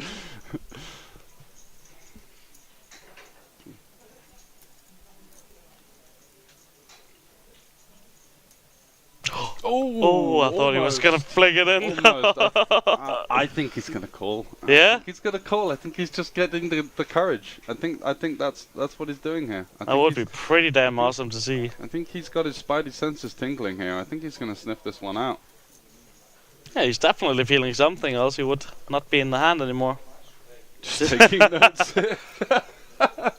That's going to be a 5-ball to each of us. Yeah, that's 2 guys in the chat now that are going to be avoiding us on future stops. Do you guys think the festival will get a shock clock in the near future? I definitely think it will not. That's not what the festival is about. It's a low stakes, fun tour. Yeah. Like we're not about that. I think that's. And I don't think we often see that it's needed, to be honest. Completely agree. Yeah, nothing to add. Yeah, I think that it definitely gives more. I think it gives an advantage to professional players. Yeah, that's scary for play online, recreationals. that play high volume online, that have just played spots and spots and spots over and over, that know exactly what they're doing in most spots, and recreationals who feel rushed and maybe a little bit under the spot all the time. Like, as the schedule also kind of clearly shows, like, the festival is not trying to get high rollers to come here and play. It is for recreational I think the players. festival stopped in Nottingham, though, the rules were dictated by the casino as opposed to actually our input. That is correct. But yeah, it's a fair point. There was one on offer there. That was definitely a very, very different stop. I've, of course, been to all of them, and Oh! He finds the wow, call. what a call, man! What a call from Oh, Santiago. look how he turns it over. Vamos! Vamos! I think, yeah, he was gearing up to that for the last minute or so in the tank, and Loads with the respect there, the like. Danish player hits the rail, but he goes out valiantly. He found a way to put his opponent under the spot, and his opponent finds the call and puts the cape on. Sayago from Spain with the heroic river call there, and he's up to 2 million. So we've got some huge stacks. Look on at the him feature hyping table up there. himself. We've got 1, 2, 3, Yeah. 4 guys over 50 big blinds here, with the average of around 30 big blinds currently. I think that shirt really says it all. Boss. Awesome call by him here. Sniffing out that something was up, and just taking a moment to find the courage and make the call. I think that in general, mind sports should be played with a time limit. Yeah, I mean there is a crossover with chess in some ways, but here at the festival, it's much more of an entry-level series, I would say, where you want as many people to enjoy their time and not feel rushed. I do see your point, but with the maximum buy-in of 1k, it's not like we're running 5ks and above here. This series is just not made for. Of course, it's made for competition, but it's not made for elite competition. Yeah. It's like a Sunday league match and not a Premier League match, right? Yeah. We're here to have Sunday fun. League's a bit harsh, more of Nah, League 2 or something like that. But yeah, not competing with EPTs or some of the higher buy-in events. But I see the point.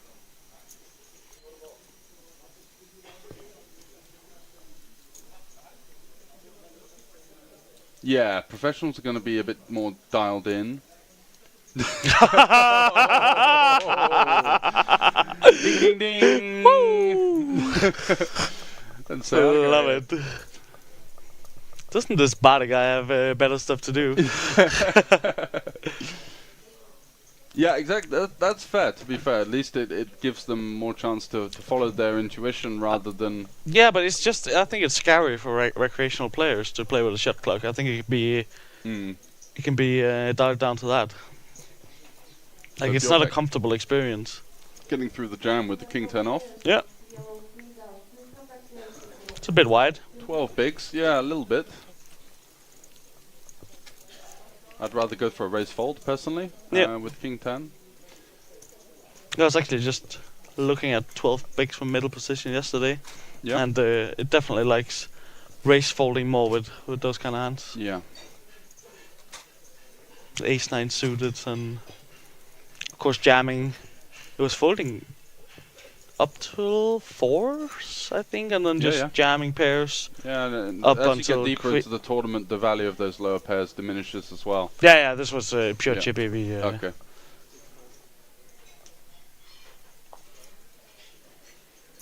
I like this Spanish lad. Yeah, it's a fair point. Let's see if it gets implemented. I'd actually be interested to ask Frankie what his opinion is on that. He's always got something of value to offer in most decisions. It ain't gonna happen. No? No. No. I'm very sure about You're that. sure? Yeah.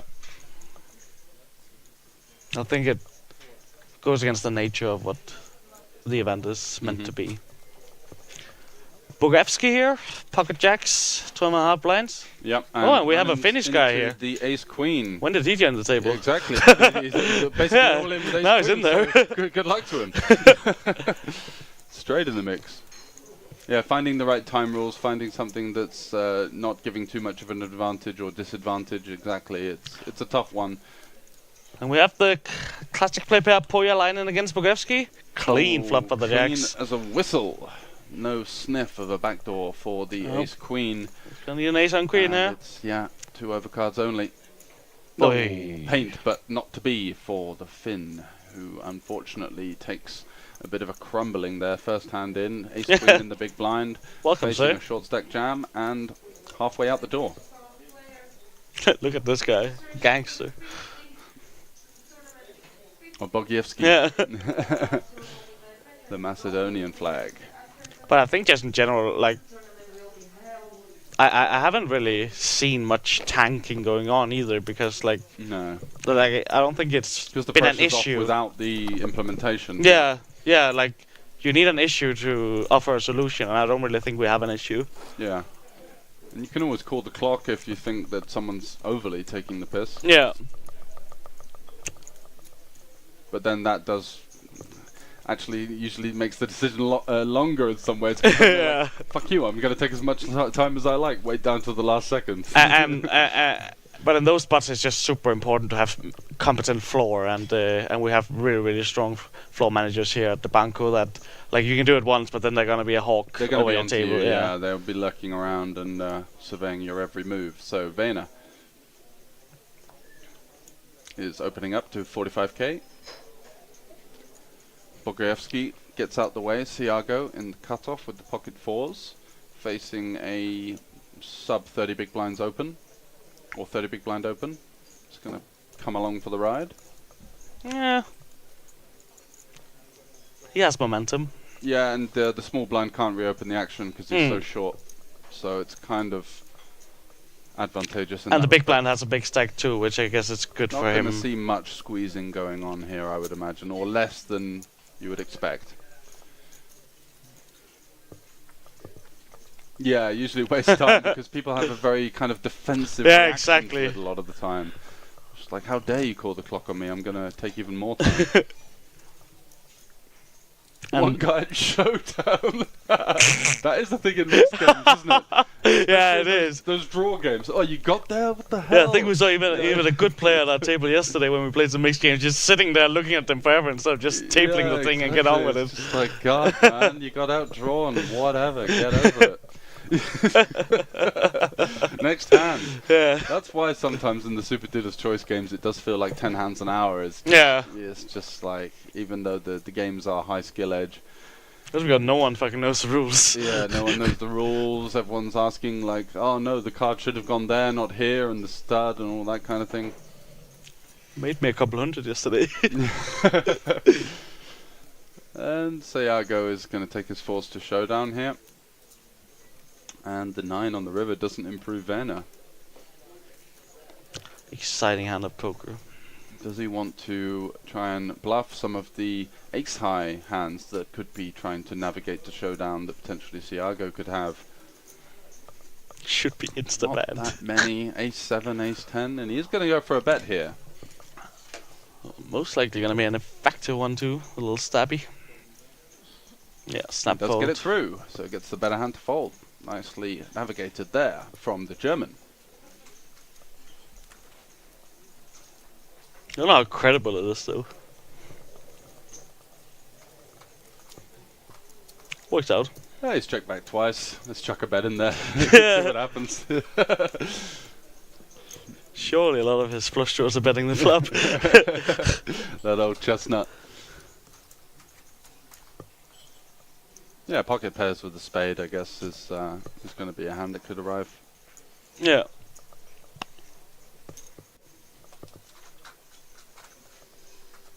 And Bjorbeck is going to let that one go.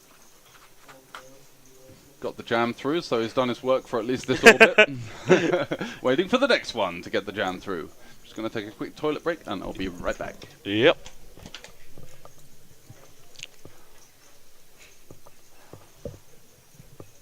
Sayago, of course, gonna let this one go. And Pohjalainen, he has 25k and an absolute premium, of course, gonna get it in there. but just above blind.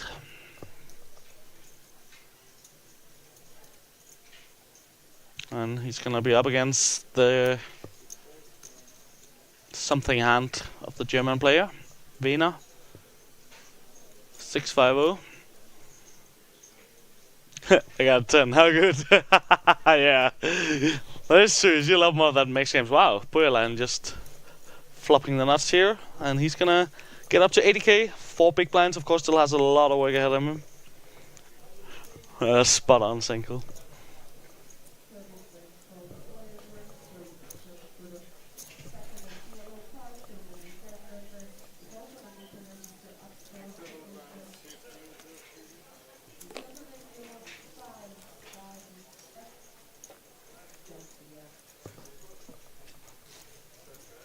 And on to the next we go. Thank you everyone, of course, for joining us here. Please do remember to check out thefestival.com. There you can also get links to all of our partners. If you want to play on their sites, you can get live updates from the one and only Jason Glatzer on the main event. Do remember that this stream is on a delay, so we don't want too much talk about what's happening in the actual live updates, of course.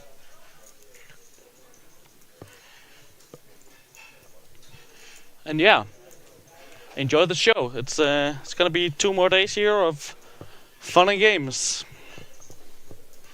and a little nice 80k up top for whoever's gonna take it down. Lena with another playable hand here, blind versus blind.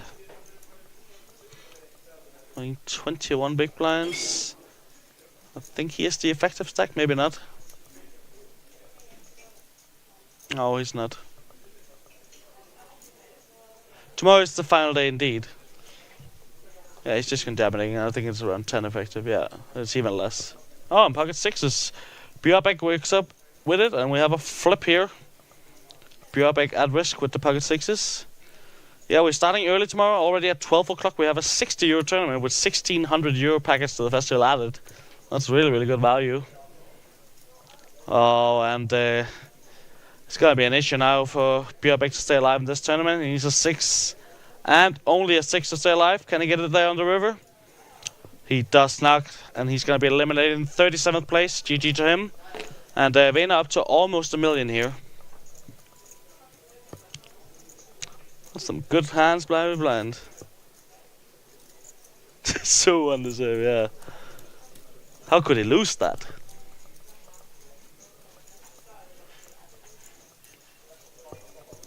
So yeah, I believe we will be playing down to Norway to 18 players today, and then conclude with the final 2 tables tomorrow.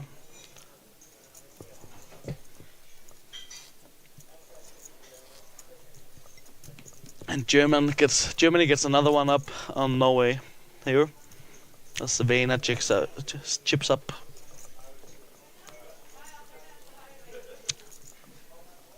We have 6 players again. People are busting at a rapid pace at this feature table. So Jago gonna open it up here with the king queen suited.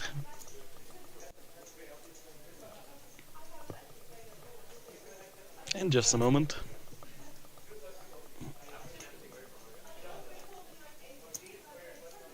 There we go.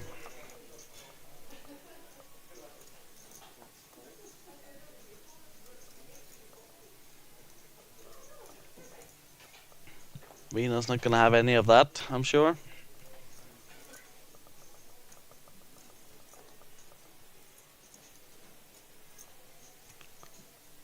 It's folded all the way around, and Sago takes down a small one with big blind only this hand.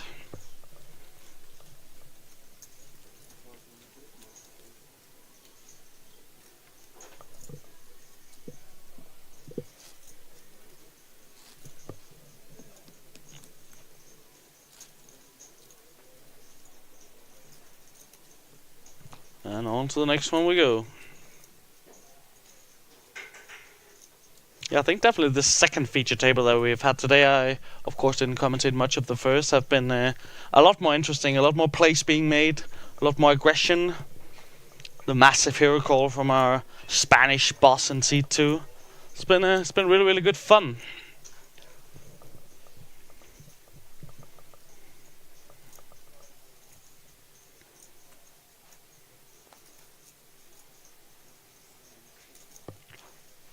The redo suited for Bogojevski here in the blind versus blind. Let's see how he likes to maneuver this one.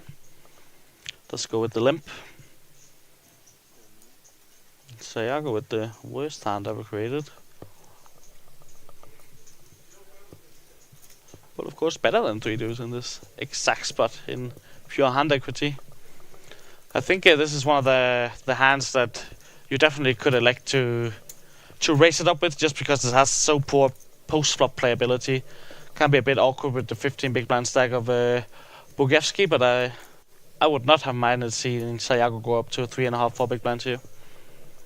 Just because the hand is so bad. He does flop beautifully here with the open-ended.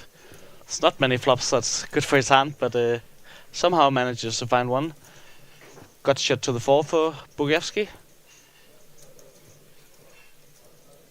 Yeah, that makes a lot of sense, Senko.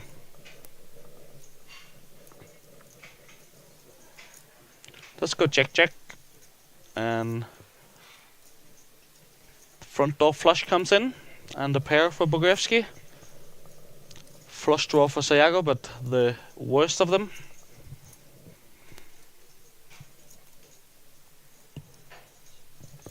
Let's see if he elects for the turn barrel here.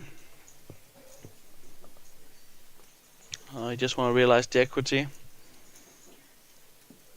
And Bogojevski has the best hand with the pair of 3s. Last chance to steal this one away, Sayago. You have absolutely no showdown value. Are you gonna go for it? This is of course a bit harder to be credible, but yeah, just flick in the 1 big blind. Then better is of course 30k, not 25k.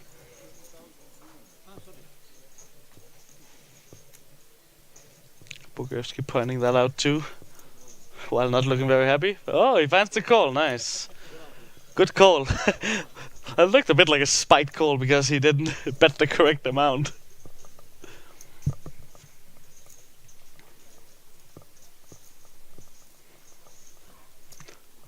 Relatively uneventful hand there. It seems like that Bogojevski definitely read into it or got offended by it or something.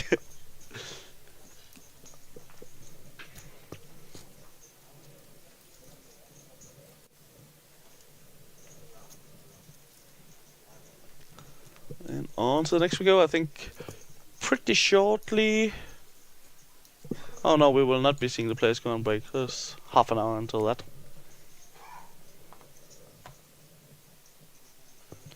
Pohjalainen here, of course playing those almost 3 big blinds under the gun with the King 7. And he does elect to go with that one.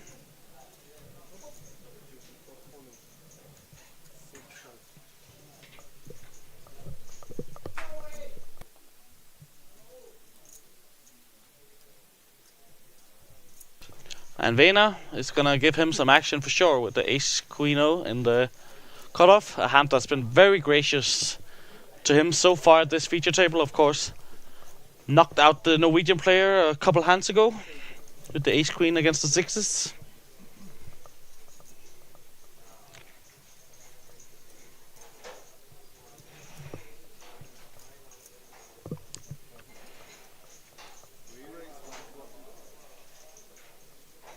And he's gonna go for a sizing of 140k.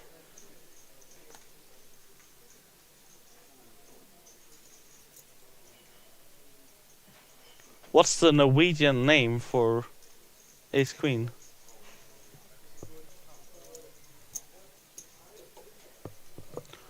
And a pretty fair fight here. 2 live cards for Pohjalainen.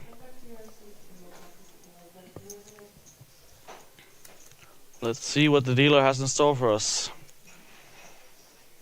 It's gonna be up to quite a decent, almost a 10 big blind stack, 8 big blind stack if he can find find a way to win this one. Not much going on for him here on the flop. He's going to need a king or 7 on the river. 5 outs. And that's not going to be it. It's going to be GG to Pojalainen. Didn't get to see much of him, of course, unfortunately, as he got all in and massively crippled in his first hand. And that is going to be all she wrote. The waffle hand. No, it's definitely lived up to that. It's been quite effective so far. And GG to a Finnish player here. And once again, every time they bring on a player, we go down to 6 again. So many eliminations of the feature table, and we're down to 33. Wow, they are dropping out thick and fast. We've not really been streaming all that long. No, it's and we joined with 120, 125 players. It's been going fast all day. Yeah, the current average stack in 30 minutes into the future is just a shade under 40 big blinds. So I think you're expecting usually about 30 big blind average. So that kind of shows that there's been maybe a little few more eliminations than to be expected. 33 left already. 8 max is the format.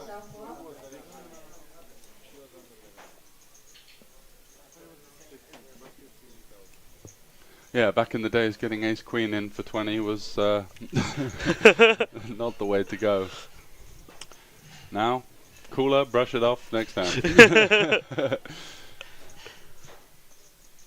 It is a beautiful format. It is, indeed. yeah. It allows a lot more Much play. preferred. We've seen the cream rise to the top as well. In 9-handed, it can get a little bit tedious and slow.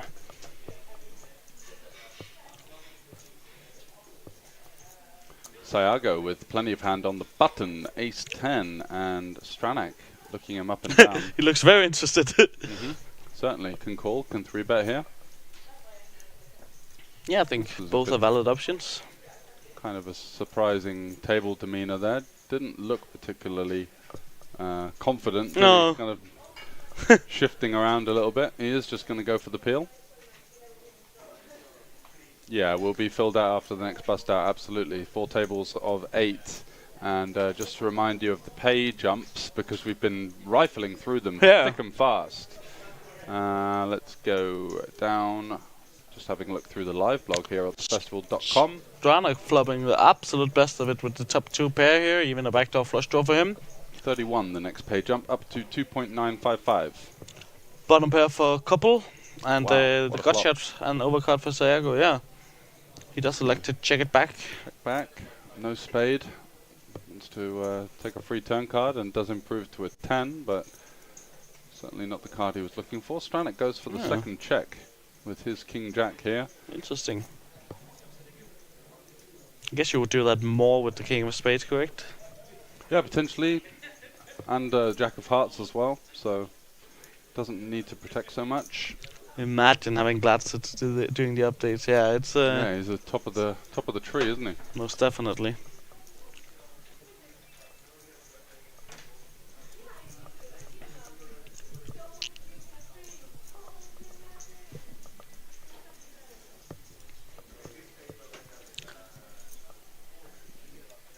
Didn't Stranak check already? No, I'm pretty sure, yeah. I'm not sure what we're waiting for here. Just waiting for the graphics to catch up. I don't think the Estonian has done anything, has he? I'm not quite sure.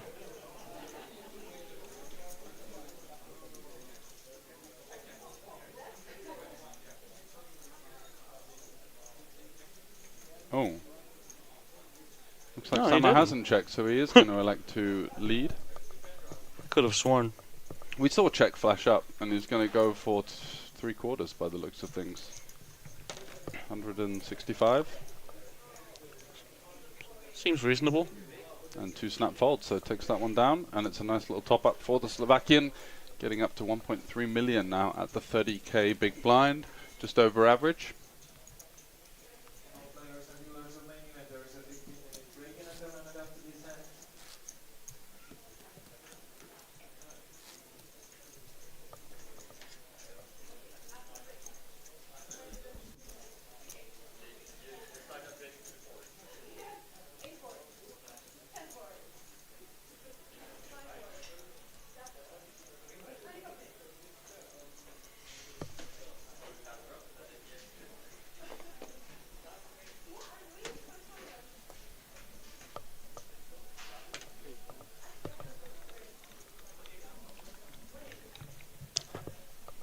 And we have Klopsic from, I think it was Serbia, joining the table here. Welcome to him. And another ace-queen, this time for couple. Another young and quite serious-looking face as we start to thin through the field. Yeah. No surprises there, right? Couple That in the small blind usually is happens. certainly going to be RFIing here with the ace-queen. Makes it 3 big blinds to go. Werner with the 8-4 suited. Seems Certainly defendable. yeah, definitely. We can make a straight, we can make a flush. That seems good for the checklist. Yep. We're in. Got the full big blind ante to defend as well, 6-handed as well. That needs to be defended in this form for sure. I don't think we're going to be seeing him fold here. Yep. Call. Call. Sound finish. Yeah, almost. Very serious approach. German after all. Yep, BVB here, 8-4, facing the ace-queen. Nothing really much for any of them. for Werner. King 5-3 seems like a board that small blind can... Wide range versus wide range. Might continue for a very small sizing here, just to get some value from some of the worse hands. do Some 45. straight draws, some worse ace highs. And I Some imagine queen that's going to do the jacks. trick. Oh, look at the stare down. Queen jack, queen 10, jack 10, likely to peel one off here. Yeah. And he does get out the way, no backdoor flush draw on the spade heart club. And Werner relinquishes that one, so it's a nice pickup for Koppel, who is back over 2 million.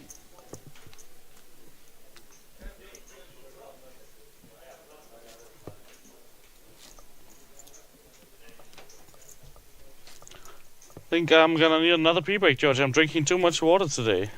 You naughty Just boy. a moment. Overly hydrated here in the booth.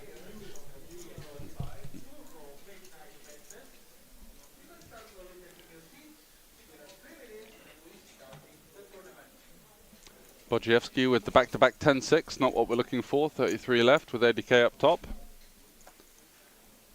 Birdie's got just under 20 big blinds, so no panic stations just yet. Sayago here with the pocket threes, facing some big stacks to his direct left in the cutoff and the hijack, but it's going to open.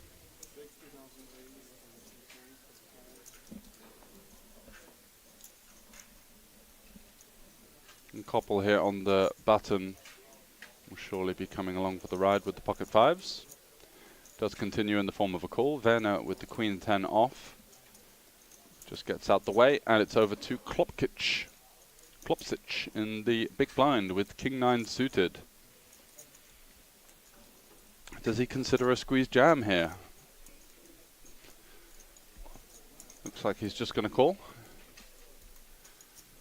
Jamming is quite nice, you know, you get hands even as strong as king queen off for the opener to fold. Going to have decent equity if you do get called by, you know, queens, jacks, tens at the worst case scenario. Not to be on this occasion, however, as Sayago and Koppel have an underpair to the paired board.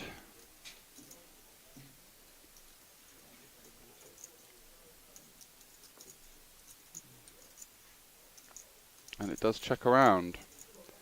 Deuce on the turn brings in a flush draw for Klopsic, and he's certainly going to have a 6x advantage, you'd feel, on this board with the button checking back. Does elect to check.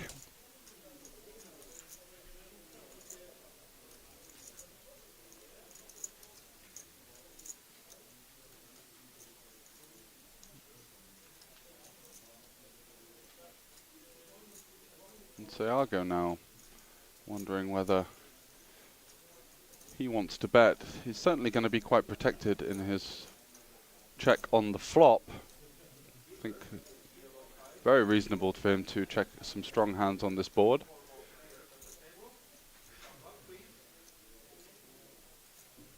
But doesn't elect to bet, and now the door seems open for Koppel to go for this third pot sizing in position. Won't be getting Klopsic to fold, that's for sure. Overcard and a flush draw.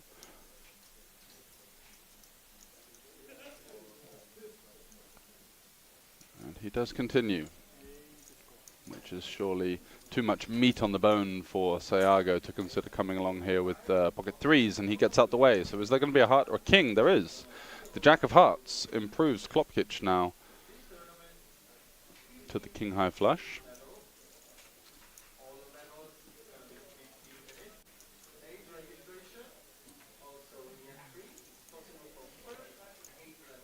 The Jack somewhat thinning out the worst flushes in his opponent's range. Hands like Jack 9, Jack 10 aren't in there anymore, and unfortunately does just get the check back, but it's going to win that one. 375k pot heading in the direction of the Slovenian. Let's have a little look at him, new to the table, see what he's been doing on the live scene.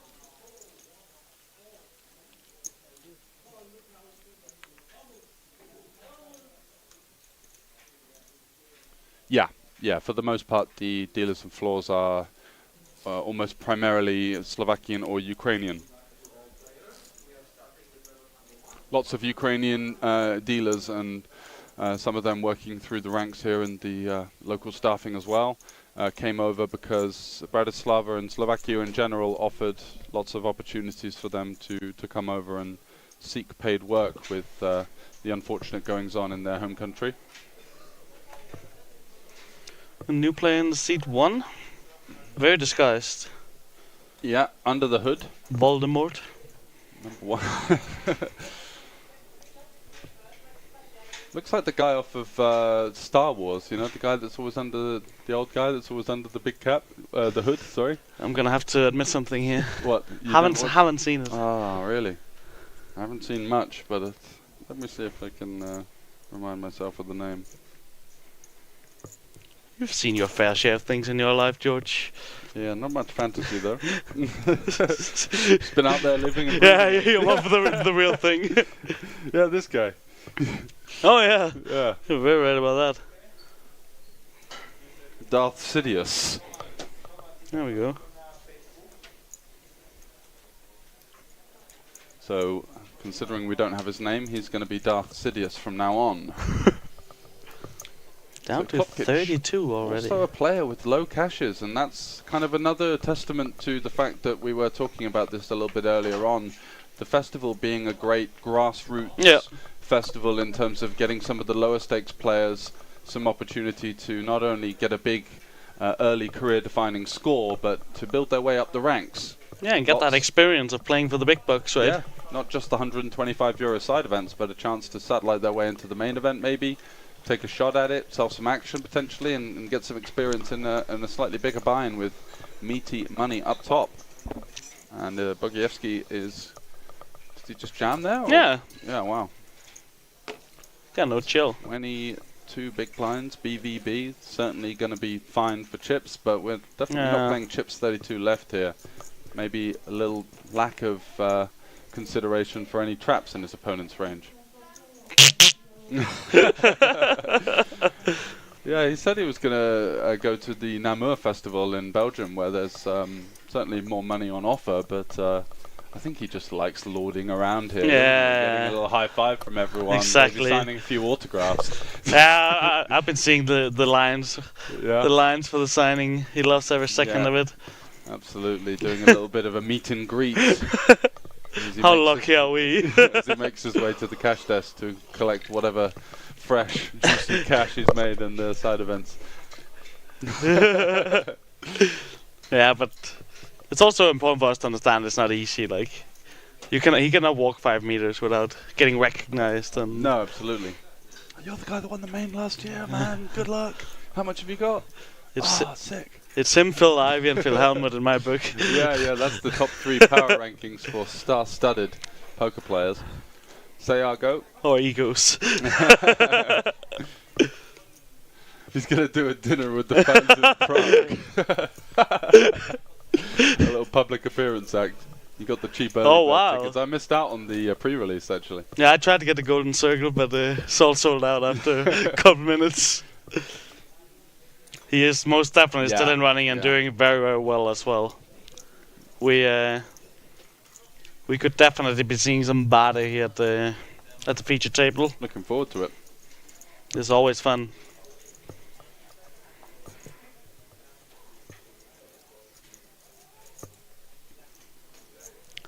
Klopsic here. After Sayago opens the king-jack suited under the gun, he's gonna look to find a solution for what to do with king-queen suited. Does seem like he is counting out a 3-bet. That is not a 3-bet, that's a call.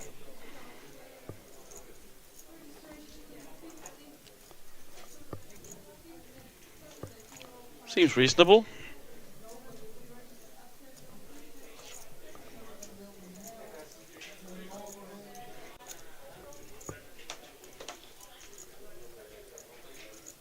And we have a name for this guy, Papa Stefano something.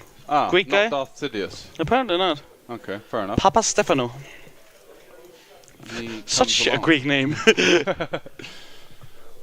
Yeah, every time I see a Greek player, they have an even more Greek of a name than I imagined. Like it's a parody. There was a Cypriot called Christofoforou or something like that. I was like, of course. Thank you so much, and also appreciate it, man. Proformance 7. Greetings from the German Nils. Hope to see you soon. It was a pleasure having you at the festival in Nottingham.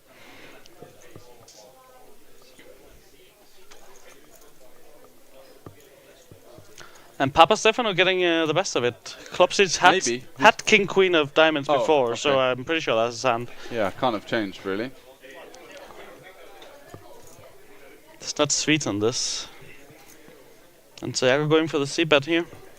Backdoor flush draw. 2 overs. Backdoor straight draw. No backdoor straight draw.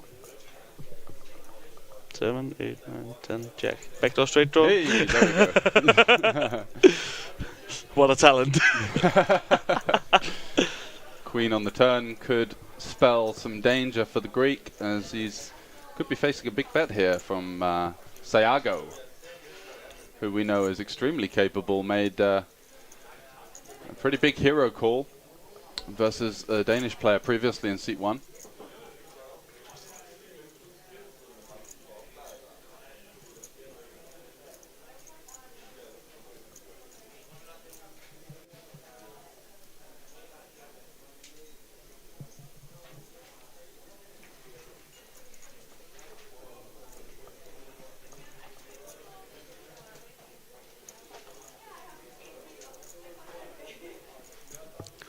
That is a meaty bet from Sayago.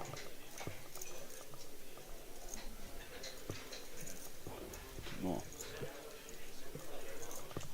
You need to tell me when you find bets, man. I was on the toilet just having a little scan through the markets. Wow. So Sayago going for the double barrel here, and this is the spot that really sorts the men from the boys, really. Supposed to be defending for one more here, I think. Yeah. But you do see a lot It's of people not easy. just don't fancy it, you know. And that leaves a massive gap between, you know, what they're likely to be defending and how much of their range that they're folding on the turn. And if they're folding the 9 there, where a lot of these guys would be check raising sets and 2 pairs for the most part, all of a sudden there's not many hands that they can defend. No, very, very true. Not going to have much Queen X there, calling the flop 3-ways out of position either, so got to be wary of that somewhat. Third favorite taco ingredient. You're just coming up with some great conversation At stuff. least there's someone who wants to talk to us. Third favorite. Well, number 1 is avocado for me. Yeah. Number 2 would be salmon. Look, fish taco. Yeah. Obviously not cooked raw salmon. Yeah. Yeah. Okay. Third, I go beef. Yeah, I think I'd go beef. I do love an avocado too. Yeah. And salsa. Just salsa. This is a great ingredient. Like a good tomato I salsa. did say ingredient. I was Yeah, thinking yeah, about, it's like, not the main ingredient, but there was no emphasis on whether it's a main or a secondary, and you've gone for this. So you've taken a different angle there. Yeah, also I would go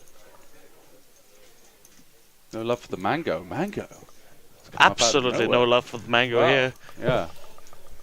It's almost like pineapple on Yeah, pizza. I was just about to say it. Surely that's a guy who likes to Hawaiian too. I do as well, to be fair. But I know that Beasts. it's a very common one to get a lot of disrespect for. Let's not discuss pineapple on pizza and politics.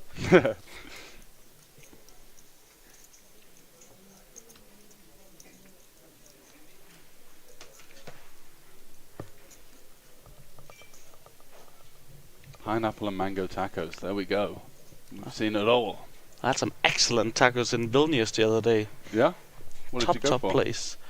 We had both pork and beef tacos Lovely.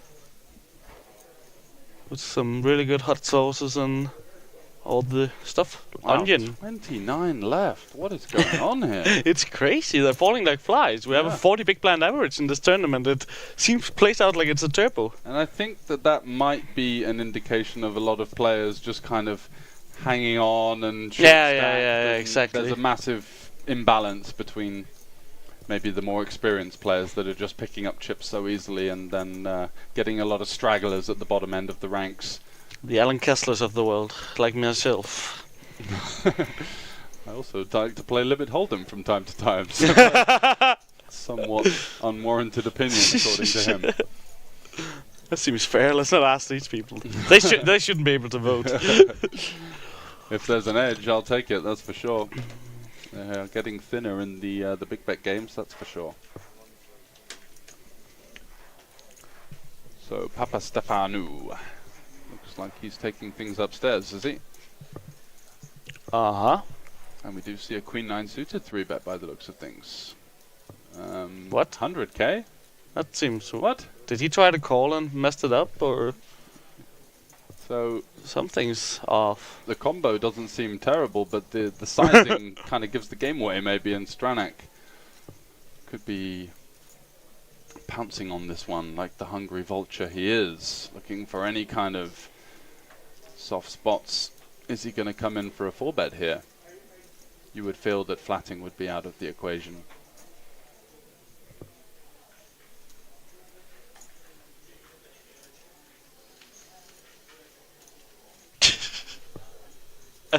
Yeah, we get the limit 3-bet.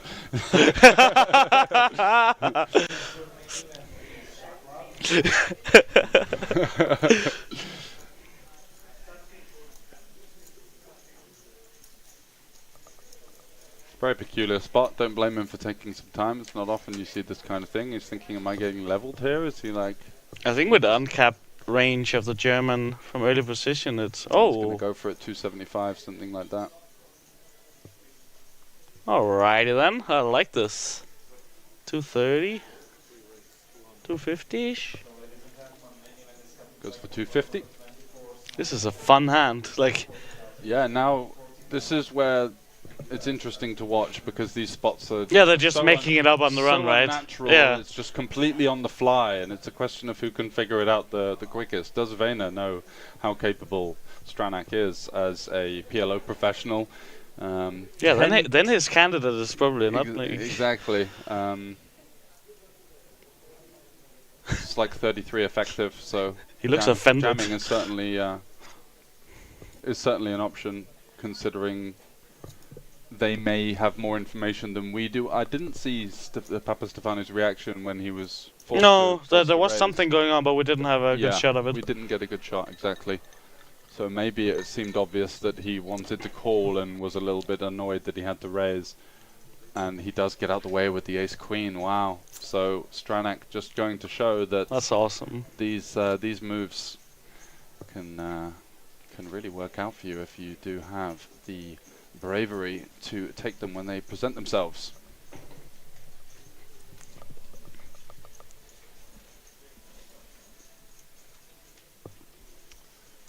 But it looks like Papa Stefanu is not going anywhere, and Stranak does a great job of getting the ace-queen out of there, and now he's in a rather decent spot versus the Queen 9 suited that's going to come along in position, and it's a jack-high board for Stranak. Wow.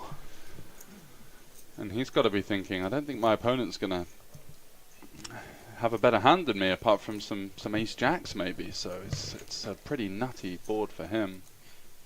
Stranak is just such a cool player. Yeah.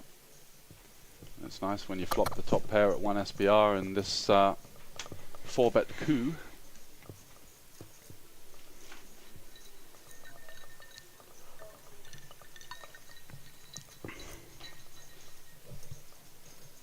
Oh yeah.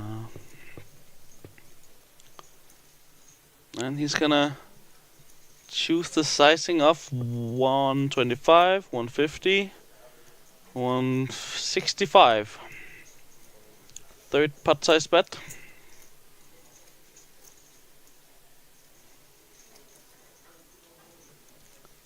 And yeah, Papa Stanafo. Left with nothing but an overcard and a backdoor flush draw. And wondering After, how he lost compounding his error somewhat. 250k on that hand. That must be a bit tilting, but Yeah. fortunately for him, he has no one else to blame. Nicely maneuvered from Stranak there, getting the ace-queen to fold, getting the continue from the worst hand, flopping decently as well, of course, and taking it down as the Slovakian continues to mount a challenge here as we are now, wow, approaching almost 3 tables left in the festival main event with 80k up top. It is nice to just flop a top pair when you make a move like that, right? Absolutely. Certainly makes things easier. Vena out the way with the queen 4. Klopčić now. What's he got? 22 big blinds, ace king. Pretty easy decision.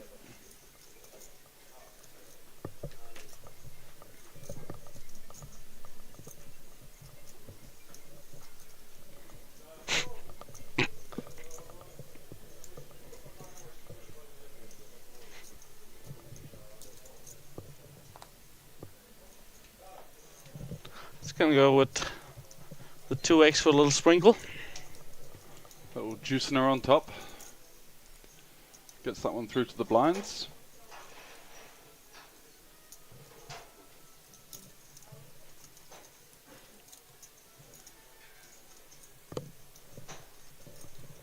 And Koppel in the big blind, 7-3 suited, certainly going to be continuing here. Yep.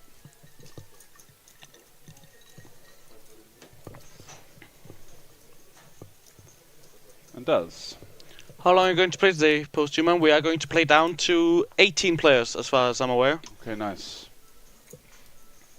No, 16 players, of course. 2 tables. Yeah, 2 tables. The all diamonds Jack 9-7 flop. Klopčić has the second nut flush draw here. Bottom pair for couple. Is this Georgia texture he can lead? Or do we not do it on monotone boards? Maybe a lower connected monotone board. Yeah.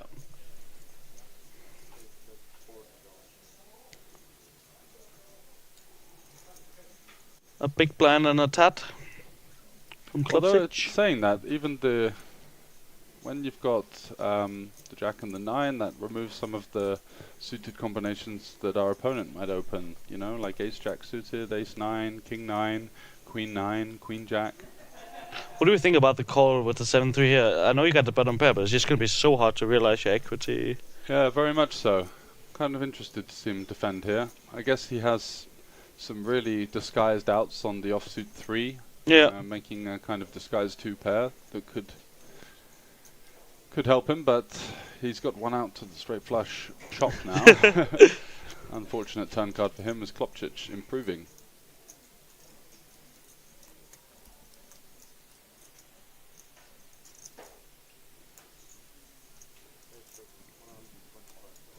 And that should be it for this hand. Half pot. Well, yeah. That should be the end of that one.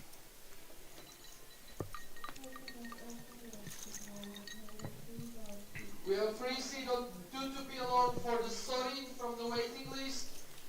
Sorin, table number 3, due to be allowed.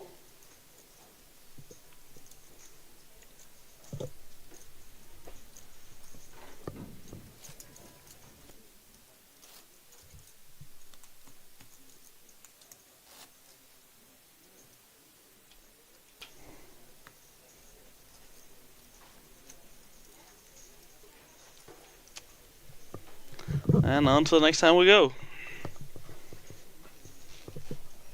Pretty shortly the players will be going on a 15-minute break.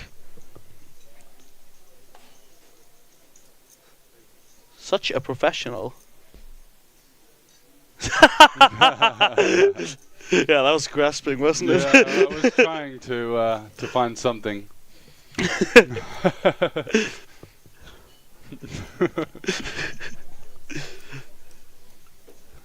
Clutching at straws, potentially. Yeah. Snap called out. That's fair. Bukevski here, 20 blinds on the King Queen O. Of course, going to be good enough for an open.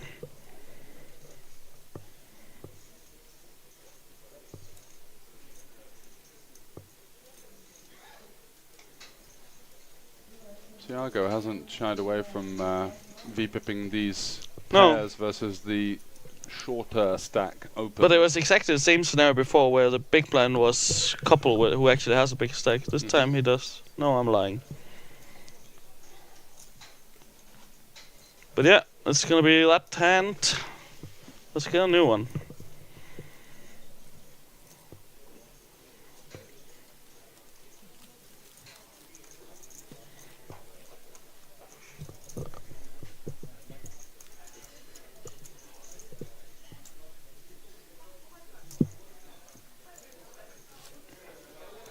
Guess who I can see on the feature table in real time?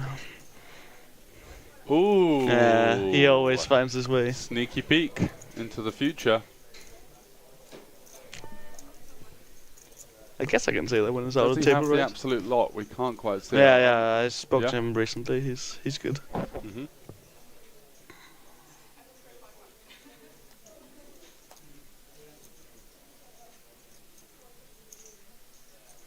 No insight into the Slovakian politics. Jesus Christ, Uncle. Yeah, we really do. It's disgusting.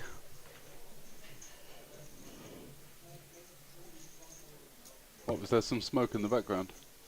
No, I don't think so. It's just Oh, a right. general comment, I'd assume.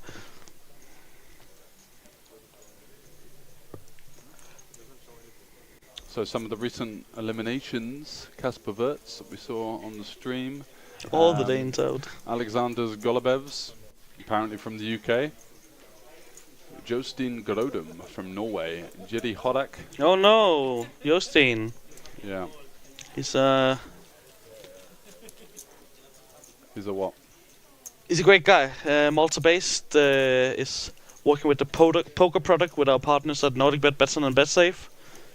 Good player and all-around stand-up guy.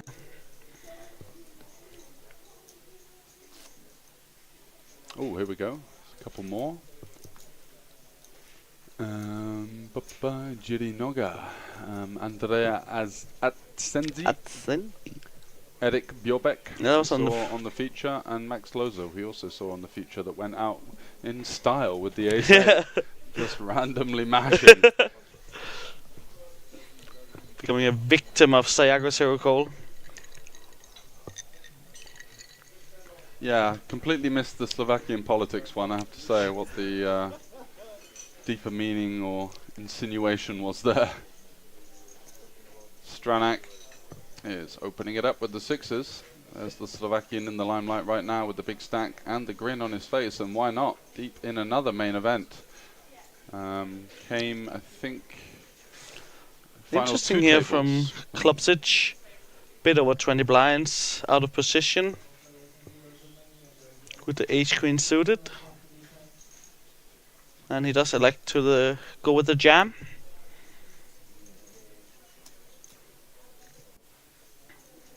Not wanting to take any chances. I think versus a player like Samo, I would 3-bet non-all-in Yeah. call, but at this depth, Maybe jam the offsuit variants. yeah.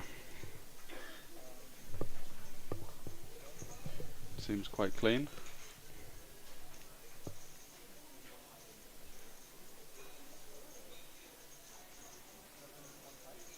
Stranak is not really considering this, is he?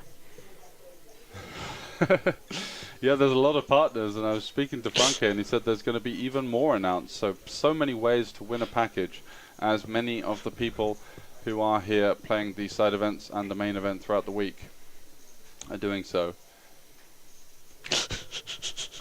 Did you brainstorm before this stream, Senkel? Just, okay, what can I come up with here? It's good stuff, man.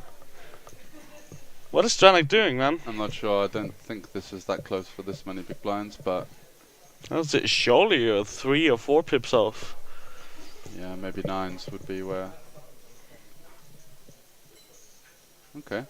He said he would call if he had 7s, and it looks like we Wow. are going on a break potentially. 15 minutes, guys. We'll be back after the break with a new featured table.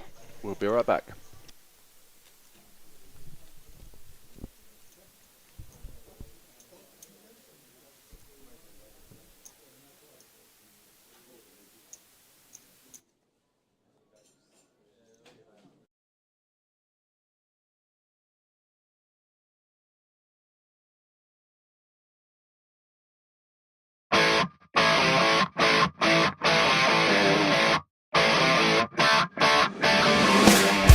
Hi everyone, Anastasia here from the festival series. As you can see, it's a lot of poker action behind me.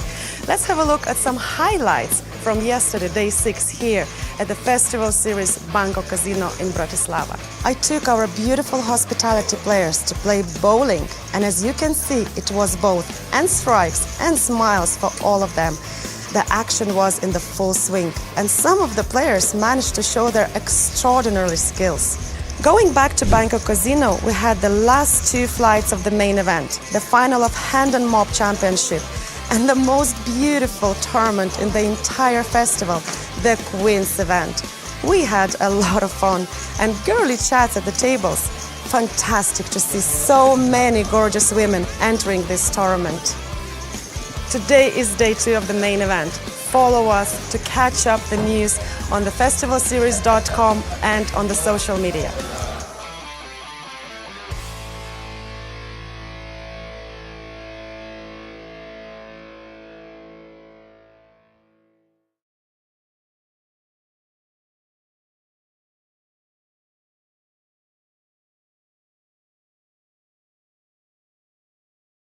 Hi guys, welcome back. Bratislava, the festival 2023, now joined by Elizabeth from Norway, a Coolbet qualifier. Welcome. Thank you very much. And you told me you won 2 packages to this top already.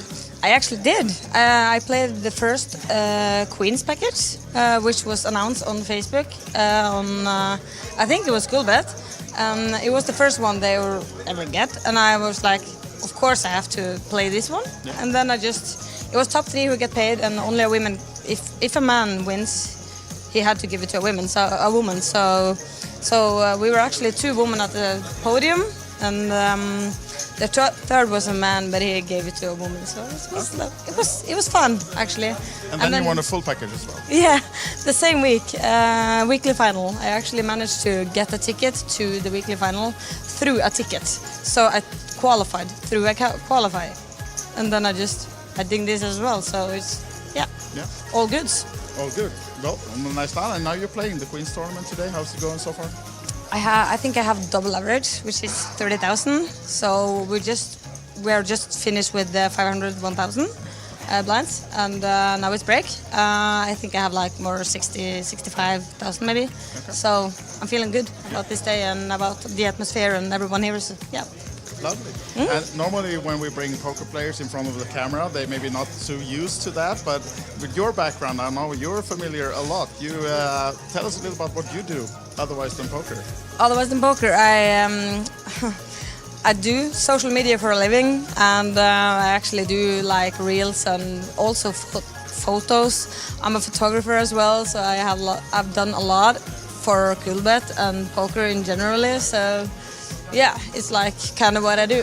Yeah, but someone whispered something about a poker series as well, reality, a drama show. That's actually true, because I really want to go out of my comfort zone, and then I got asked about being in a series, a Norwegian series, which is called Connect, and then they asked me, do you want to be a part of it? And I was like, that sounds cool. So I said yes, of course, because it's like you just have to go out there and do things that you like, because you only live once, and yeah, that's the chance that I got, and I just went through it, so it was super fun.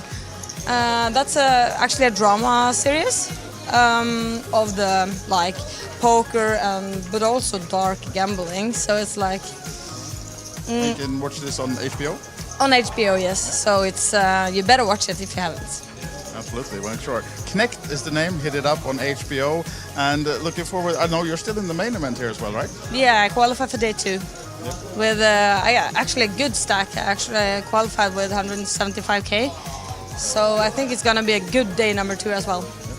So nice to have you here at the festival. Best of luck then, both in the Queens and in the main event, and hope you see you on some podiums here as well.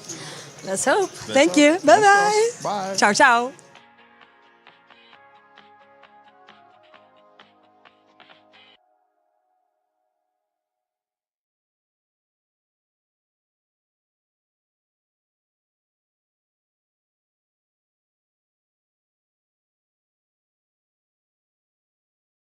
Welcome back to the coverage of the Festival Series in Bratislava 2023.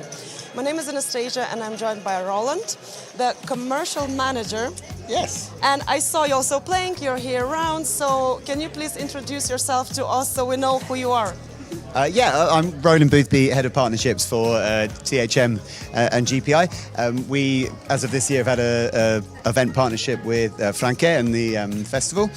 We've had a Hand and Mob Championship side event at every festival that's run this year, and they've all been extremely enjoyable. The Hand and Mob Championship is a concept that we started about 5 years ago to add a kind of fun element to existing festivals, and also run some cool kind of championship festivals all around Europe. Whoever wants to partner with us. You have a very huge database of the players in the Handball Mob, and I'll tell you, I do chat a lot with the players, and when we talk about poker, they say, check me on the Handball Mobs, check me there, look how well I'm playing, so it is important part for players.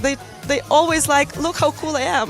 Well, the Hand and Mob database has become a sort of powerhouse within live poker in terms of bragging rights for players and their friends, in terms of having one sort of go-to place for everything in live poker: player results, upcoming events, schedules, rankings, and we feel like we sort of cornered that sort of area of poker extremely well, and that gets an incredibly positive response from players. We're everywhere we go, people love to tell us how much they love what we do, and we're very flattered by that. It's a testament to our team, which works extremely hard. We're a very small team, only 7 people, with a million players on there. We're getting results and festivals from over 2,000 venues around the world in over 50 countries. So you guys are so busy, and only 7 people. You guys doing an amazing job.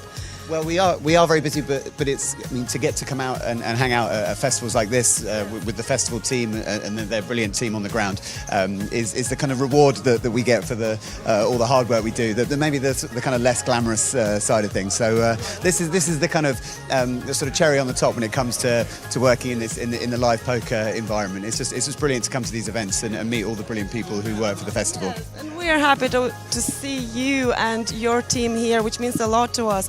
And at the moment, just right here behind us, there is a Handle Mob tournament. Oh, absolutely! Right behind where we're stood now, the Hand and Mob Championship Bratislava is playing down to a winner.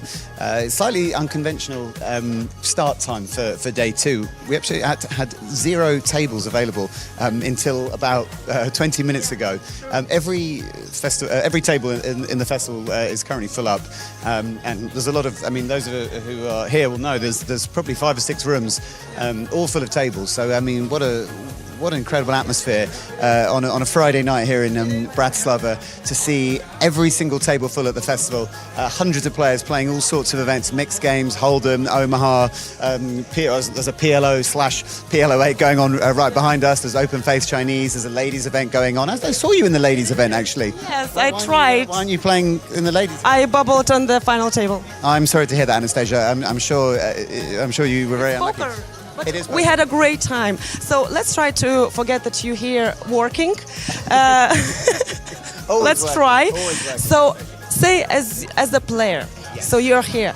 Tell us, how do you feel the atmosphere, the players itself, because you're meeting new people at every stop? Well, the festival is made for someone like me, Anastasia. You may have seen I often go around with a beer in my hand. This festival fits well if you like to socialise, if you like that side of poker. It's not too serious. There's far more than No Limit Hold'em here. A lot of events are very heavy on the Hold'em. There's all sorts of mixed games. There are non-poker variants played. I mean, I tend to stick to poker myself, but if you wanted to play craps or slots or roulette or blackjack, there would be a tournament for you. I've enjoyed. I just played a PLO tournament earlier today, so just a phenomenal experience for a recreational player. You know, there are obviously some pros here too, but certainly the people who like to come and have a good time.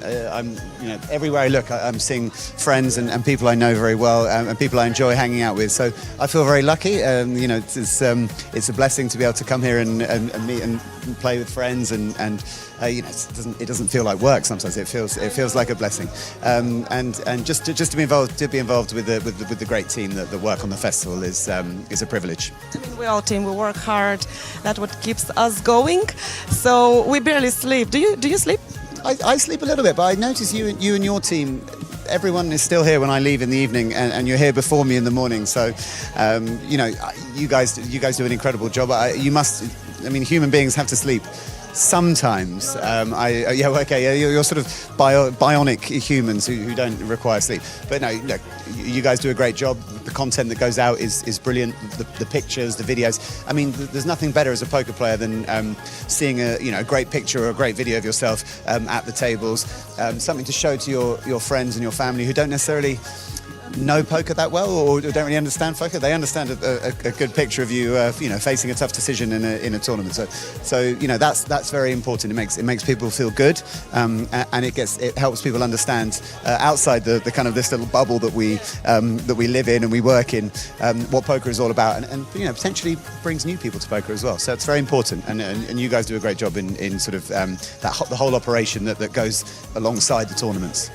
So, talking about poker with the festival series, so you are with us not the first time, so you are following us all the time. You just said how great and amazing atmosphere here. So, we did not release yet where will be the next stop. I know, I'm eager to so, yes, so my question is, you can choose one country anywhere in the world where you would like to see the festival series. Well, I mean, if you're asking me, could the festival go anywhere in the world? So there is it's a little island called Mauritius, right? It's off the coast of Africa. They have a casino. It's one of the lesser acquired flags for many people, and it's a paradise island, and it's one of the best looking flags. Extremely colourful, and white beaches, palm trees, and it has a casino. So if you see Franke around, just say the festival in Mauritius has got to be on this list for 2025, because I believe he knows where he's going in 2024. But you've always got to look 1 year ahead. So I think that Mauritius would be my choice if I had to choose. It's a great choice. You'd enjoy Mauritius too. Yeah, I'm a warm person. He knows me. And so you are coming here to work, basically one of our staffs. But if you don't need to go to work, for example, would you come as a player? Would you follow us no matter where we go? Well, I would absolutely come as a player. The reason being, you go to destinations that I really like going to. Nottingham is, well, at the start of the year we were in Dust Hill Dawn, Nottingham, which is less than a 2-hour drive from where I live, one of the best poker rooms in the UK. I would always go there given the chance. You've also been to Malta, a former home of mine. I lived in Malta 5 years, sort of 2014 to 2018. I've lots of good friends there. Some of them are scattered around this. A lot of Maltese players here. Well, not Maltese, but people who live in Malta. And a lot of them are behind us playing tournaments around this room. So that's somewhere I always look to go at every opportunity. And Bratislava, well, just a phenomenal casino, incredible staff. They look after the players so well. It's a beautiful. We're right on the doorstep of the old town. You can, in between events, you wander into town and you can go and try a restaurant or have a drink in a bar, and then wander back to the casino. And everything's very close together. Not all casinos have that sort of on your doorstep, entertainment, wining and dining. So the the locations that the festival picks are places where are just incredibly good to play poker, and where they look after players. You just have a good experience when you go there. Cheap beer, incredible service, and just a great and well-run events as well. That's very important too.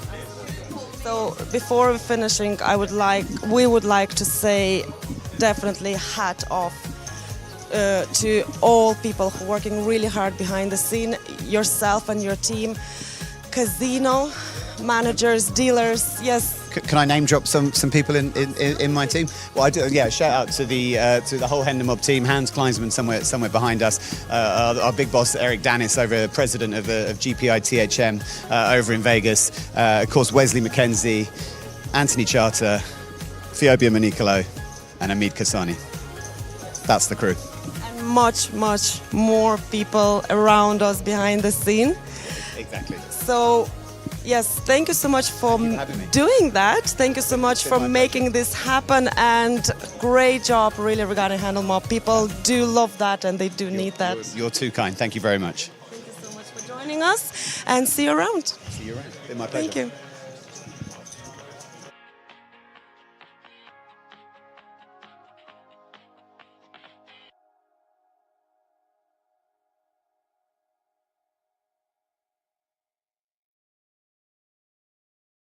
Welcome back to the coverage of the Festival Series in Bratislava 2023. My name is Anastasia and I'm joined by Roland, the commercial manager. Yes. And I saw you also playing, you're here around, so can you please introduce yourself to us? We've had plenty of those from Roland, so we've got a decent insight into the what's going on at the Hendon Mob.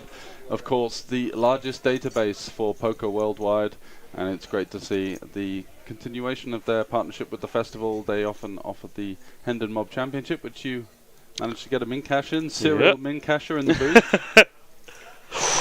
Whoa. Maguire? Sorry, just have to another game on the side here while we're waiting for the action. We're waiting for the action to continue. 27 left, so we're approaching final 3 tables, and we have a female participant here in seat 1.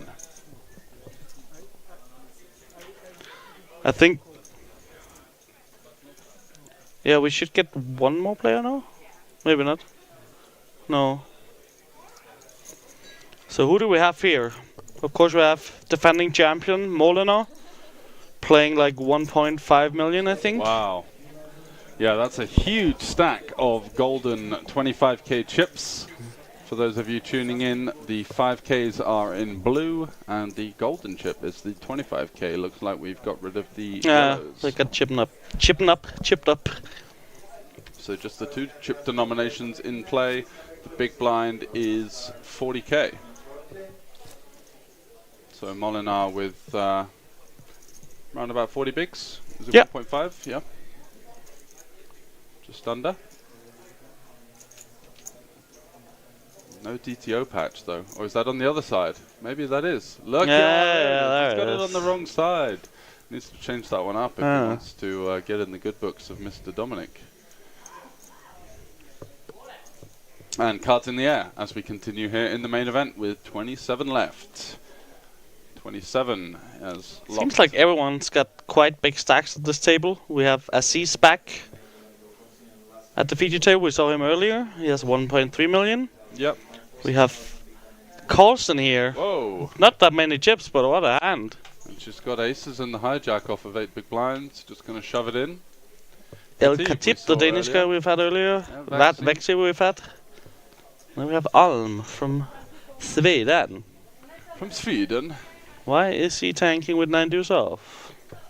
Not sure, just getting that early bit of TV time. Yeah. It's not a bounty, bro. Is this Tommy? Is this Tommy Arm that we saw playing earlier on in the week? Yeah. Tommy Arm, that's him.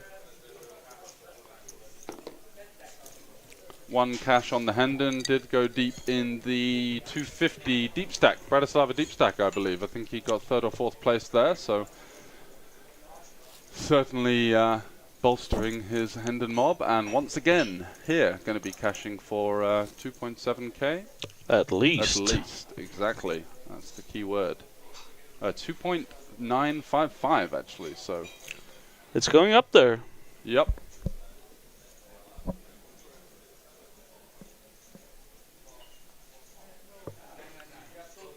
Carlsen not going to find the back-to-back monsters. 5 deuce.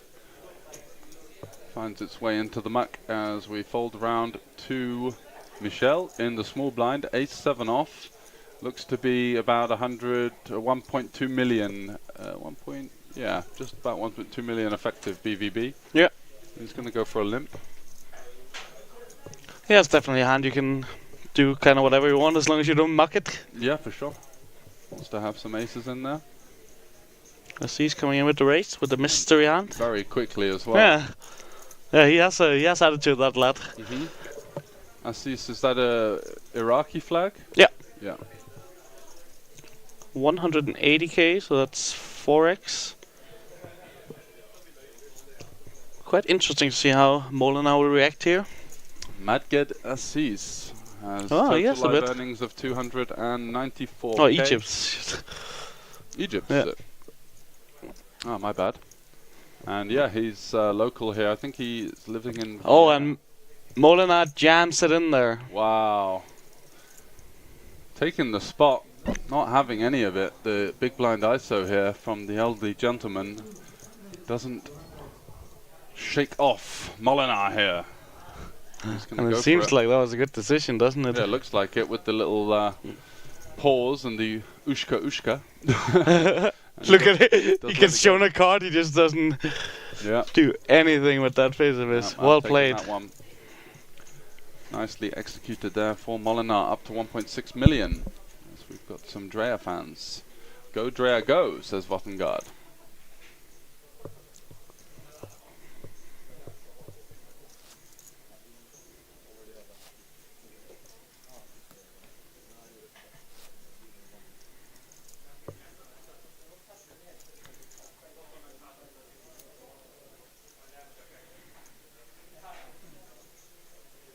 A phone going on somewhere.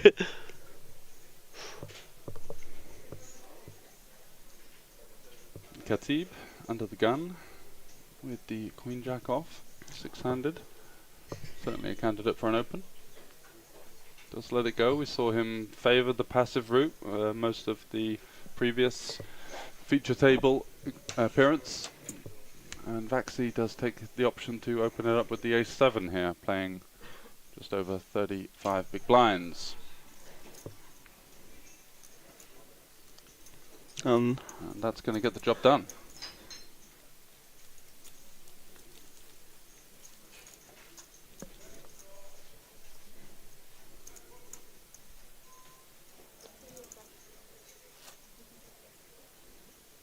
Not every day we get a Norwegian celebrity on stream. You got any more information on that? I'll assume it's our Carlsen in seat 1 here. Yeah. Oh, okay. Yeah, but you know the background? I do not. Please do elaborate, Tobias. Always fun to hear the background of the players, of course. Absolutely right.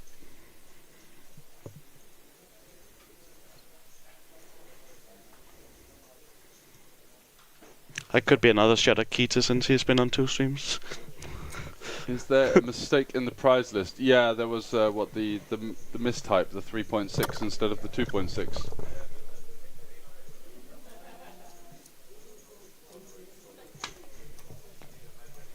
And Carlsen is jamming it in here over arms open. And a very favourable situation for her. Absolutely. We saw Tommy was a particularly unorthodox player.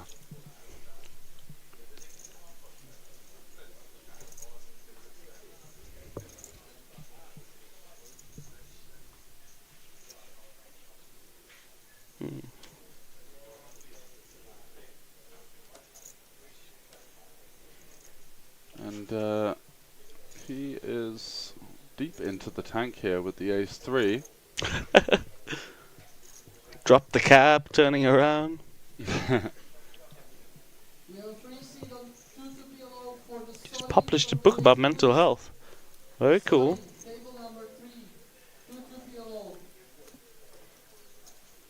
And Tommy does elect to let that one go. It's usually just going to be completely crushed there. Ray's calling ace-3 Yeah. off for 9 bigs. This deep in a tournament, I don't think would be the way to go. Yeah, it's quite close though, isn't it? With the full big blind ante 6-handed. Is it an open though? Yeah, that's another question. He was the cutoff. Yeah. Guess he covered the remaining players. Yeah, she's going to have some suited Broadway rejams, that's for sure. Queen Jack suited, King 10, King Queen off, as you mentioned. So it does get pretty tricky.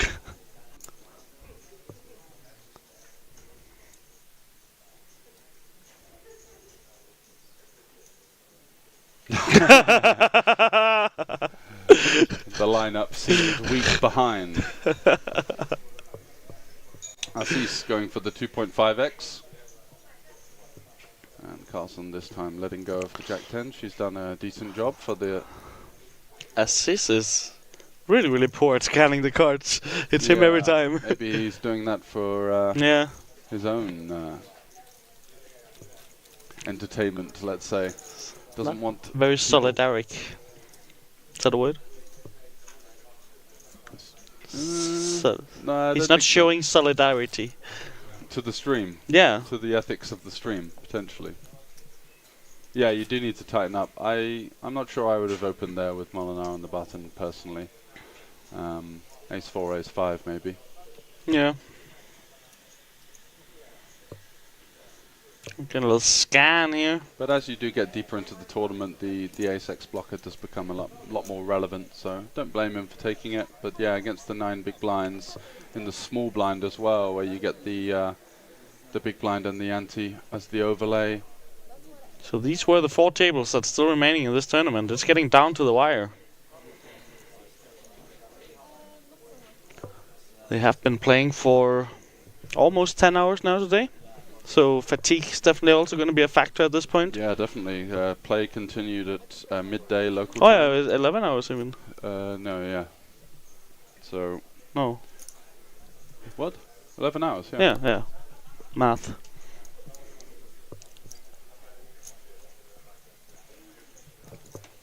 Carlson in the cutoff here with the Queen 6-0. Wow. And let's just That's wait. a queen. That's Wow, 2 queens. 2 queens. 2 queens for the... Oh no. What have we got going on here? Okay, so Khatib has opened the button with A7. That makes a bit more sense. The hand tracker started when we started coverage, which was around about 4:30, 5 o'clock local time. Yeah, like half an hour after they got into the money. Yeah. So that's probably around half of the hands that they've actually played in the day, maybe.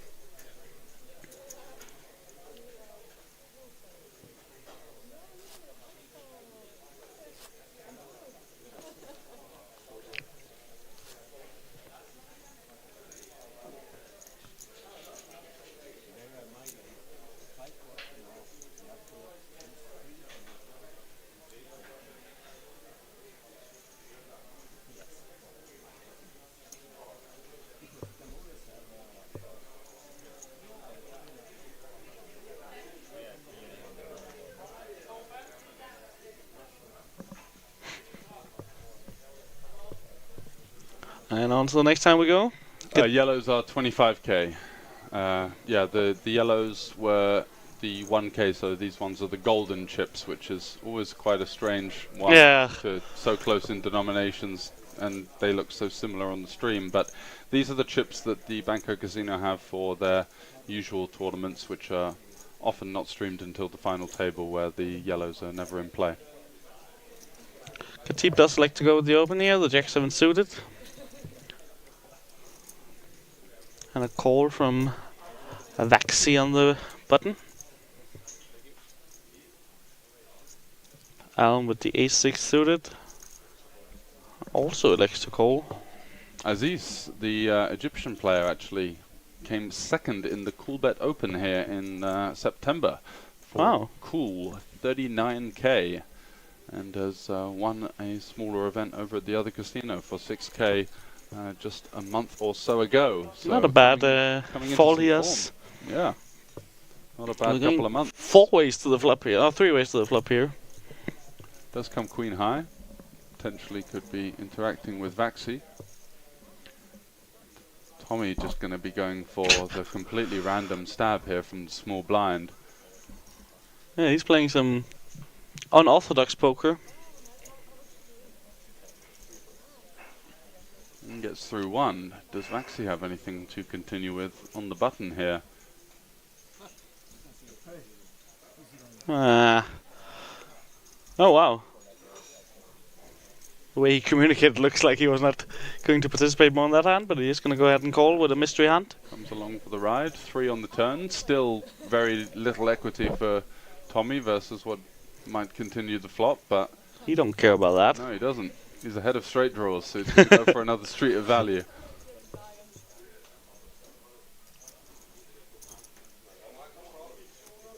Just want to ban everything. Yeah. You need a mod in there.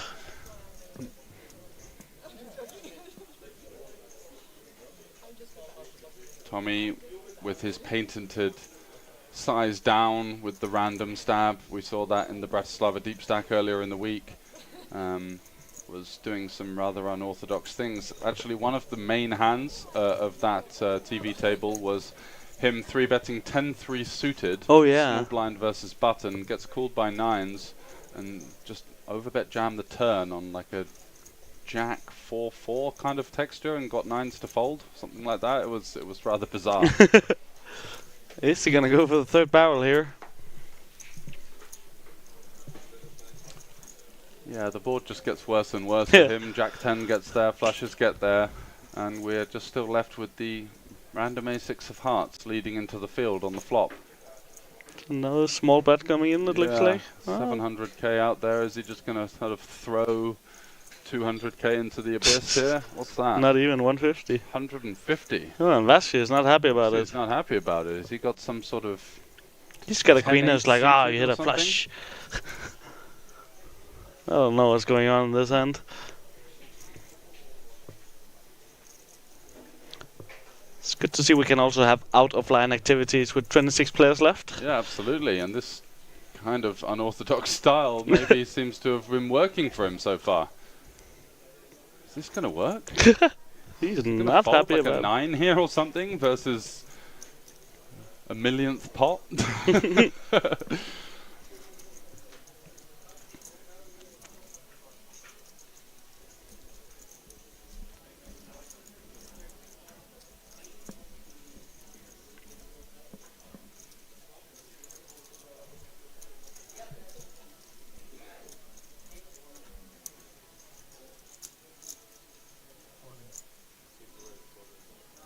Oh, he shoves. Okay, so it was all a bit of an act, I guess. Yeah, alright. And now Tommy potentially saving some face. His cards are perfectly over the scanner, so I'm not sure why we can't see the information. But I would imagine him to be having something like a straight or a flush as played.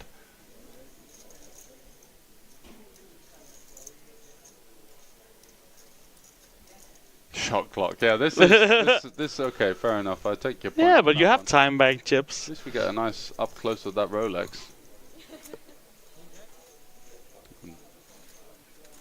Tommy does get out the way.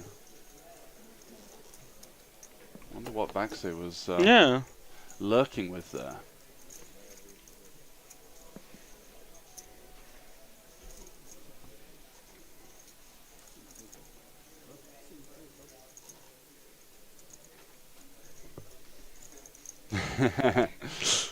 Chat going wild with the shot clocks after a very optimistic tank there from the Swede.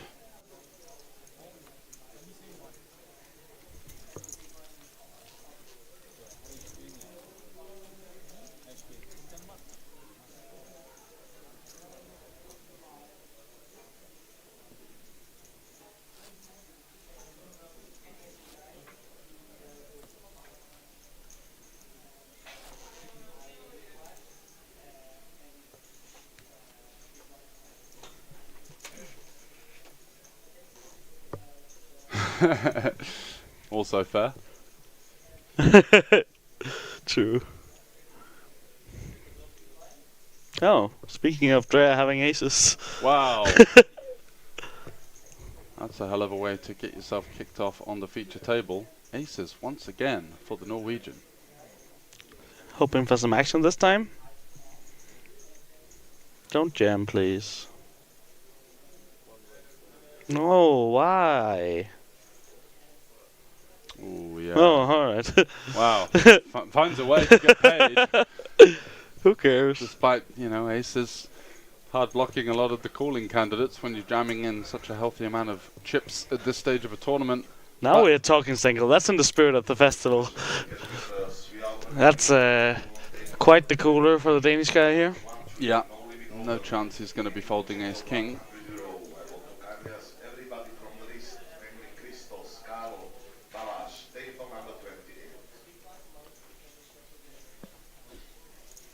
And he is all in.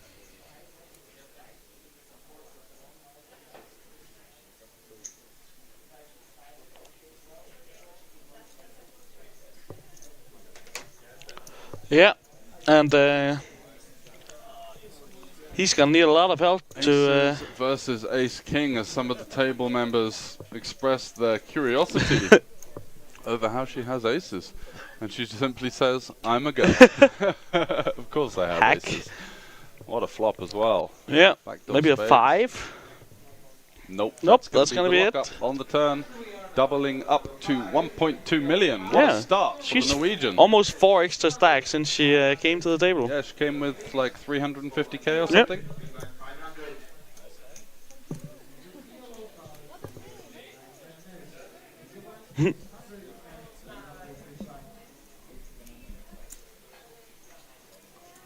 Not sure what's happened to Khatib. Maybe going for a smoke break to cool down, but he's still got chips. So come on, buddy.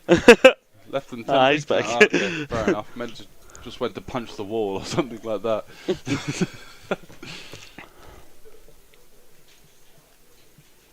Ban the dealer.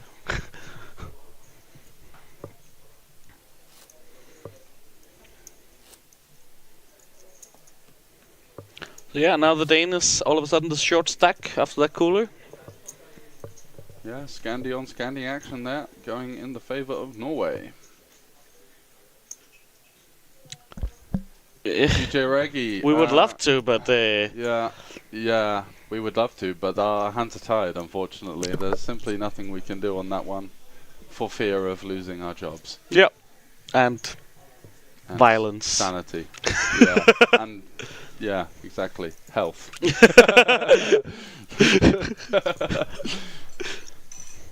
We'd be getting ambushed in the early hours of tomorrow morning by Franke bursting through the hotel room door. We've signed NDAs where we get cut off a hand each if we...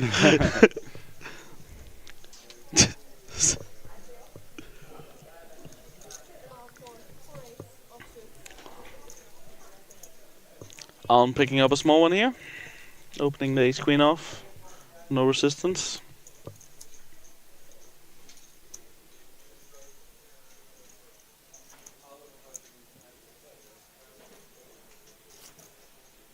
Yeah, that also seems like a pretty likely scenario. And a very scary one, getting chased by a crazy guy with flip-flops.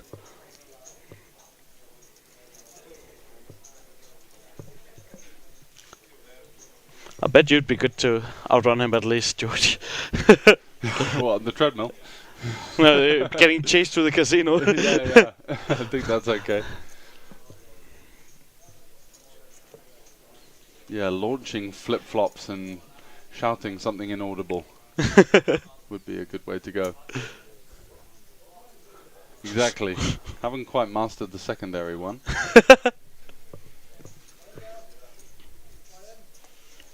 A man who knows his way around the Slovakian tournaments is Mr. Aziz here, popping it up with the Queen 8 and getting the job done. No hand for Khatib to consider calling. Aziz even was nice enough to put the extra bit of juice just to deny him from being able to defend.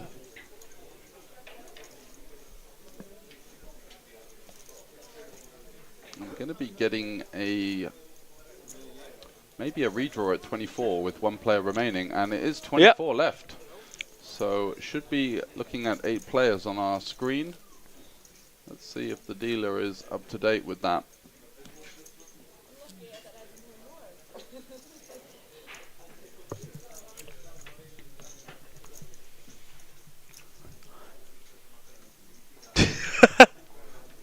Well, I'll be here. I live here. Yawn 0001. Greetings. Welcome, welcome. So it's the rather unorthodox Swedish player here, Mr. Tommy. What's he going to do with his King 8 offsuit? Anything is on the cards, honestly, from what we've seen. I'm up for some mixed games in the other casino. That sounds great.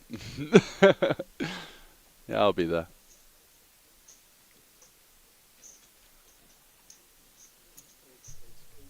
Welcome, welcome, Poker Bras.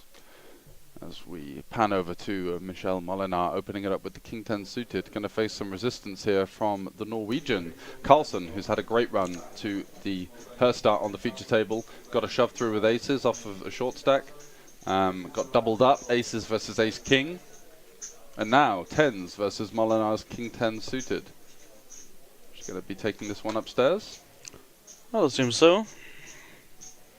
Going for the 3-bet call. Button versus hijack seems reasonable. Most definitely. And there is 3-bet to It's not much. Just under 3x, 215, something like that. Is that no, even less? Yeah, it's very, very small. 220, okay. Oh, she is in position. How many players from the start? We started the stream coverage with around about 120. Yeah. 125 players. It was 132 in the money. Correct me if I'm wrong. 128. Okay. And then we took a break as all of the players had a 30-minute dinner break, and we joined the coverage at around about 5 o'clock local time, as Molinar does.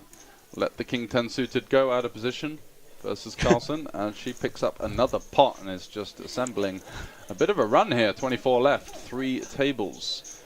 Looking to outlast another 15 to get her way to the festival final table, as is familiar territory there for Molinar over in seat 7, the winner of the festival here in Bratislava in 2022.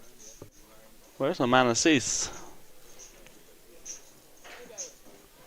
Yeah, it did seem kind of chunky, the 220 there. 190, 195, 180. Potentially freezing out Molinar from continuing a load of worse hands that might have called. Just looking to get the job done, I think, was her intention.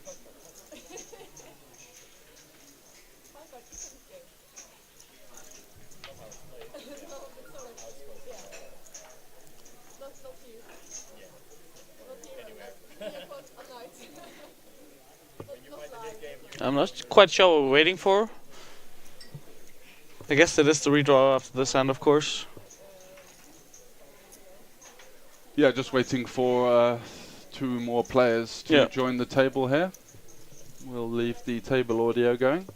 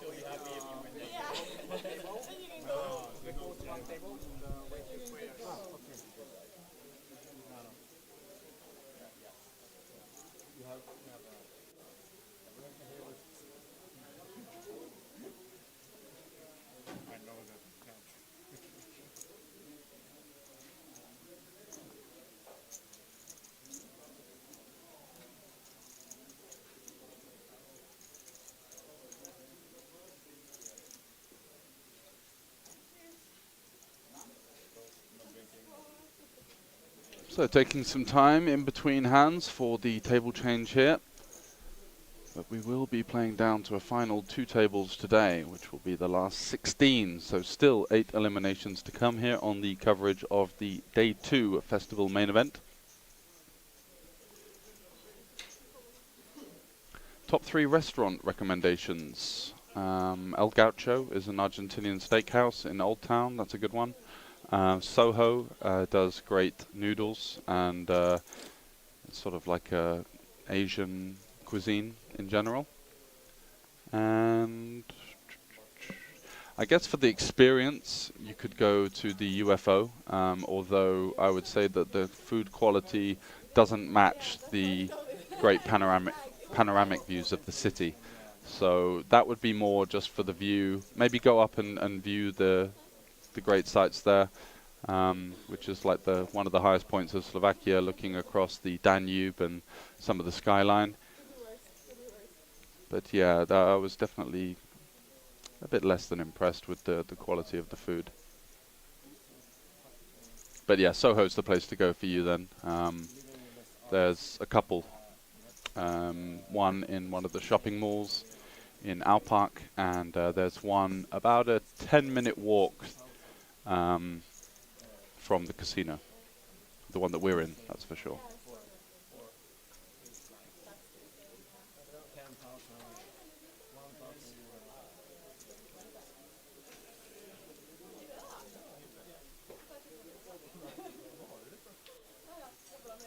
And then for breakfast spots, you can't really go wrong with the 2 places in Old Town, Urban Cafe and the one next to it.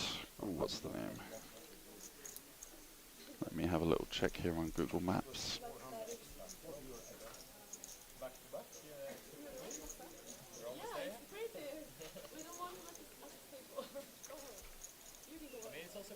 It's Urban Bistro, sorry, and Enjoy Bistro, which do some great breakfast options that are poker player friendly, as it's an all-day breakfast menu.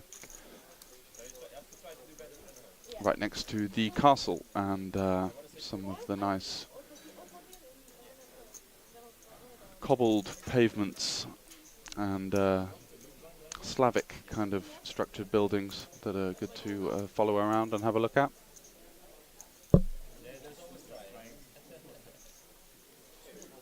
Yeah, the breakfast in the casino, in the hotels is brutal, right? Finishes at 10:30, so often it's like you're finishing a cash game at like 5, 6 in the morning. It's like, do I wait for the breakfast and then sleep on a full stomach, or am I just going to miss it and have to buy my own? So I always can't quite get that timing right.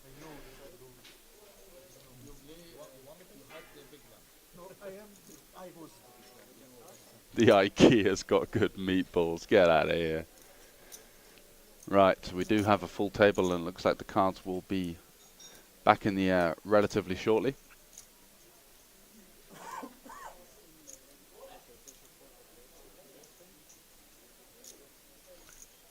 Thanks to a great turnout of all of you tuning in to our Twitch channel here. Looking to take some notes on Michel Molinar, who's going for back-to-back Bratislava Festival Series main event titles, winning last year for about 120,000 euros, and this year looking to take down the 80,000 euro top prize with 24 left, and is in the running with around 30 big blinds at the moment.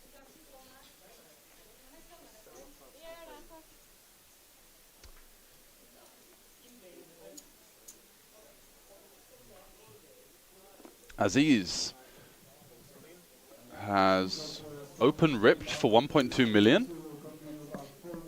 Does he want to paint Ace-King on his forehead in this pot, or does he have some other kind of other holding? How much money have they locked up now? I believe it's about 3,000 euros. Yep, 2,955, and at the next elimination they will get the pay jump to 3,355. The weather at the moment is touching on sub-zero. There was some snow today, so pretty frosty, pretty cold, but to be expected at this time of year. And welcome back, Mr. Jacob. Aziz does have the jacks. Okay, so just launching it in for 30 big blinds from +1. What? Yeah. I don't know. All right. We got some new players here. Absolutely. Full table of 8 for the final 3 tables here at the festival.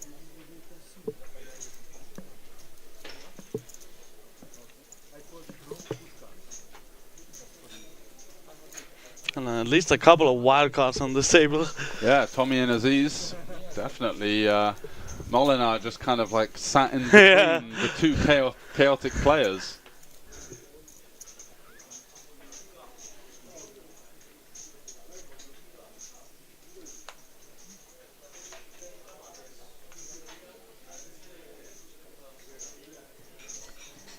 Aziz might be reining it in a little bit with the King 5. Doesn't go for the back-to-back launches. And Wede here. Is that Oscar's brother? Yeah. Yeah. And the father in the chat, I believe. Nice. Sievers in the cutoff with the Jack 9 off.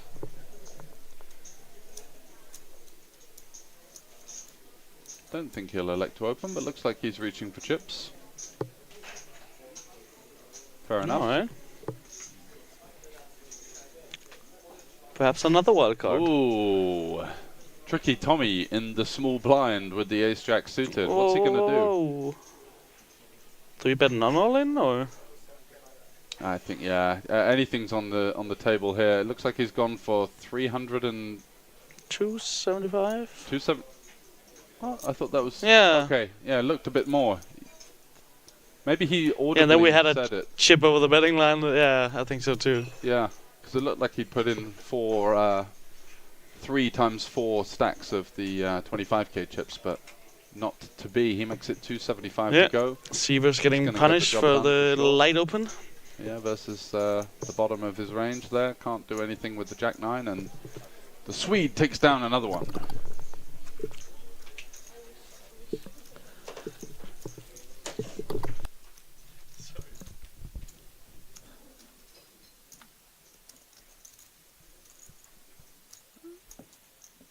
There is a brother, uncles, fathers, and they are all playing poker. Love to see it. Multi-generational talent. Are they all representing Coolbet as well?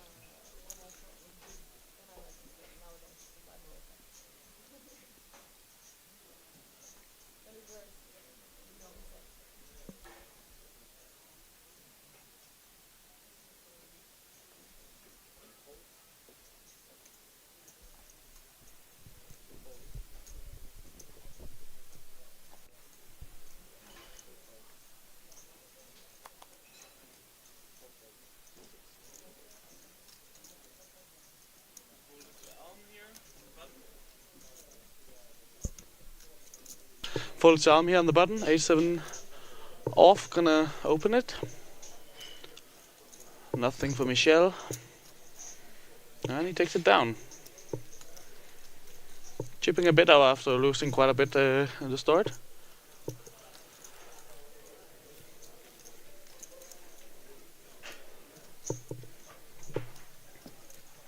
Nice to see so many people in the chat. Let us know out there who you're rooting for.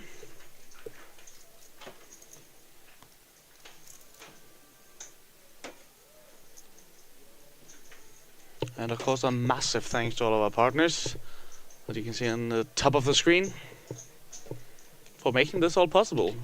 Absolutely. Packages galore flying out from all of the listed partners. Almost easier to say who's not partnering with us. As that's a funny one. Oh, I thought you were gonna claim it. No. Yeah, and you can see where you can qualify for the festivals of 2024. There's gonna be 4 of them in the next year, so we're... Yeah, save the dates. They are live on thefestival.com. locations are going to be revealed. One of those tomorrow, I was promised. Oh yeah, Yeah, from the main man, Franke. awesome. Well, Tommy flatting the 10-9 off here versus the under the gun open from a player opening off of around 22 big blinds. So unconventional is Tommy's middle name. We saw a lot of that in the Bratislava deep stack. Really did beat to the sound of his own drum and found some really unorthodox bluffs that actually worked out in his favor and went deep in that one, getting I think third or fourth for a pretty decent score. So multi-way action here as Carlsen defends the big blind with the overcall. And this could spell danger for the Swede here, as it's going to be top pair versus over pair. Carlsen swing and a miss there with the ace-7. Yeah, that's pretty casing question why he probably shouldn't be doing some of the stuff he's doing, because he's in danger and he's going to click it back, it looks raise. Yeah, he doesn't hang around as Tommy. If he flops a piece, the chips are flying in any way, shape or form. And don't think Wedder's got anything to be worried about if he's got half an inkling as to the type of player that he's up against here. I'm sure they've played against each other plenty. Yeah, final 3 tables. You'd feel that it's quite likely that they'd have had some exposure. Yawn 0001 with the oh dear emoji.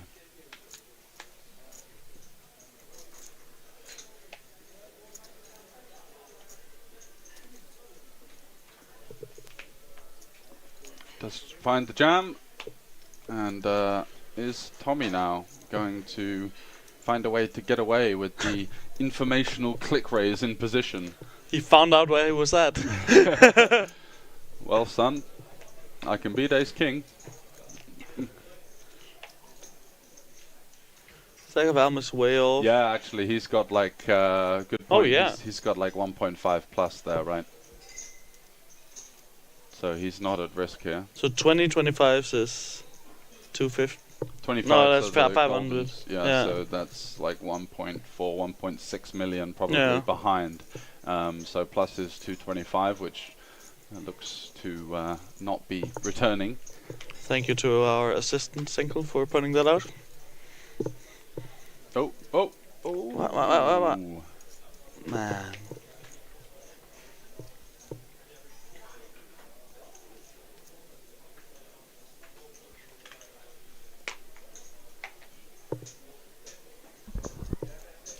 Jesus.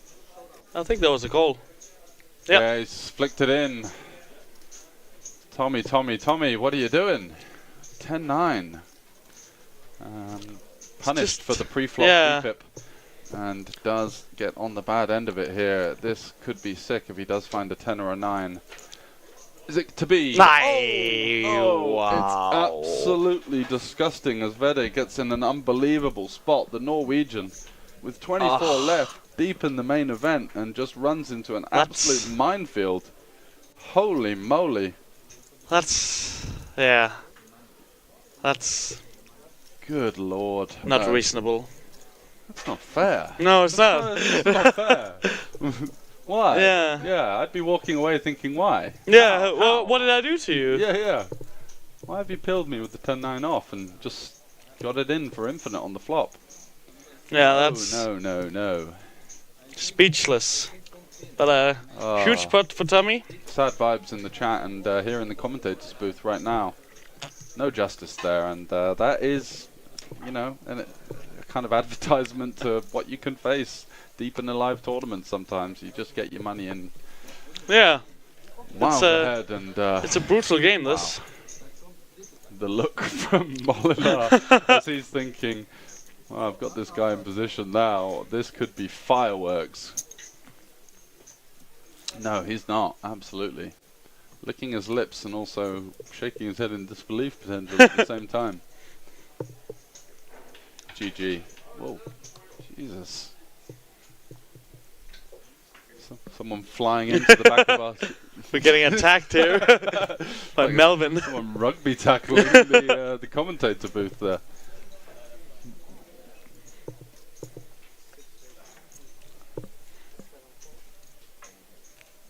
Franke, hearing you talk too much about the other casino. Look now. Lasky opening a king 8 suited from +1. Yeah, very reasonable.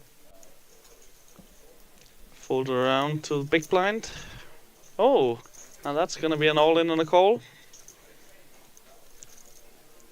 Yep, no choice but to flick it in for the 152k into over 500. Let's go. Senkel is in Brazil. What time is it over there? I don't think so, is he? Huh? What mixed games are running in Brazil? Yeah, I'm gonna 933. try not to claim the Brazil expert of this booth. So looking for a king. Nah. No, not to be. Khatib with the clean double there. Back to 12, 13 blinds. Kind of bled his way down to the short stack and now finds himself with a fighting chance once again with the 13 blinds. Let's actually have a look at what damage Molenaar would do on the Netherlands all-time money list. Yeah, Good point. coming just off Currently the... in 45th. Wow, what a tough country. Yeah, that's pretty sick. 45th with 750k. That just goes to show the strength in depth, as we were talking about. Jorrit van Hoof, who had a deep run in the main event one year, I believe.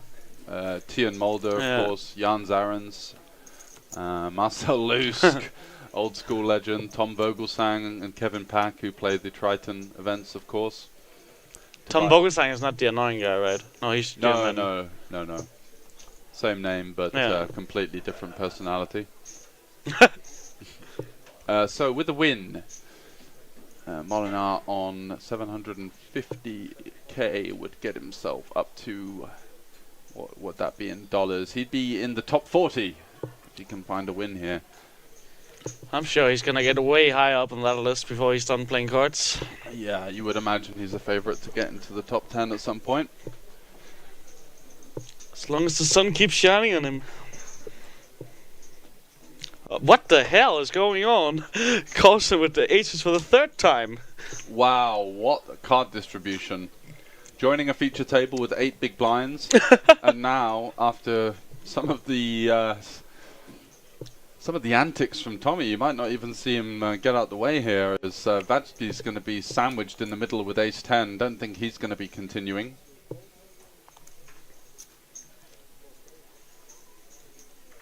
How much? Wow, a lot of mixed games in Brazil. So many that GJ Reggie manages to win the biggest one. Sounds like a bit of salt there. So 280 to go off of a stack of 25 big blinds.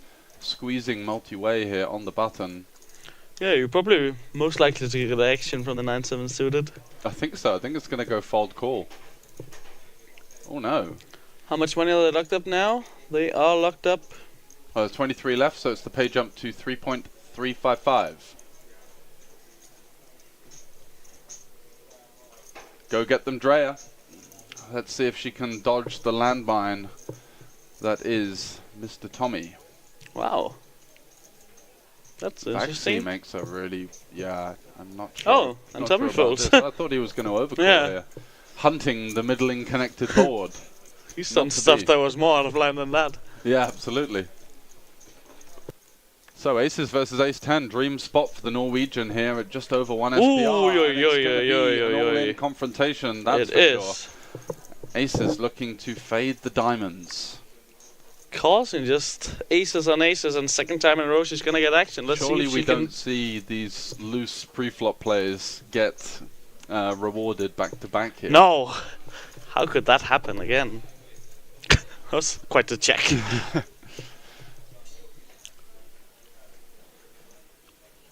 Not an awful lot to be scared of there with the aces. Just going to be looking at a small bet in position for the most part. Yeah. Although she did jam Yeah, the 13 bigs earlier. Could be a bigger than standard bet coming in here. No, she's going to go for 200k. That's very reasonable. Seems pretty reasonable, yeah, absolutely. Leaves herself 650 into about a half pot on the turn. Just under.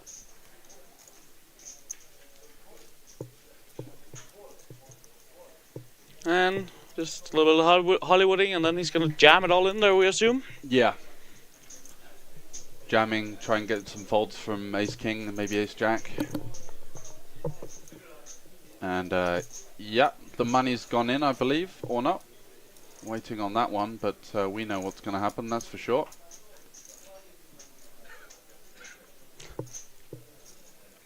Do they really need to rig the deck to do this? And Vaxi, Yep, it's gonna go. is lining up the check jam here in a rather slow and mechanical fashion. And there it goes. The money chips are over the line. No way we're getting out of the way with the aces, so we're off to a huge collision here. Aces versus ace 10 of diamonds. 7 Holding outs. the front door flush draw, the back door straight draw. Gonna need some help. Oh, We've he's seen using two the diamonds stand-up. folded. That's strong. Oh, he's exercising the stand-up Yeah. as well. He's gonna Very, have very good play there, I would really say. 550k behind. What's it to be? Wow! Let's redraw, let's redraw. Absolutely sickening Nope. here. 8 of diamonds on the turn. What's not going even a on? Sweat. Wow. Another wild, wild hand. Holy moly. What is going on the feature table here as Carlsen from Norway takes an unbelievably bad beat there. Third time was not the charm for her aces. How's that the flop in a 3-bet pot in position at 1.2 SPR, you know? Yeah. Aces versus ace 10 and the guy just flops the live one. Ridiculous. Incredible. This is sick. I'm lost for words with these run-outs. Yeah, 22 left. it's really, really wild. Poker is a brutal game.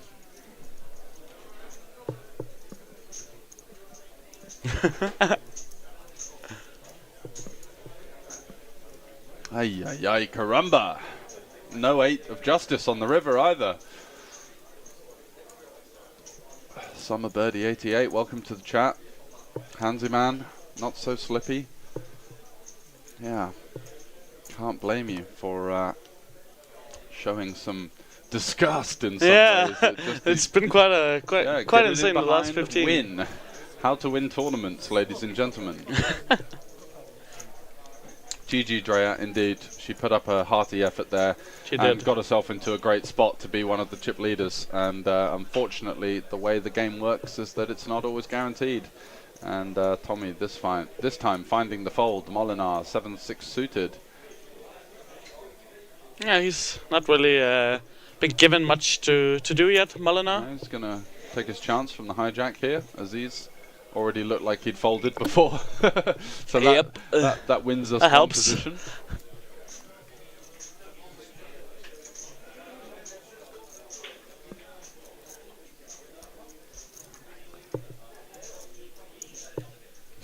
We were just hanging around and got asked in.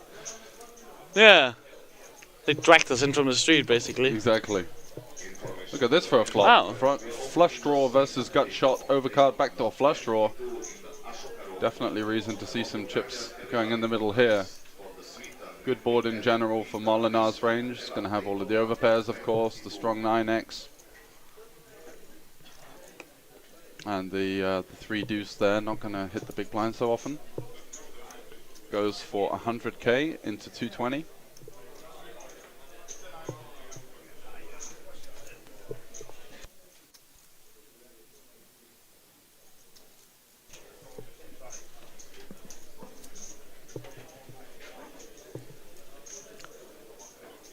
Yeah, surely Vasquez is going nowhere here.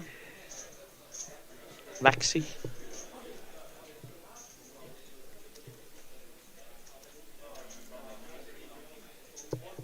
He's going with the check raise. Yeah, that's true, Senkel. And he does go for the check raise, so we do see some action here. Yeah, 2005, this one gets checked to the river for sure.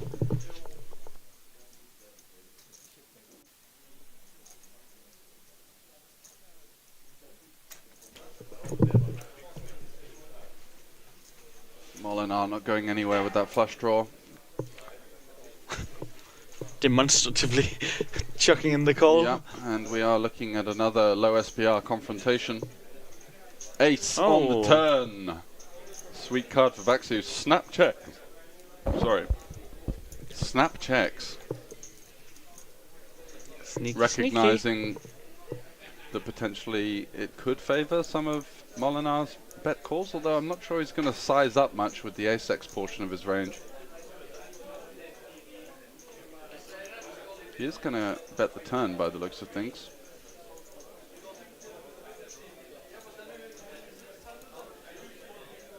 Around 300, 275.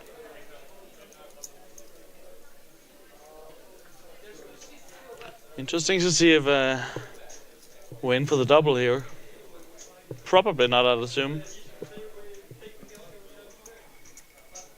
That is calling chips. Yeah, so we are going to a river here with about half pot behind. Can Molinar find a way out of danger?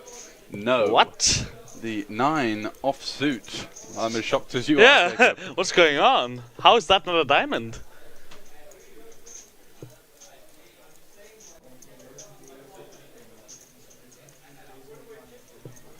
Check raised on the flop. Faces a snap check on the turn. The Hungarian. So true, single. Yeah. Yeah. Some kind of king 9, queen 9. That's very true. Oi. And Molinar's going to leave some chips behind as he goes for the majority of his stack here.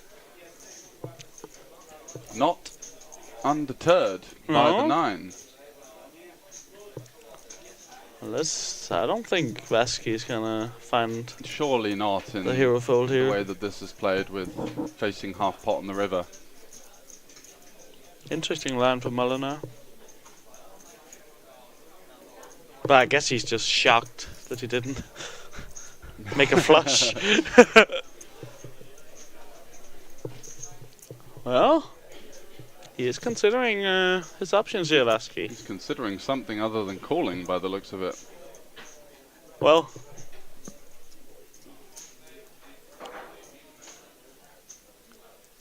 Molinar's played this game before, not giving away. Oh, there's a little go of the Adam's apple there, but pure bluff catcher, I guess, indeed.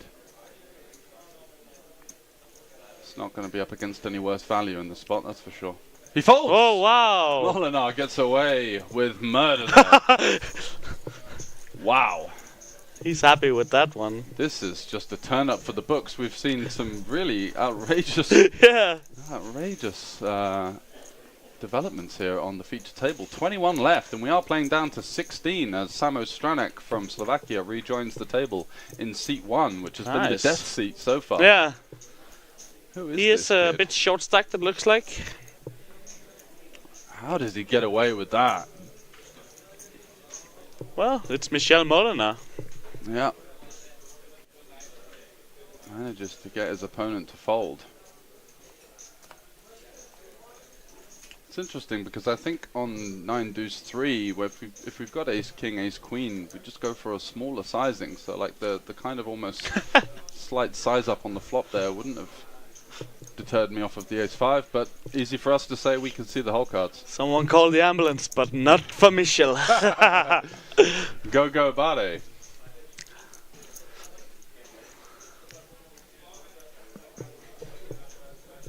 I feel like I ask him every day how to pronounce his name, and I'm in doubt every time I try. It's definitely not Michel. Michael, it's Michel. Yeah, Michel. yeah. But how about Bade? Is it Bar or Bade? There we go. Good We've got question. another. I've only read it. Bade, I don't know. Dutch people, tell us. I think 9 deuce 3 we do have a lot of big sizes, yeah, but we're also going to have some blocks maybe from aces, kings, and some of the ace, king, ace, queen. Yeah, that's fair. Might just simplify to that kind of 40% sizing. I guess you do go a little bit smaller with the ICM considerations of being deeper into a tournament for Chip EV, looking to Molinar go 2/3 plus. But with the c-bet here after opening the pocket 3s under the gun, and that's not going to work out very well for him.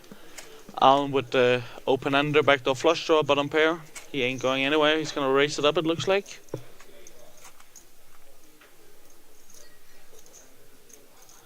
Yeah, around 300. Tommy simply not a man to mess around, is he? He's flopped equity, chips are flying in. That's kind of the way he rolls. Make poker great again. Well, he's certainly doing his great representation of that. Well, he's got that cap from a massive fish too, so it kind of makes sense.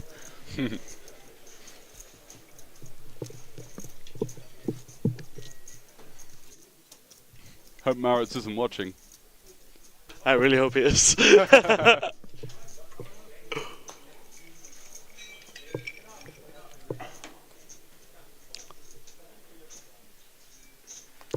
Yeah, I've never seen those racks before. Very deep.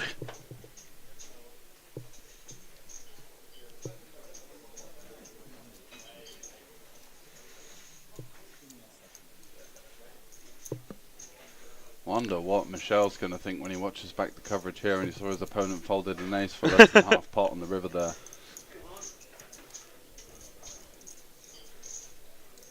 I think he's just gonna rewatch to make sure he actually didn't make a flush. Where was the diamond? Sivas, the German, been very quiet after he did a bit of a Jack wide nine open off. with the Jack 9. Yeah. Not had much to shout about since, and Molinar here in the big blind with the King 7 suited. Round 2. Absolutely. He's smirking. Just going to be a defend, I believe. Yeah.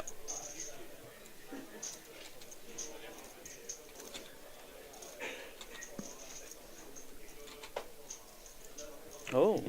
And a piece for both players. Middle pair backdoor flush draw versus the top pair for Vaxi. Goes for another unconventional snap check. This guy just makes it up as he goes on. Yeah, he does. Where's the bet? In this specific instance, it might work out decent for him, though. That's the 80k bet here. Molinar, of course, not going anywhere. No, absolutely not. It's quite perplexing in this spot to work out what your opponent is snap checking back. Yeah. Deuce on the river. No Like, help to when your Molinar. opponent doesn't know his own range, it's very hard to... Well, let's not go that far. I mean, he's clearly got a clue. He's in the final 21 of a big field tournament. You're right about that, George.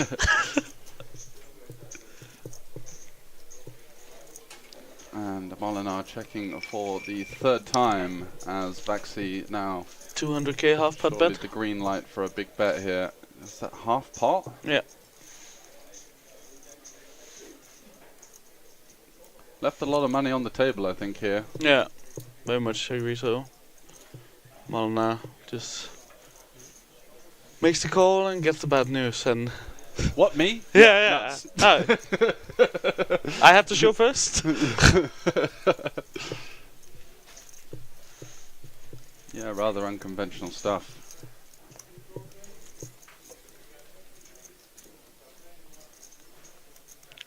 A sip of tea and he's Yeah, it's not too bad. He Back to manages beast to get and- him off well, the, big sip of tea, top though. pair in the previous hand, so still in with a fighting chance of calls, the Dutchman.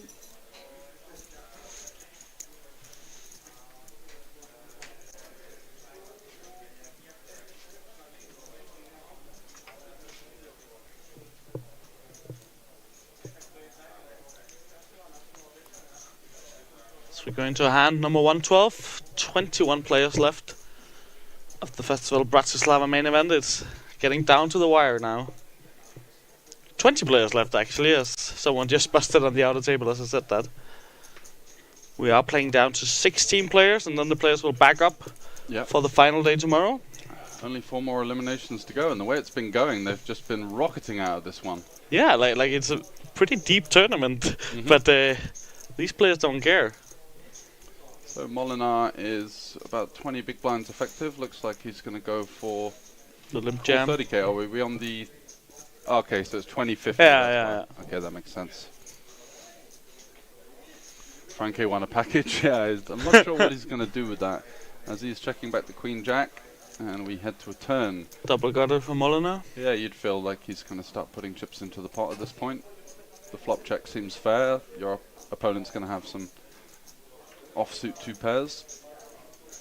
And does go for the small bet. And looks like he's snap reaching for chips here with the queen high.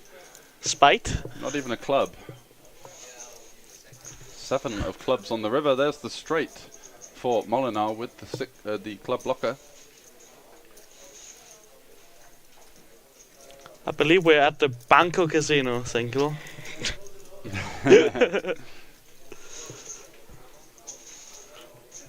Nice try. It's like having police just watching you all the time, evaluating every word you say. Molinar going for the tiny bet, and Aziz, who flattered the turn with queen high. Surely cannot find the call this time his around. head.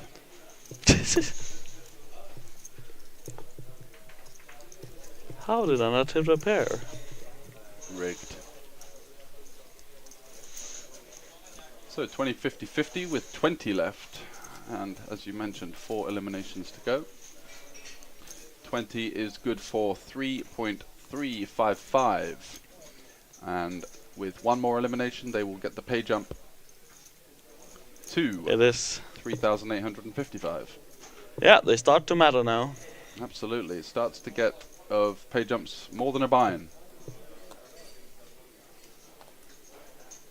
I made 1 and it was 50 euros. It's a valiant effort, sir. We sure do appreciate it. Yeah, we definitely do. It's been good to have you in the chat, keeping us on our toes, that's for sure. Some of my Hold'em knowledge is rather rusty, to say the least. Ace-Jack suited for Vaxi here, going to be popping it up from the hijack. And that's going to get round to Stranak in the big blind, who seems very short, right? in what's going on the other tables. Yeah. Yeah, he's got 700k there, so he's north of 10 big blinds. Alright. At least. Yeah, 760, so he's got about 15 bigs.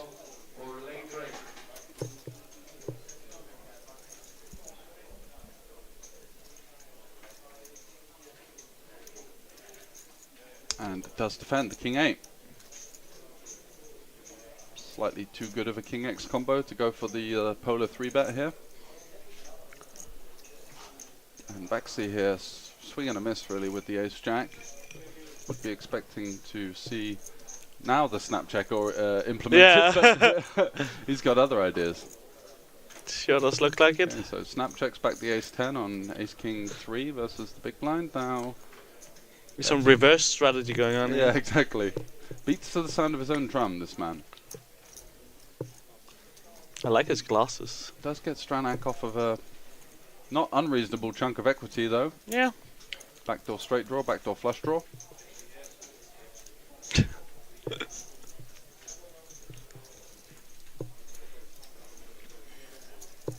think they're really interested in the outer table. A couple of the guys.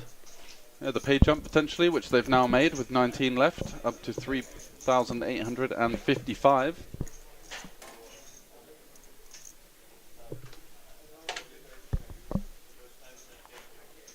It's been a long day for these guys on the feature table. Now nearly 12 hours into battle, looking to make their way for a main event. Day 3 here at the festival. Yeah, it's now you are the most tired and you need the most focus. Mistakes are very, very expensive.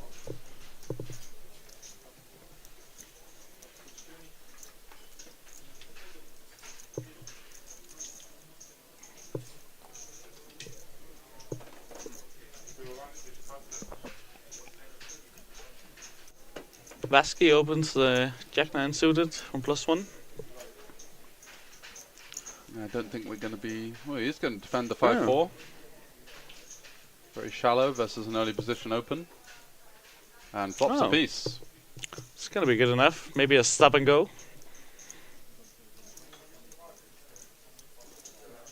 Yep. And he does go for the jam. And this is exactly the type of hand that might consider folding. Jack-9, 2 overcards, backdoor flush draw, just gets out the way. So nicely done there from Khatib.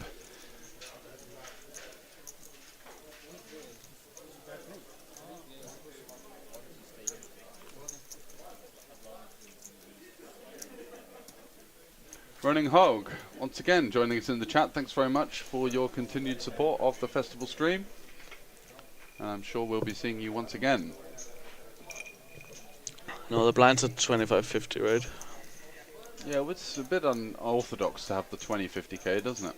But I think they are 25. They are. Okay, yeah. so it's a small mistake. Apologies for that one, guys.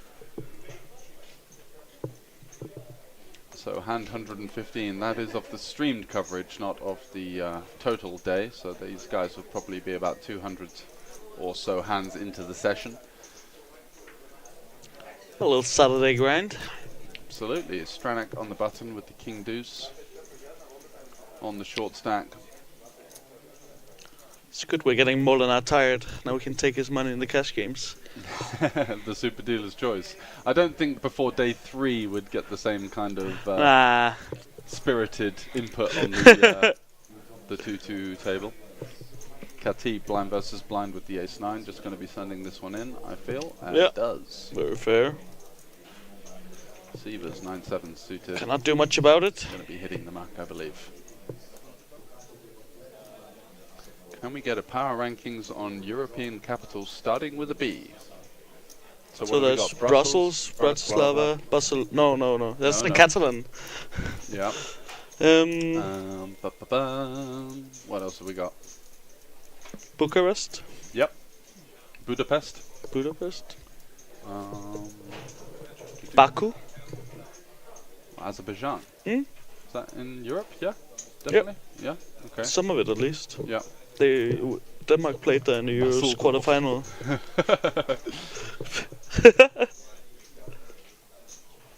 I think Budapest #1 for me. I've never been to Baku. Brussels is a bit of a lame city in my opinion. Yeah. I'll go Bratislava, Budapest. Oh, Berlin. Berlin, yeah, good one. Some would say the most obvious one. Yeah, we missed that one. Queen 10 for Molinar, opening it up here. Stranak not going to have any response. And El Khatib gonna have another jam here. Yeah. And we'll be happy to run into the bottom of Molinar's range. I think the chat is also getting tired. Yeah, it's a bit sloppy, isn't it? Vaxi here has a decision.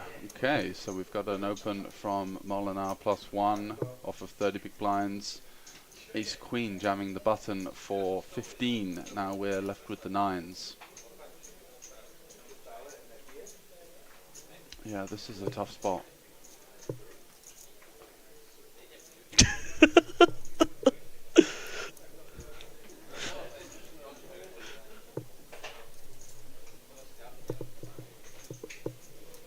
Does select to let it go. Yeah.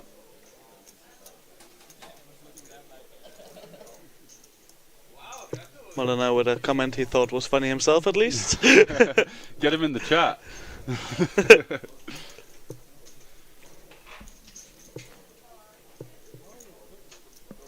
Heckenwitz, welcome to the stream. Welcome, welcome.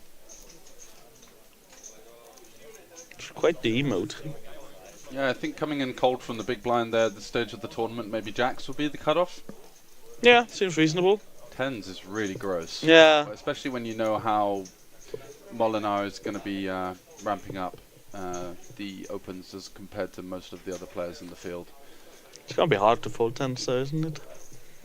Yeah, that's ace king 10s kind of range maybe.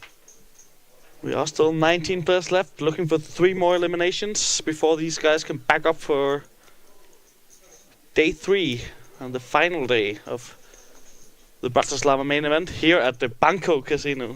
Hey! Serious is just card dead. I'm actually limping the 10-5-0. Yeah, looking to get a cheap flop versus Tommy, who's got other ideas. Let's go. Send him packing. That's another 125, mate. Small blind. That's it, Tommy. And shows it. Like, I got you. Wrecked. Good value race. Expertly played. Not a bad combo as well. I actually really like it. Definitely going to get some better jack-X to just limp fold there for sure. In the heart. Yeah, that was the AI chatbot. Oh thing, yeah, wasn't that's it? right. Yeah, the illustrious and the sweeping panoramic city of Bratislava or something. Give it a rest, Nightbot. Oslo. There's only one. Yeah, I was about to say, is this a trap?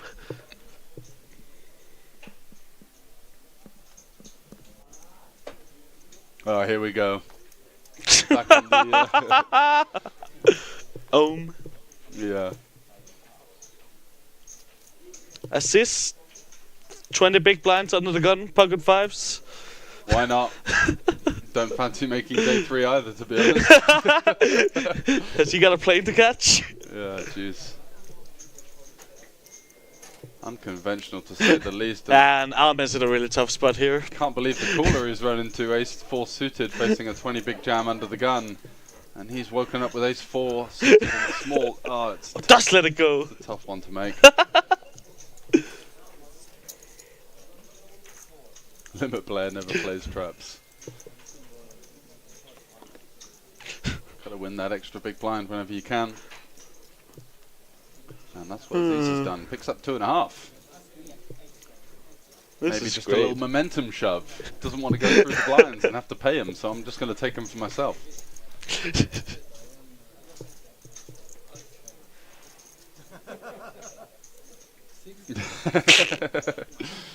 Hey, Aziz fancies crossing back over to Austria by the looks of it. Ace-10 suited for Stranak. Aziz has quite a way to Egypt. He's a local. We had a look at his Hendon, and it's primarily all Slovakian and Austrian caches. Or maybe he just loves this amazing city. Yeah, it's not the only one. Stranak. Jams for 40 bigs here, 7-handed.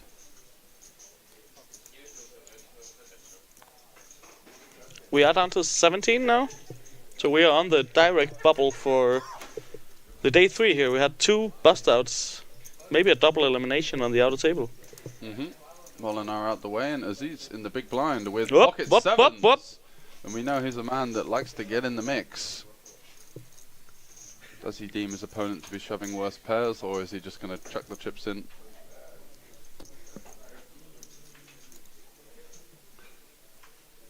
Stranak doesn't know whether he wants a call or a fold, probably just hoping to pick up the blinds.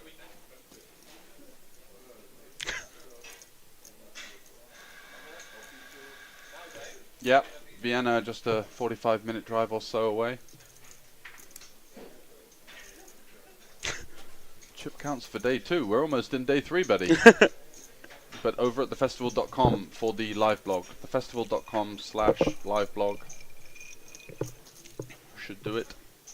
There's a big link at the top of the holding page. Aziz is in serious doubt here.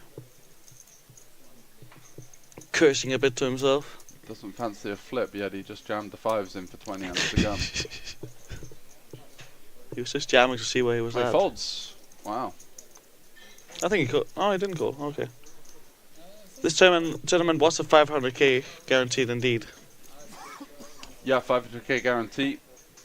1,025 entries, I should say. And we are 1 elimination away from these guys making day 3. Ooh. Oh, what's we Floor have some doing? Information here from the floor. Interested bystander there, potentially could be The seeing balancing, right? Yeah, balancing act as Stranak exits the arena. Little smash and grab job, got a shove through, and he's back off onto one of the outer tables. Yeah, so it's a pre-rake advertised guarantee, right? Correct. Pre-staff 5%. Yeah, that is how they do it here. Yeah. John Kite wasn't a fan either because he played an event in the played an event in the other casino, which was a 50k guarantee that overlaid, and he was going a bit mad on Twitter about how there was only 42.5k in the prize. Yeah.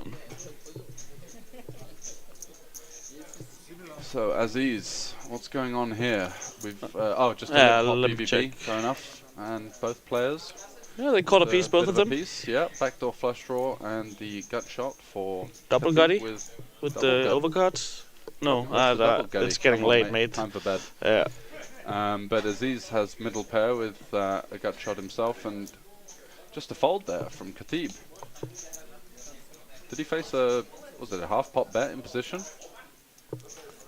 2 overs, gut shot, backdoor flush draw. Yeah. Behave.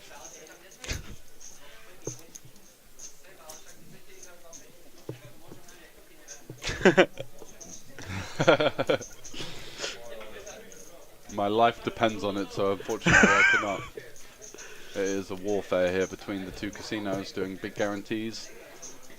It's very healthy for the players. Yeah, I mean the opportunity for low to mid stakes players to get in tournament volume with big guarantees is almost unmatched outside of Rozvadov across Europe, I would say.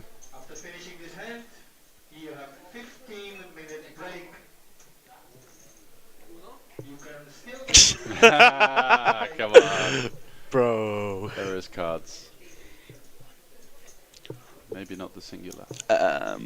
I'm peeling here, of course, with the 6-4-0. Pretty standard stuff. After Vasky opened the King 3 suited under the gun. Why not? He's just looking for that one more elimination. Oh, out of table. Molina is looking, Aziz is looking. Oh. Oh, yeah. I think this might be it. Ooh. Does that mean Khatib isn't going to defend his big blind? Sorry, he's in the small blind, of course. So I think you'll just be seeing him get out of the way. Oh, he goes for the shove. Brave. Wow. Based on the way he's played, I wasn't expecting No, that, not to at be all.